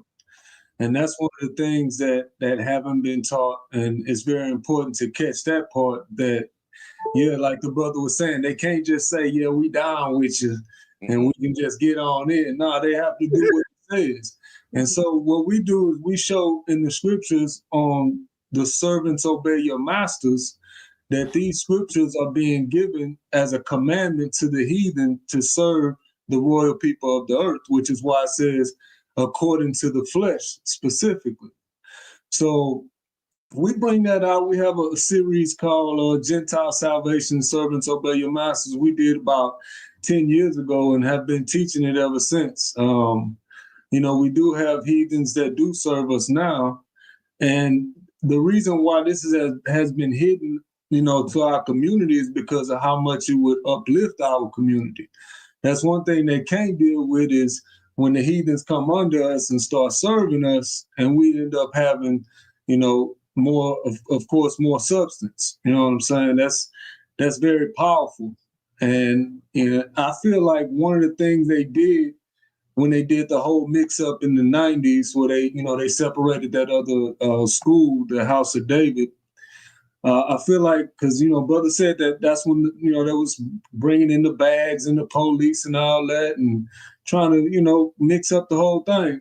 A lot of it had to do with the Gentiles and other things with King David as well. But with the Gentiles coming under us, they changed up the doctrine to be the servants obey your masters. Because I'm sure everybody familiar with the verse, servants obey your masters, Ephesians 6:5, Titus 2:9, Colossians 3. This is in the Bible. We can't take it out. So we have to explain what it is and who it's talking about. And a lot of the camps were explaining it as being the servants were the congregation and the masters were the elders of the congregation. And when you go into the Greek, of course, it's saying slaves obey your masters. So that's going even further. It's impossible for the people of the congregation to be slaves to the, you know, the leaders. And we know in Jeremiah 34, Christ did away with the whole, I say Christ because that's, you know, who was the one in the Old Testament that was giving everything, created man from the dust of the ground, all things was made by him, all that. So we know that he did away in Jeremiah 34, he did away with the Israelites serving Israel, serving, you know, the Israelite servants. He had us put away all our Israelite servants. So that goes to show that it's impossible for that to be those slaves in Ephesians 6:5 to be Israelites serving Israelites. And of course, when we read, I'm not going to go too much into it. I'm just trying, you know, give you the basis of it. Of course, when we read, you know, servants have ruled over us. And I've seen servants on horses and princes walking as servants. They're still, even though they're in the ruling class, they're still being referred to as servants, just like we still being referred to as the royal people. So when we get into the New Testament, we see clearly that he's calling them the servants like he called them before. And when Peter, you know, was speaking and the Holy Spirit was poured out on those Gentiles, that was also prophesied in Joel chapter 2 when he said he was going to pour out his spirit on Israel and also on the servants and the handmaids in those days. So You know, we see these things, we see over and over it's giving us commandments on being a light to the Gentiles. Their job, like it says in Luke 2:30, it says, I've seen thy salvation, that thou hast prepared before the face of all people, a light to lighten the Gentiles and the glory of thy people Israel. So as it is our job to be a light to them, it's their job to glorify us as well. They have to play their part just as we play our part as kings and priests. They play their parts as servants and be a part of the congregation. So I just want to touch on that and give it a little bit more on the Amos chapter 9. And I was interested in hearing the Hebrew breakdown portion of it. I don't see how Ahrayahla kind of changed it up. I don't really understand his breakdown of it. I heard what he said, but I didn't get how he could kind of take out he moved the word into making it saying he was talking about the Israelites, and I really didn't understand that part. But it's clearly saying that, the Gentiles that was called by his name, it specifically says Edom and the rest of the heathens. So. Hey, Judah, we could be wrong, though. These Hebrew scholars are about to let us know if we're wrong or not. It's too many precepts on it. You know what I could definitely say? There's definitely some teachings that I have over the years that I got from teachers. I'd inherited from teachers. And I think if we all admitted things like this, the community could really go forward. There's definitely some teachings, way of looking at the Bible that I inherited from my teachers that I didn't go back and scrutinize myself. This is one of them. So my stance on this that I shared with Priest Hakah the other day on Inside the Nation Radio is actually based on what my teachers told me. Maybe if I go back and look at it critically in the Hebrew, I might see something different. So through this conversation, I'm open to looking at it, differently, to look at it again to see if I can see anything new or different. And that's just how scholarship and wisdom works, man. We keep acting like everything we know right now is perfect. That's crazy. Your information should always be open to being updated, right? That's how we keep the information going, man. So I'm gonna definitely go back to the drawing board, Priest Hakah. I'm gonna check it out again, and then I'll have an answer for you. I appreciate that, brother. Also, too, before I don't know if Judah and Jedediah is gonna go into it real fast, but I also need to know how I can get a hold of you, Zion. I can email you and we can exchange horns like that.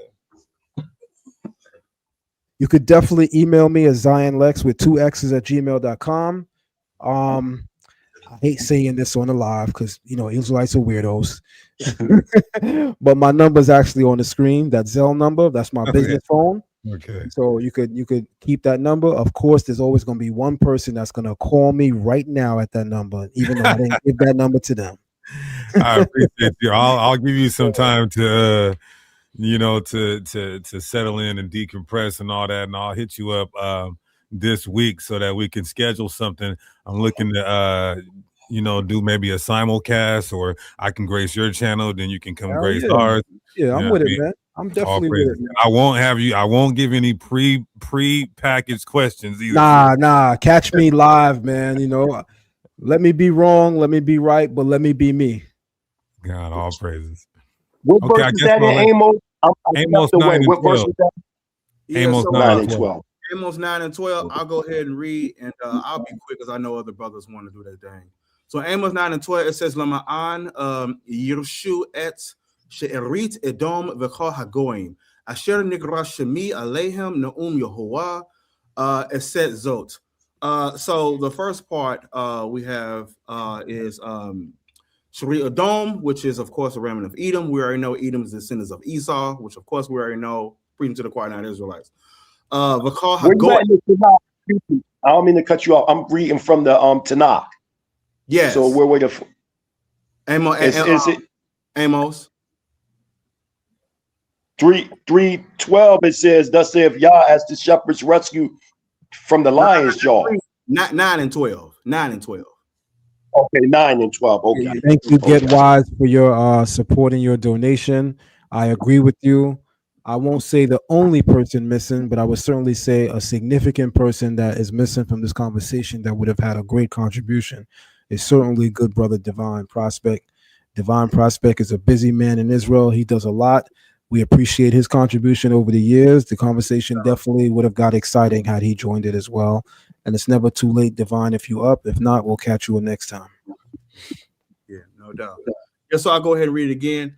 It says, Lama'an Yirshu et She'erit, Edom v'kol hagoyim, asher nigra shemi, alehem na'um Yehovah, et sezot.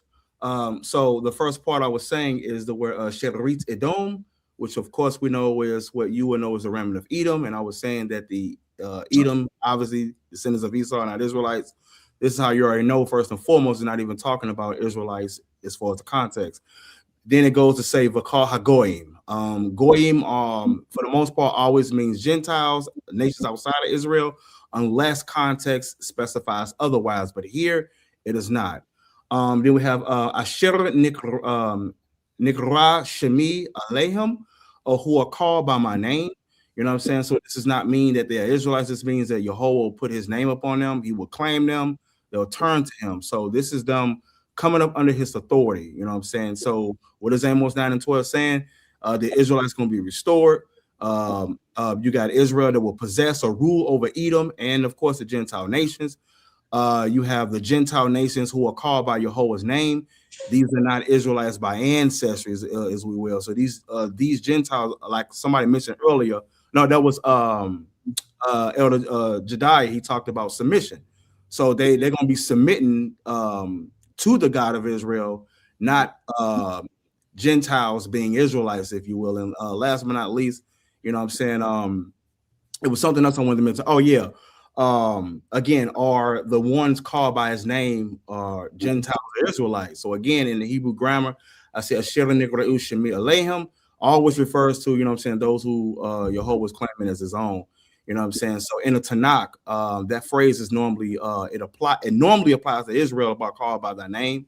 You know what I'm saying? The people of his covenant, of course. So when Amos is saying it, though, he's saying all nations on my name is called. You know what I'm saying? So it means Gentile nations who come under the authority of Yehovah through Israel's dominion, of course. You know what I'm saying? So that word name can be authority. You know what I'm saying? So that's the story short. You know what I'm saying? From what I see. What I started at verse 7, and the reason why I started at verse 7, because verse 7 it's speaking directly to the Israelites and how they would move during this coming of this kingdom, so to say. And then when you get to verse 12, it says, so that they shall possess the rest of Edom. They is Yisrael. They're the ones that's going to possess Edom. And all nations once attached to my name. Once Israel attaches themselves to the name of Yahweh, this is going to take place. Thus declareth Yahweh, a time is coming. So, yeah, them nations will, also like a domino effect, so to say. If you have a kingdom of priests, which is Israel, then you have the nation of Israel's Kohanim would be Levi. If you have the anointed in our nation that comes from out of the Davidic line, naturally you're going to have an anointed nation, which will be Israel to the nations of the earth. And then in turn, they will reflect that enlightenment, thus say, or so to say. So yeah, naturally they would have the name attached to them, but only through getting instruction from Israel. Because verse 7 is letting us know that it's speaking to the Israelites and how the Israelites would be moving and how these nations would become possessed by the Israelites in all the nations. Reason why Edom is mentioned first, because Edom was our original enemy, so to say, and our our twin brother, our paternal twin brother. So Edom is being mentioned first, because remember, Edom is the one that made the Talmud that went up into the cliffs and the mountains where you see in Obadiah, and then you also see in Psalms, the 82nd chapter, or excuse me, the 83rd chapter, that Edom made confederate with these different nations. So naturally, Edom's name is going to be mentioned first, and then all the nations, once we, Israel, attach ourselves to the name of Yahweh, this will declare itself. So this is strictly talking about Israel and how we're going to possess these nations by the way of Torah, and we're going to instruct them by the way of Torah, just like King David put garrisons on Edom. In the Book of Kings, we see garrisons put in on Edom, and David forced Torah on them. We see during the Maccabean revolt, we see John Hyrcanus, enforcing Torah on Edom as well. So this idea of possessing Edom and enforcing Torah, and I'm not saying in this sense by force or whatever, however it's going to be done, it's going to be done through us being the light to them through our government. That's why it says there in verse 9, chapter 12, chapter 9, verse 12, that they Lama'an Yirshu et She'ari Edom, that they shall possess the remnant of Edom. So it's not just that they say, I believe in Yah, but we have to now tell them what to do. And we have to give instructions, and they have to be tangible. And another thing is that they have to be willing to donate financially. Real quick, if we could get a precept, because I'm thinking of I think it's 2 Corinthians 9, if I remember right. Real quick, second. On what? About the Gentiles and what they need to be doing. It says if we teaching them spiritual things, they need to be giving us the carnal things. They need to be giving us the financial things. Where's that at? It's in chapter 8 or 9. Maybe 8. But that's what they do as we teach them. Yes, 1 Corinthians 9 and 11. 9 and 11, you got it, Ak? Mm-hmm. It says, let me pull it up. It says, if we have sown unto you spiritual things, is it a great thing if we shall reap your carnal things? So, as we start, that's how, us as priests, they have to bring their offerings to us. And then we pray for them that they can be saved. That was what the priesthood had to intercede for people. So us interceding to this remnant of the Gentiles, they have to serve and they have to be willing to bring their offerings to our people. And then through that, we're supposed to build that to help build our communities, to help build our congregations and do what we need to do to get our households in order for Yah. That's the rule. So like if we just say, hey, kiss our boots and step, we missing what they supposed to do. We got authority over them, and the word is causing them to submit. But like we gotta get them to perform, and through that they can earn a place. You know what I'm saying? That's how. I see what you're saying, because I see it in the Hebrew New Testament. In the Hebrew New Testament, it uses the phrase "tova gufanit." You know what I'm saying? So like material good or physical benefit or whatnot. So I see that. Mm-hmm. Saying now, yeah, I see that. You know what I'm saying? But I know I did say who's gonna be wrapping up. So I guess I'll do my little last statements. It was a pleasure with talking with you, brothers. Priest Hakah, I just added you on Facebook as well, man. I definitely will be supporting you, brother. I definitely want to get some more books from Zion Lexx as well, Jediah, and even though, of course, because I'm always a student first, you know what I'm saying? There's going to be a time where I'm going to be coming and sitting at y'all classes from Jediah. I know I want to get better at my active speaking because, I've been doing this on my own. And I for sure want to sit down and classes with Zion Lexx or whatnot, so my brother can help me strengthen up as more in the language. I'm definitely going to be strengthened even more in the Greek language and Aramaic, because my goal is to fluently be able to read the Bible in all of the major languages. You know what I'm saying? I'll end with this. Anybody that's listening, I'm telling you, be encouraged to learn the language. You know what I'm saying? Go learn Hebrew. Go learn Hebrew. You got brothers up here who know the language, understanding the grammar. You know what I'm saying? Because last but not least, if you don't understand grammar, you will find yourself going to a Strong's Concordance, taking words out of context. For example, if you look at that, I got to say it again, Matthew 1:16. When you look at the word begot and the word born, you will pull up G1080 and not understand that the Greek word geneo is not the word in the text. You know what I'm saying? It is the inflected word is in the text. You know what I'm saying? So It is good to have some understanding of it or whatnot. And I will say this is a challenge to anybody in the community. When it comes to the virgin birth, we know the breakdown from Romans 1:3, Wisdom Solomon 1:7, on the king at the beginning of birth. If you all learn the Greek language and learn the Hebrew language, can you defend your stance with the grammar? That is the kill shot that's going to kill everybody's doctrine. Me and Jediah finna talk about it tomorrow. I call it the kill shot. If you believe that Joseph is a biological father, take your breakdowns off the table. Let the grammar speak.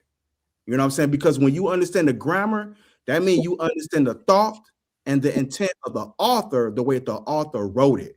I'm not talking about the Immaculate Conception that was created December 9, 1854. I'm not talking that. I'm only talking about the virgin birth. Everybody who I know that know the Hebrew language, anybody who knows Hebrew and understands Hebrew and even Greek will never agree that Joseph is a biological father. Because anytime you look at where it talks about his birth, it's always in the passive form. And that's something that people who believe Joseph is the biological father, it's a kill shot. It's a kill shot. And if anybody who want to know what I mean, reach out to me personally, and we can go over this about what I'm saying. You know what I'm saying? So from your Hebrews 2:16, 17, and we didn't heard it all. But when you understand the grammar is what's going to be the kill shot. And I believe that one day that all the One West people is going to have to go back to the drawing board and look at it grammatically. Again, take the breakdowns off the table. I want to start having dialogues with brothers who want to just discuss the grammar. You say Joseph the father, then why does his grammar say that? That's what's going to separate the men from the boys. I think that's going to be very powerful. But gentlemen, we have reached our stay. I want to close out by just sharing something with everybody. Some of you know that I have authored books. I have 8 of them at this point. All of my books can be found on Amazon as well as Barnes and Nobles. You can look up my books online by typing in Zion Lexx, or you can type in my Hebrew name, Avdiel Ben Levi. I've been writing for a very, very long time. One of my very first experiences as a writer in the Israelite community was in the year 1998. Chief Naphtali of my congregation, Shema Israel, he created something that was called the Third Eye newspaper. We would take this newspaper to Rikers Island. We would take it up north, Sing Sing. We take it to, down south. We take it to the Caribbean. And we use this newspaper in the 90s, the mid 90s, to help spread the word of our community. I authored an article in this paper in the July/September 1998 issue. At that time, I wasn't going by Avdiel Ben Levi. I was going by Avdiel Ben Israel. I hadn't chosen my tribe yet. So I was known as Avdiel Ben Israel. I wrote an article entitled The Heritage Factor. And I talk about how European people have co-opted our way of life, et cetera, et cetera. So I just want to say to the people that you can disagree with the elders and you can not like the elders, but we got to start putting respect on people that have been around consistently. No man is perfect. You're always going to find flaws in doctrine, flaws in thinking, but everybody on this panel has been around for some time. Some of us longer than others, some of us slightly shorter, but we all been around for a long time. The Torah says the race is not to the swift, nor is it to the strong, but it's to he who endures.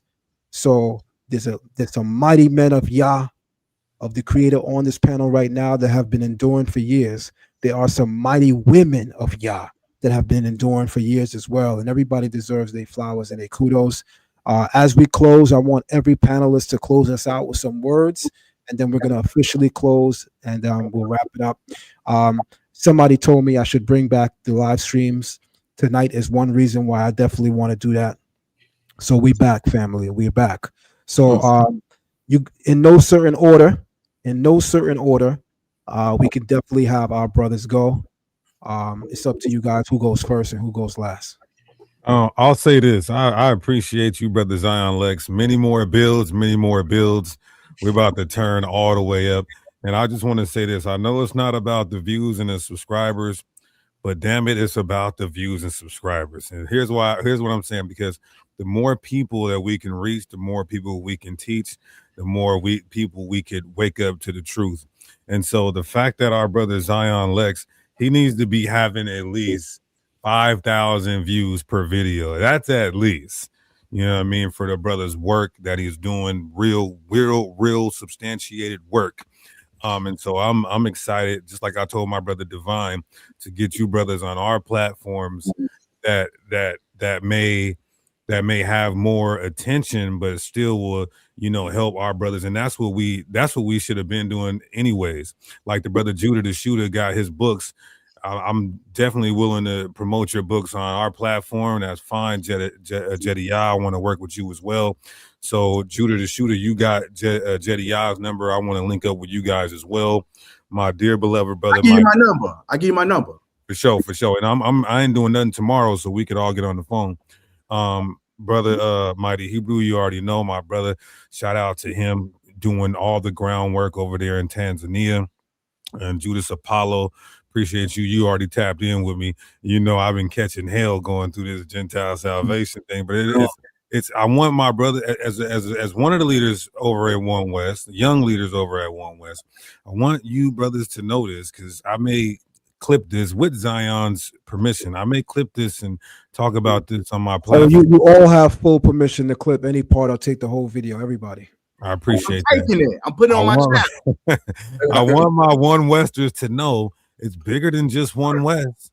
It's very myopic for you to think that it's only One West. It's bigger than One West. And although we don't agree doctrinally or linguistically with the elders of these brothers on the panel, those elders are still our elders. They're of our same stock. They're of our same ethnicity. And so we need to know the history. That's why I like how Jediah did his history with his elders and the One West elders. And we need to do the same, because they're important and valuable as well.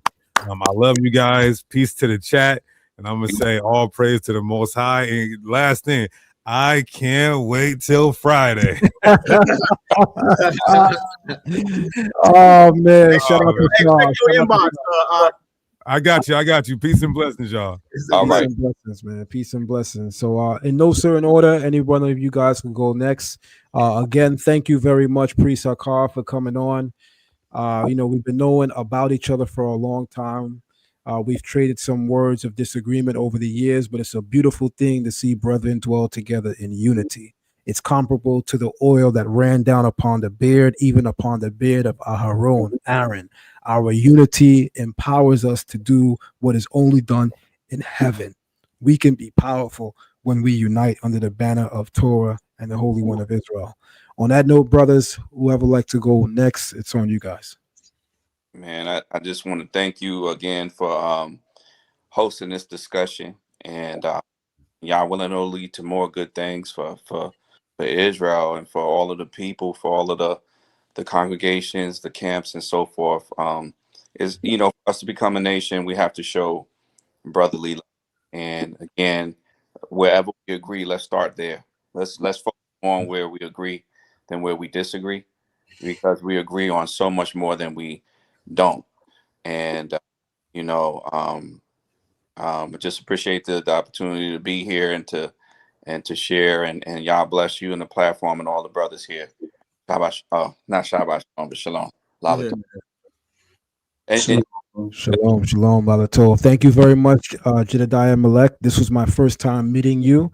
I did hear of your name before. I know I certainly saw you somewhere. I can't think of where, but I saw you online somewhere. And I'm glad to have finally graced you. And we definitely come together and do some things. I reached out to you back when you put out a book on Coming to Messiah. You might not have seen it. I sent out a Facebook message to you. Then that's what it was. I know I remember interacting, and that's what it was. Yes, my memory is faint, but yes, that's what it was then. Yeah, it was back then at that time, just to tell you, you know, God bless you on, you know, increasing your growth in the walk. And, you know, I walked that walk too. Torah only, B'nai died. Come on. You know, and when I, you know, I was telling a lot of the elders there, and then they had the camp in Atlanta, Shomrei HaTorah, and I went there. It was proving Messiah. I said, I don't need to prove the Messiah out of the New Testament. Let's just stay in the Old Testament. That's right. Prove him all day in the Tanakh. Right. Even though Mighty Hebrew ready to chop our heads, but you know it's all love. Mighty Hebrew like, all right, y'all better chill. but listen, this is how it should be done. It shouldn't be personal, man. It shouldn't be that brother believing Messiah. That's crazy. I ain't messing with him. He's a cornball. All that stuff is weird behavior. We are grown men. We love the Creator. I hope. Right. I hope everybody, not speaking about the panel, I mean the community. I hope people really love the Creator. I hope people really are about this. Will we get things wrong sometimes? Yes. Will we blatantly make bad decisions at times? Yes. Will we blatantly sin at times? Let's keep it real. We human. Yes. But the thing is to keep going. Too often we self-defeated and we allow our flaws, our sins to allow us to come off the course. Nah, homeboy, stay the course. Stay the course. The same book that we read about the Creator says, the righteous may fall 7 times and yet rise. That's why I love the words of King David. King David says, commit not my judgment in the hands of man, but I pray that you judge me. Because King David knows something that many of us know. Man wants to make a full end of you the first time you sin. A lot of people are envious. A lot of people are full of hate. A lot of people want to occupy your position. The first time you do something that's wrong, everybody say, I told you he was fake. Yeah. Commit the judgment in your hands, O Creator, may you judge me, because man would have me come to a full end. If the righteous could fall 7 times and yet rise, then guys, you could come back from any flaws or sins that you have, so long as you have a resolve to get right before the Creator and not to return to your vomit. Let's get it right. All right. Come on. Yeah, if I may, I just wanted to, pretty much just put a stamp on what we was talking about earlier about that Amos 9 and it being fulfilled in Acts chapter 15. It's pretty much it's a blessing for Israel, a huge blessing for Israel to have servants. You know what I'm saying? And that's why it's so trivial. Like nobody wants to talk about this, especially because, they teach that Gentiles can't be saved at all. But these are our servants, man. He said, ask of me, and I shall give you the heathens for your inheritance. And I mean, he told us again in Second Esdras, he said, as for the servants I have given thee, there shall not one of them perish, for I will require them from among thy number. So over and over again, he's telling us about them coming amongst us as servants. And again, this is a huge blessing that brothers is missing out on. I hate to see it. I hate to see brothers have somebody come up to the camp, kiss their boots, and then they just say, all right, the Most High might have some mercy on you, and they just send them away.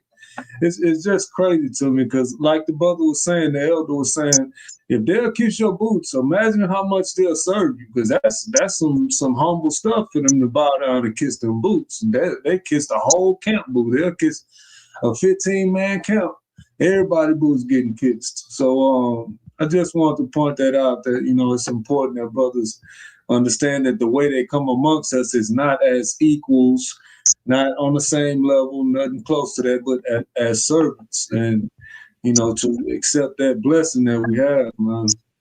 But yeah, hopefully we can speak on another time on the topic, because it's not being spoken about pretty much at all. To be honest with you, the whole subject really just came to the front when Deacon started bringing it out.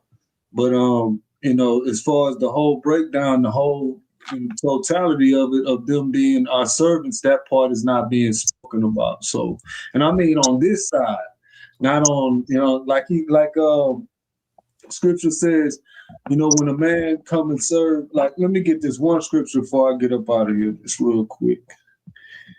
Let me get Mark chapter 12. I believe it's Mark 12. Yeah, I hate to do this, but I just got to bring it up. That's it, 12.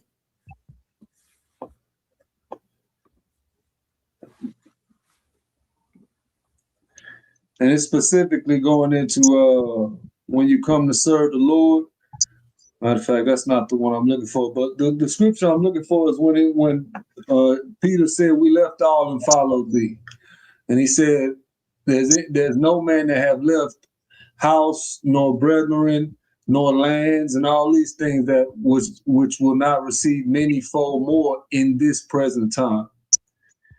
So we got to understand that there's blessings that come as being the Israelite, as being the royal people on this side, not just in the kingdom. He said that we will receive these things, and who else we're going to receive the houses and lands from except from the people that have the houses and lands, which are the heathens. So, like I said, hopefully we can speak on that a little bit later on in another time, man, because it's a lot of scriptures on it. It's just not being touched, man. I really want to get into that. Definitely, good brother. I appreciate you coming on. Thank you for sharing your sentiment, man. And anytime that I'm live, man, you can definitely join our panel, and I'll add to the overall discussion, man. Thank you very much, and take care, brother. Shalom. Come, shalom, brothers.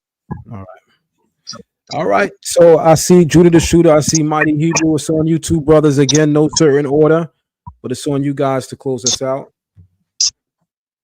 Yeah, I can, it's definitely an honor. First and foremost, I give all praise and honor to Yahuwah, the supreme, intelligent, powerful one of our forefathers, Abraham, Yitzchak, and Yaakov. Those striving for righteousness' sake, I say into the family, the Mishpachah, Shalom Aleichem.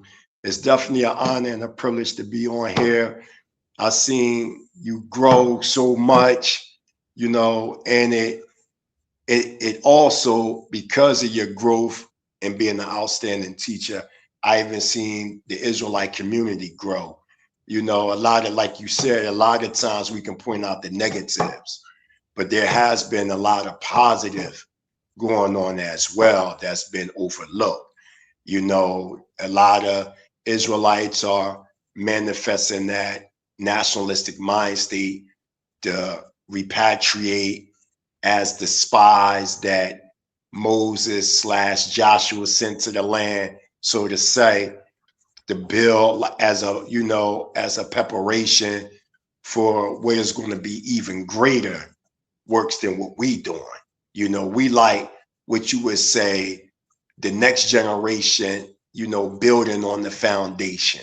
I just want to give a shout out to Kohen Michael Ben Levi, him, along with Elder Yehoshaphat Ben Yisrael, founder of the Jerusalem Chronicle newspaper. These were like my first direct nationalistic teachers, and I want to stress this to the family, that nationalism it's very imperative that we saturate ourselves in that, but from a Hebraic standpoint, because once we do saturate ourselves into that, everything comes into that. Because now you're talking language when you're talking nationalism, you talking culture, how to eat, how to dress, how to walk, how to talk, how we perceive things geopolitically, because all nations of the earth have a geopolitical stance as to how they view their government, their people.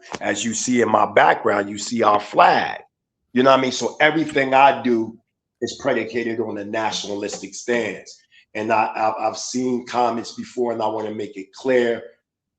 I'm not a Hebrew that does not acknowledge that Mori Yeshua Bar Yosef didn't exist. I acknowledge that the man did exist. And I've spoke on this several times with the Moray, with the chief, the Rav, many times. Even Judah the Shooter know my stance. You see what I'm saying? Now when it comes to Tanakh pronostications, now that's where we vary at. But when it comes to him being a historical figure, a freedom fighter, and a revolutionary for our people, when it comes to Israel, that was my brother. And there were many casualties in Israel as it pertained to, leaders, Malcolm X, Martin, Yeshua, so many of our leaders that took, that were assassinated, because he wasn't just murdered, he was assassinated. Because when we read the history behind this man, there was assassination attempts put on that man's life to the point where he got assassinated. So I want to make that clear to the people, so they're not misconstrued like all the Mighty Hebrew saying Yeshua don't exist. I never said that. He existed. Now, when it comes to him being the Moshiach, I just don't acknowledge that. And, you know, we can discuss that, you know, in the future, you know, in the back, and then naturally as brothers coming into some type of agreement and bringing forth a powerful presentation for our people. You know what I'm saying? Not on the screen of others who got agendas. I know Zion know what I mean when I say that.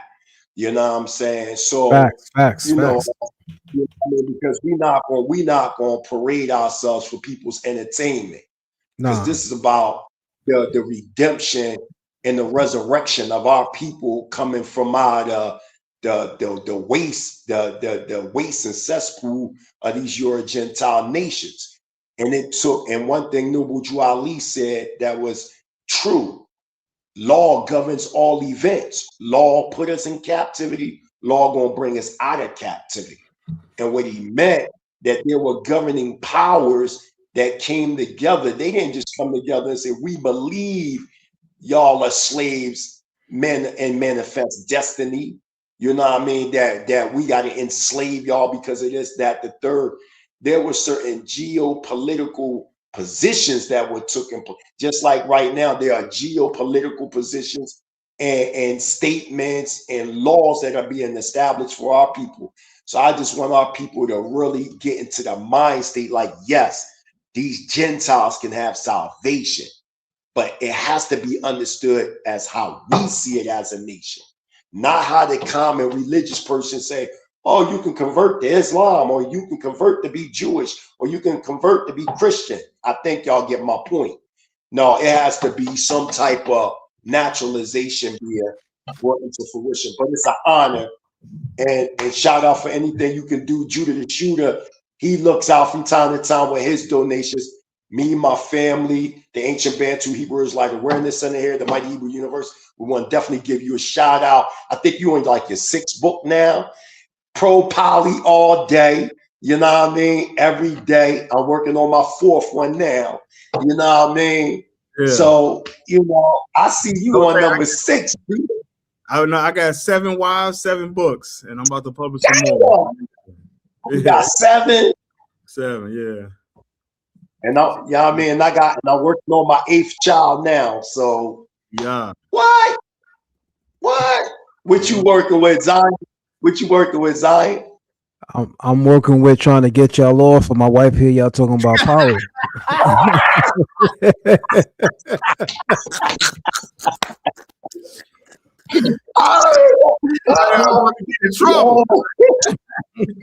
already know. That's why I asked Zion that. I know Zion Isha ain't going for that. All right. Hey, man. It's been. I love y'all, man. It's been I know y'all keep me in prayer. Anything y'all can do for us over here, we need it. We on lockdown now, so we love y'all. Well, I just give about 60 seconds, man. Look, I just first want to say, man, right, for my Hebrew speakers, Yaki Hamelech Yeshua HaShachor Mashiach Asher HaKadosh Shel Yisrael Hallelujah Adonim Umelech Hamlachim. So that way you would know as long live the King Jesus, the Black Messiah, who the Holy One of Israel. Hallelujah. He's the Lord of Lords and King of Kings.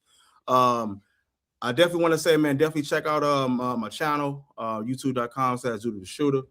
And I just want to give Zion Lexx, man, your flowers, man. Keep doing what you're doing, man. This was a great and powerful bill, brother. Don't let up, man. Man, look, hey, I just admire your work, man, and what you're doing out here, brother. And I can never tell you that enough. It is always an honor and a pleasure to, you know what I'm saying, be in your presence, man, and may the Most High continue to bless you. And that being said, to everybody that was listening, hope y'all take heed. Hopefully you've been inspired to go and learn the language. And last but not least, remember that challenge is out there. For anybody to believe Joseph's the father, defend it with the grammar and the grammar only. Come on. That right there, if you look, that if you listening, whether the Greek grammar and the Hebrew grammar, it's going to annihilate Joseph being the biological father. You can't defend it with grammar. So you can take your set up questions, who understand the customs of marriage, Matthew 1, and you know what I'm saying? We know the breakdown. Let the grammar speak, and let's see if it can defend it. And that's what's going to separate, and you will know that somebody ain't being truthful. So that being said, Aki Hakadal, Lehitriot Vishalom. All right, thank you very much. I want to shout out BR Yan for your donation. I just saw that on the Learn Torah Hebrew Academy Cash App. I appreciate that. Thank you very much. I appreciate everybody that supported this live stream. Let's continue the great energy, everybody. Again, disagreements don't mean we're enemies. In fact, I think that conversations like this are probably best had behind closed doors first, and then maybe we could bring it to the general public. That way we can just at least make sure that our behavior matches what we're saying that we're about. But, you know, sometimes that's a challenge in the Israelite community, that people really don't want to behave that way because everybody's trying to make a name for themselves. So, of course, that's challenging. Thank you to everybody that joined the panel. I look forward to coming back on the YouTube space. But I do enjoy Learn Torah Hebrew Academy, man. We have classes on Monday. We have classes on Tuesday. We have classes on Wednesday. We actually interrupted our Torah class just to be able to bring you guys this presentation tonight. So Torah class, I know y'all watching. I know y'all sucking y'all teeth. I know y'all like, I know this man didn't stop our Torah class to do this, but I do know that many of you do appreciate that this was done. So we'll definitely do a double Torah class on Thursday to make up for this class. For those of you who would like to learn Biblical Hebrew, we have Biblical Hebrew classes that happen weekly here at Learn Torah Hebrew Academy. You can sign up at patreon.com/Learn Torah. There are many courses that we offer here. We have a rabbinical training program. We have a biblical Hebrew program where when you complete the biblical Hebrew program, you also accrue the certificate of becoming a Moreh in the community, because by then you would have had studied Torah with us, you would have learned the language with us, and so you get a certificate of being acknowledged as a teacher in Israel. So, you know, our academy is powerful. A lot of great thinkers came out of our academy and continue to come out of our academy. Most people that have come through our academy have all returned to tell me that they have benefited greatly. And so for me, that means the world. So again, if you're someone that has not learned the language or doesn't have a full grip on the scriptures, Learn Torah Hebrew Academy might be the place for you. To Shar Ahrayahla, thank you for your presentation that you gave last night, good brother. I know that when you made certain remarks towards me, that it wasn't personal. And I also want to assure you that I don't have a personal issue with you, good brother. I actually applaud your effort. We may not agree on everything. We may even disagree on a lot. I don't know if that's a fact, but we may disagree on a lot. But nonetheless, I applaud your general initiative. I think that the work that you did in producing a Hebrew Israelite Bible was incredible. Continue doing your work, brother. Like myself, continue updating your information, and you will surely become what the Creator created and designed and made you to be, good brother. I look forward to having a conversation with you on Friday. I look forward to that being fruitful for our community. Let's put on a discussion, a conversation that our children can look on. Let's not behave like animals on YouTube and curse each other out and go crazy. Let's put on a demonstration for our community that our family members could watch, our children could watch, and the whole community could be edified. On that note, everybody, thank you for being here at Learn Torah Hebrew Academy. If you're not subscribed, make sure you're subscribed to our Zion Lexx TV. But I got to let you guys know something. I don't like being on YouTube as much as I did years ago. I'm going to make a slow transition back into it, but I'm live 4 days a week at Learn Torah Hebrew Academy. If you really, really, really enjoy my contribution in the community, then you should join Learn Torah Hebrew Academy. Good night, everyone. Love Torah. Shalom and welcome to Zion Lexx TV. Be sure to like the video, subscribe, and share the live stream. Become a member of Zion Lexx TV and unlock several hidden features and hidden videos. Also, you can donate to Zion Lexx TV at Cash App $Zion Lexx or via PayPal at zionlex@gmail.com. We also have an online academy entitled Learn Torah Hebrew Academy. Visit us on patreon.com/LearnTorah. Our gold tier membership gives you unlimited access to our special event lectures and our special live movie nights. Our Platinum tier gives you unlimited access to our Torah class, Kabbalah class, Patriarchs and Matriarchs of the Covenant classes, as well as understanding the New Testament via the Oral Tradition class. Our Diamond tier gives you unlimited access to all of the previous tiers, as well as our most sought-after class, our Biblical Hebrew course. And finally, our highest tier, our Sapphire tier, gives you unlimited access to all previous tiers, as well as our highly esteemed rabbinical course. Be sure to sign up today and check your tier membership so as to ensure you're getting access to the classes you desire. Thank you for visiting us here at Zion, Lexx TV, and now back to our current live stream.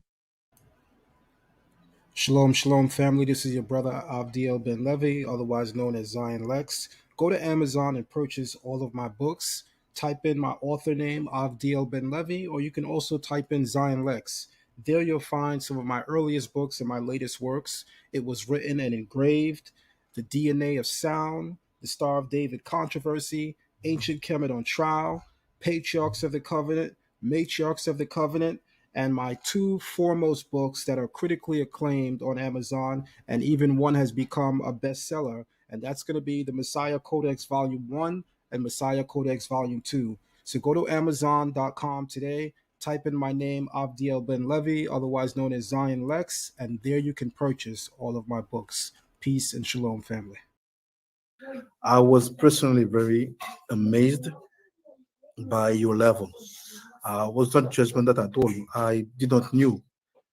But what I've seen today in many yeshiva that I put my legs where I went through, many are not at your level at all. And I will really say to all the people who study under you to believe that they have a real master. Because the way you receive us, the way you explain the Torah, the fire you bring through your explanation, it's like a stamp on the fact that you are a real one, a real sages. It will be my honor to share, to talk more about Learn Torah Hebrew Academy. Oh, my king. Shalom, my great brother. And you know, when people say so many great things about you and say that it takes one to know one. So I can reverse all of those things, you know, right back to you, because I've been following you for a long time. And, you know, the immense knowledge I learned from you, the respect that I have for you, the honor that I give you, you know, as one of the great teachers in the Israelite community, and not only to the Israelite community, but to our family, wherever they may be found, is one that is second to none. And I do appreciate the work that you've been doing, that you do, and you don't know how much you inspire me, you know. So I wanted you to know that as well, you know, that you have that type of effect on brothers and sisters. You know, you may just been started following me, but I've been following you for a long time. And a lot of what I know actually came from, you know, some things that you had shared that I needed to go and to research deeper. So I want to tell you how much I appreciate you and how much I love you, and how much is an honor for me to even be invited to your platform, my brother. I mean, you know, I don't take this lightly at all. I'm very appreciative of it, and thank you. Thank you. And I really say I'm amazed by the way you succeed to collect and to connect with every type of people, and the way you grab and spread the knowledge. I've never seen that in my life. I have to be honest. And you stay very simple, very humble, and I think many people have to learn from you. And this needed to be said also in front of many people. And you know, when we talk about spirituality, we don't look at the envelope, we look at the soul. Come on. It's amazing. So Darhaba, thank you very much. All right, perfect. So again, it's amazing to be here with Rav Zion and just, you know, having this conversation. What Hebrew Israelite you think is the best though? The Ben YAHL I think Captain, as far as a debate, is the epitome in the One West community. I agree. I think Zion is a very good debater. If he wants to do the whole Sumer thing or whatever, we could chop it up after the book. I mean, it's up to him. Now, as far as the true scholarship, I got to go with Zion Lexx on that. I don't know about true scholarship, but hey, you know. I'm talking about as far as Hebrew Israelites. I'm going with Zion with the scholarship. I would go with Divine. If I was to say Hebrew against Hebrew, I would have to go with Zion Lexx. Well, I'll go with Divine. I think Divine is more thorough. As far as a debater, Zion is the best. Zion and Captain is the best, no doubt. Okay. No doubt in my mind. That boy Zion, oh man, he gonna chop this video up, by the way, too. He gonna chop it up, put it on his timeline. You see what Garfield said? When it comes to that debating from the Hebrews, ain't nobody better than Zion and Captain. I'm just gonna say that. The way to whoever wrote those Hebrew writings was smarter than anybody we have ever met in our life. Why you say that? Because when I'm studying the writing, and they have what's called they have idioms. They have idioms, family. They have metaphors. They have epithets. Epithets is like, say, El is the God. So you'd have El Elyon. El Elyon would be probably, no, that's not a good example. But just different names of that same God would be an epithet of that God. They have epithets. They have idioms. Who does that if you're not intelligent? I know that, but I'm just saying they had some sort of numerology in there. When you see Zion going into the whole gematria stuff, that's later on, but they did have some sort of gematria in numeric, alphanumeric thing going. I'm saying this to everybody who is in Kemet. We know how great Kemet is, but whoever wrote the text, whoever wrote that Bible, is smart as a mother effer. I want to say this. We have to support each other. We have to support black businesses. I must say, when it comes to biblical Hebrew, when you want to study it, my brother Zion Lexx has classes. He doesn't only teach biblical Hebrew, he teaches Medu-Neter. Please, you want to learn? Absolutely. Go to him. Let him teach you what he has mastered. It's beautiful to watch him display it. If you want to have a better view on how the Bible looks at women in its proper context, then you should get these two books. Matrix of the Covenant, written by Avdiel Ben Levi, popularly known as Zion Lexx. This is a masterpiece.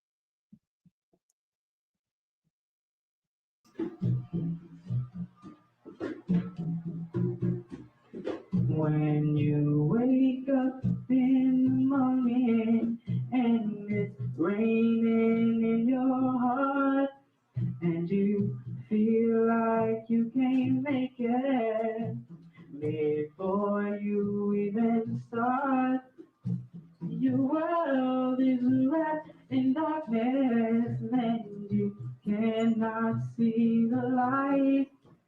And all your situations don't seem to work out right. Open up your vision. Open up the law, and remember just who you are. You're an Israelite, and you'll always be here. Remember the covenant that's passed down from year to year.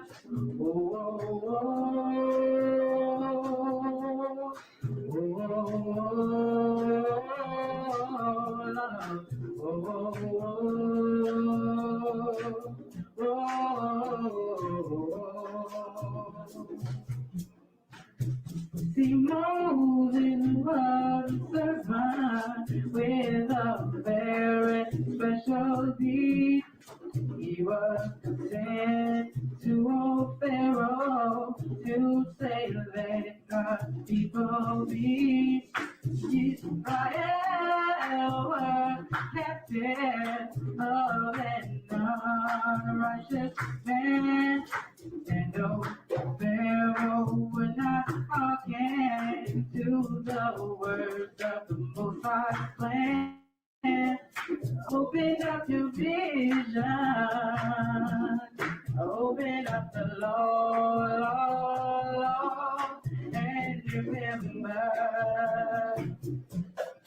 who you are. Your Israelite, and you'll always be here. Remember the covenant that went out from every year. Whoa,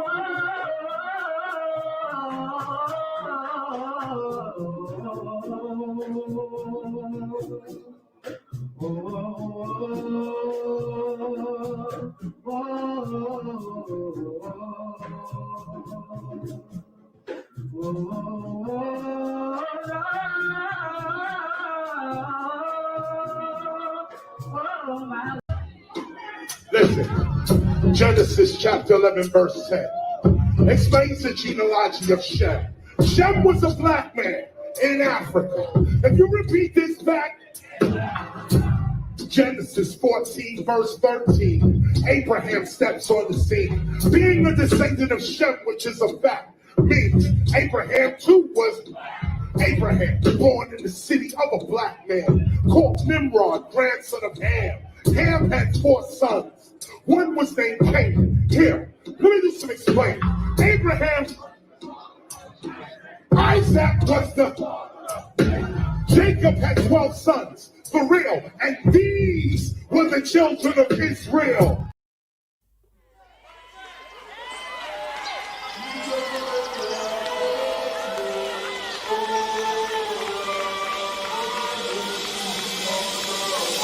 Tearing down idols, and we cutting down poles.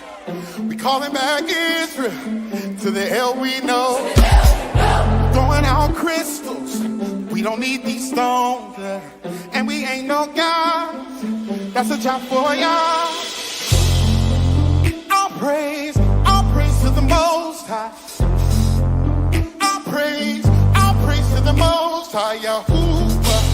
I'll praise to the Most High. I'll praise to the Yah Israel. Tearing down idols, we cutting down poles. We calling back Israel to the hell we know. We throwing out crystals, and we don't need these stones. We ain't no God, that's a job for Yah. Yeah. All praise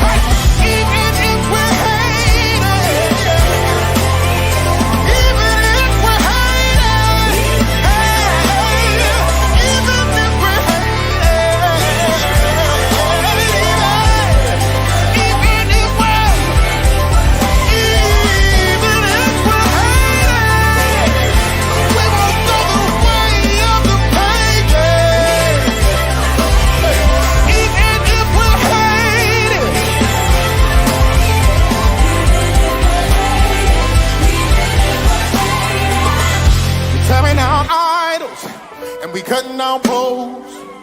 We calling back Israel to the L we know.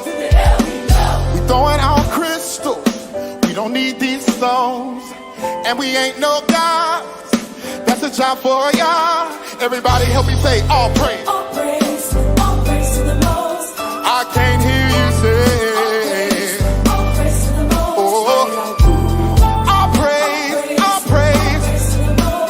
Hey, all praise. All praise to the God of Israel.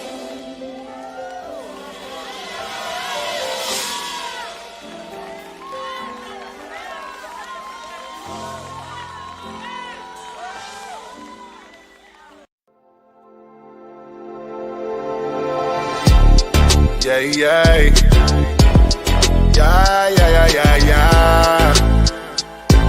Shout out to the Aces Hiles. Yeah.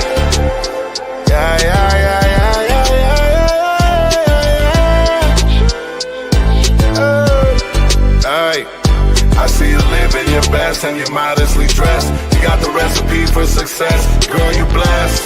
She sneers. I see you living your best and you're modestly dressed. You got the recipe for success. Girl, you blessed. She sneers. Say,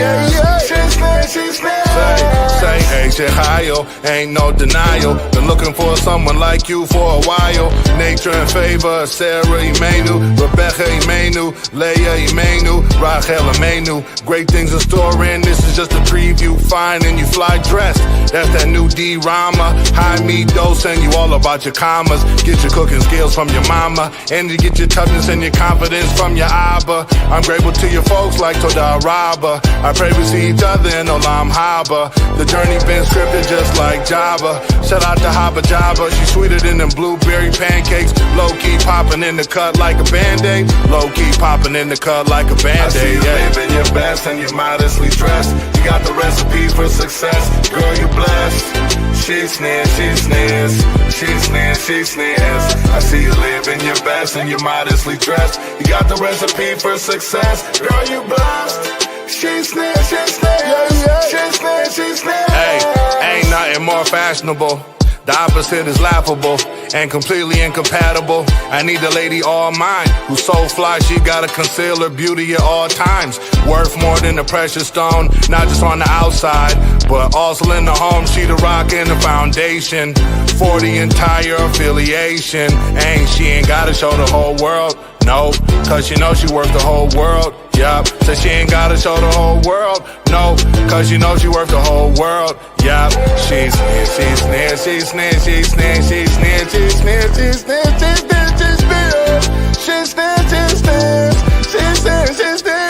I see you living your best and you're modestly dressed. You got the recipe for success. Girl, you blessed. She sneers. I see you living your best and you're modestly dressed. You got the recipe for success. Girl, you blessed. She sneers. Say you fine and you fly dressed. That's that new D-Rama. High me dose and you all about your commas. You get your cooking skills from your mama, and you get your toughness and your confidence from your Abba. I'm grateful to your folks like Toda Rabba. I pray we see each other in Olam Haba. The journey been scripted just like Java. Shout out to Haba Java. Shorty sweeter than them blueberry pancakes. Low-key popping in the cut like a Band-Aid. Low-key popping in the cut like a Band-Aid. And she ain't gotta show the whole world, no, cause she knows she worth the whole world. Yup, say she ain't gotta show the whole world, no, cause she knows she worth the whole world. Yup, she sneers. Did you know that a recent rabbinical court ruling could rewrite the history of millions of African Americans? The connection goes deeper than you might think. The Obadiah Alliance, a respected Sephardic rabbinical court, has officially recognized the Igbo Jews of Nigeria as descendants of the lost tribes of Israel. This groundbreaking declaration bridges a historical gap that scholars have debated for generations. The ruling draws from extensive historical evidence, DNA research, and preserved cultural practices that link the Igbo people to ancient Israel. The implications reach far beyond Nigeria's borders. During the transatlantic slave trade, a significant number of enslaved people were taken from Igbo territories. Many African Americans and Afro-Caribbeans today can trace their ancestry directly to these Igbo regions. This connection aligns with the biblical text of Deuteronomy 28:68, which some scholars interpret as a prophetic reference to the slave trade. The evidence suggests a profound historical narrative. Many African Americans and Afro-Caribbeans may be descendants of the lost tribes of Israel through their Igbo ancestry. This revelation challenges conventional historical perspectives and opens new avenues for understanding identity, heritage, and cultural connections across continents. Could this ruling reshape our understanding of not just African American history, but biblical history as well? Share your thoughts on this remarkable discovery.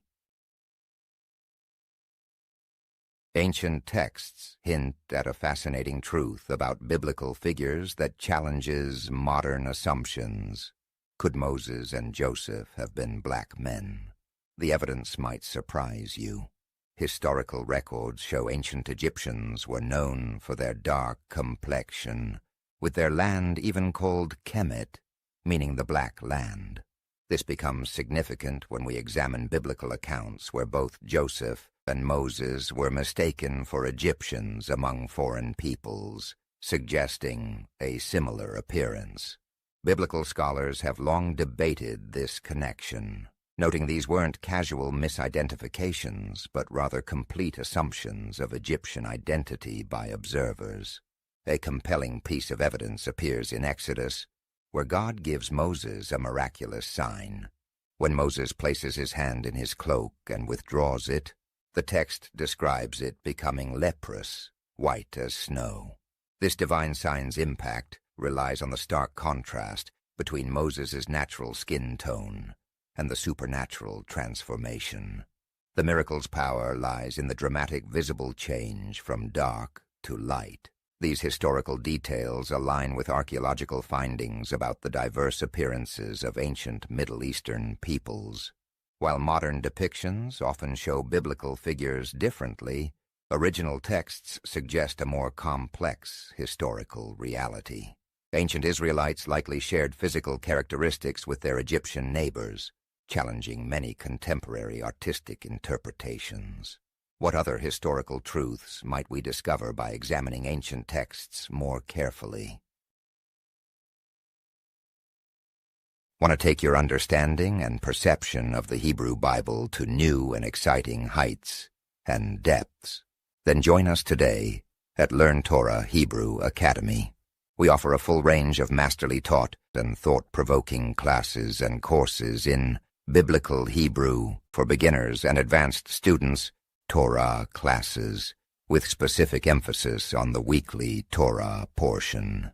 We also offer Kabbalah classes for beginners and advanced students, affording everyone a deeper and more esoteric understanding of the Bible and Torah. Lastly, we also offer courses in rabbinical and Levitical ministry training, especially designed for those looking to embark upon leadership opportunities in the community. We provide certificates and diplomas for several of our classes. Our online academy meets a couple days a week, and all of our classes are video recorded and for your playback needs. Each class recording comes with a fully digitized AI transcript, documenting everything learned and discussed in each session. In ancient Israel, when prophets were men and judges were warriors, one woman dared to challenge everything they thought they knew about power. Under a solitary palm tree, Deborah's wisdom drew crowds from every tribe, while tribal elders whispered their doubts in darkened tents. The battlefields of Canaan had fallen silent, but a storm was brewing. As the mighty Canaanite army threatened their lands, the skeptics who once mocked her prophecies now stood frozen in fear. Deborah's words cut through their uncertainty like lightning. Victory would come, but only if they followed her divine guidance. The army commander Barak faced an impossible choice. Trust this woman judge or watch his people perish. With chariots of iron approaching and the fate of Israel hanging by a thread, Deborah's prophecy unfolded exactly as she had foreseen. The rivers of Kishon swept away the enemy, and those who doubted her leadership watched in awe as history was written by a woman's courage. When the dust settled, even her greatest critics couldn't deny the truth.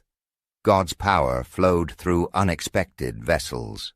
A prophetess under a palm tree had changed the course of a nation. What voices of wisdom do we ignore today because they don't match our expectations of what a leader should be?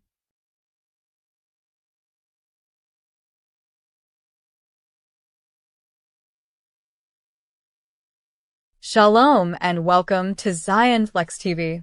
Be sure to like the video, subscribe, and share the live stream. Become a member of Zion Lexx TV and unlock several hidden features and hidden videos. Also, you can donate to Zion Lexx TV at Cash App $ZionLexx or via PayPal at zionlex@gmail.com. We also have an online academy entitled Learn Torah Hebrew Academy. Visit us on patreon.com/learntorah.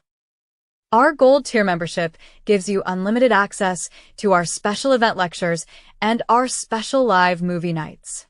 Our Platinum tier gives you unlimited access to our Torah class, Kabbalah class, Patriarchs and Matriarchs of the Covenant classes, as well as understanding the New Testament via the Oral Tradition class. Our Diamond tier gives you unlimited access to all of the previous tiers, as well as our most sought-after class, our Biblical Hebrew course. And finally, our highest tier, our Sapphire tier, gives you unlimited access to all previous tiers, as well as our highly esteemed rabbinical course. Be sure to sign up today and check your tier membership so as to ensure you're getting access to the classes you desire.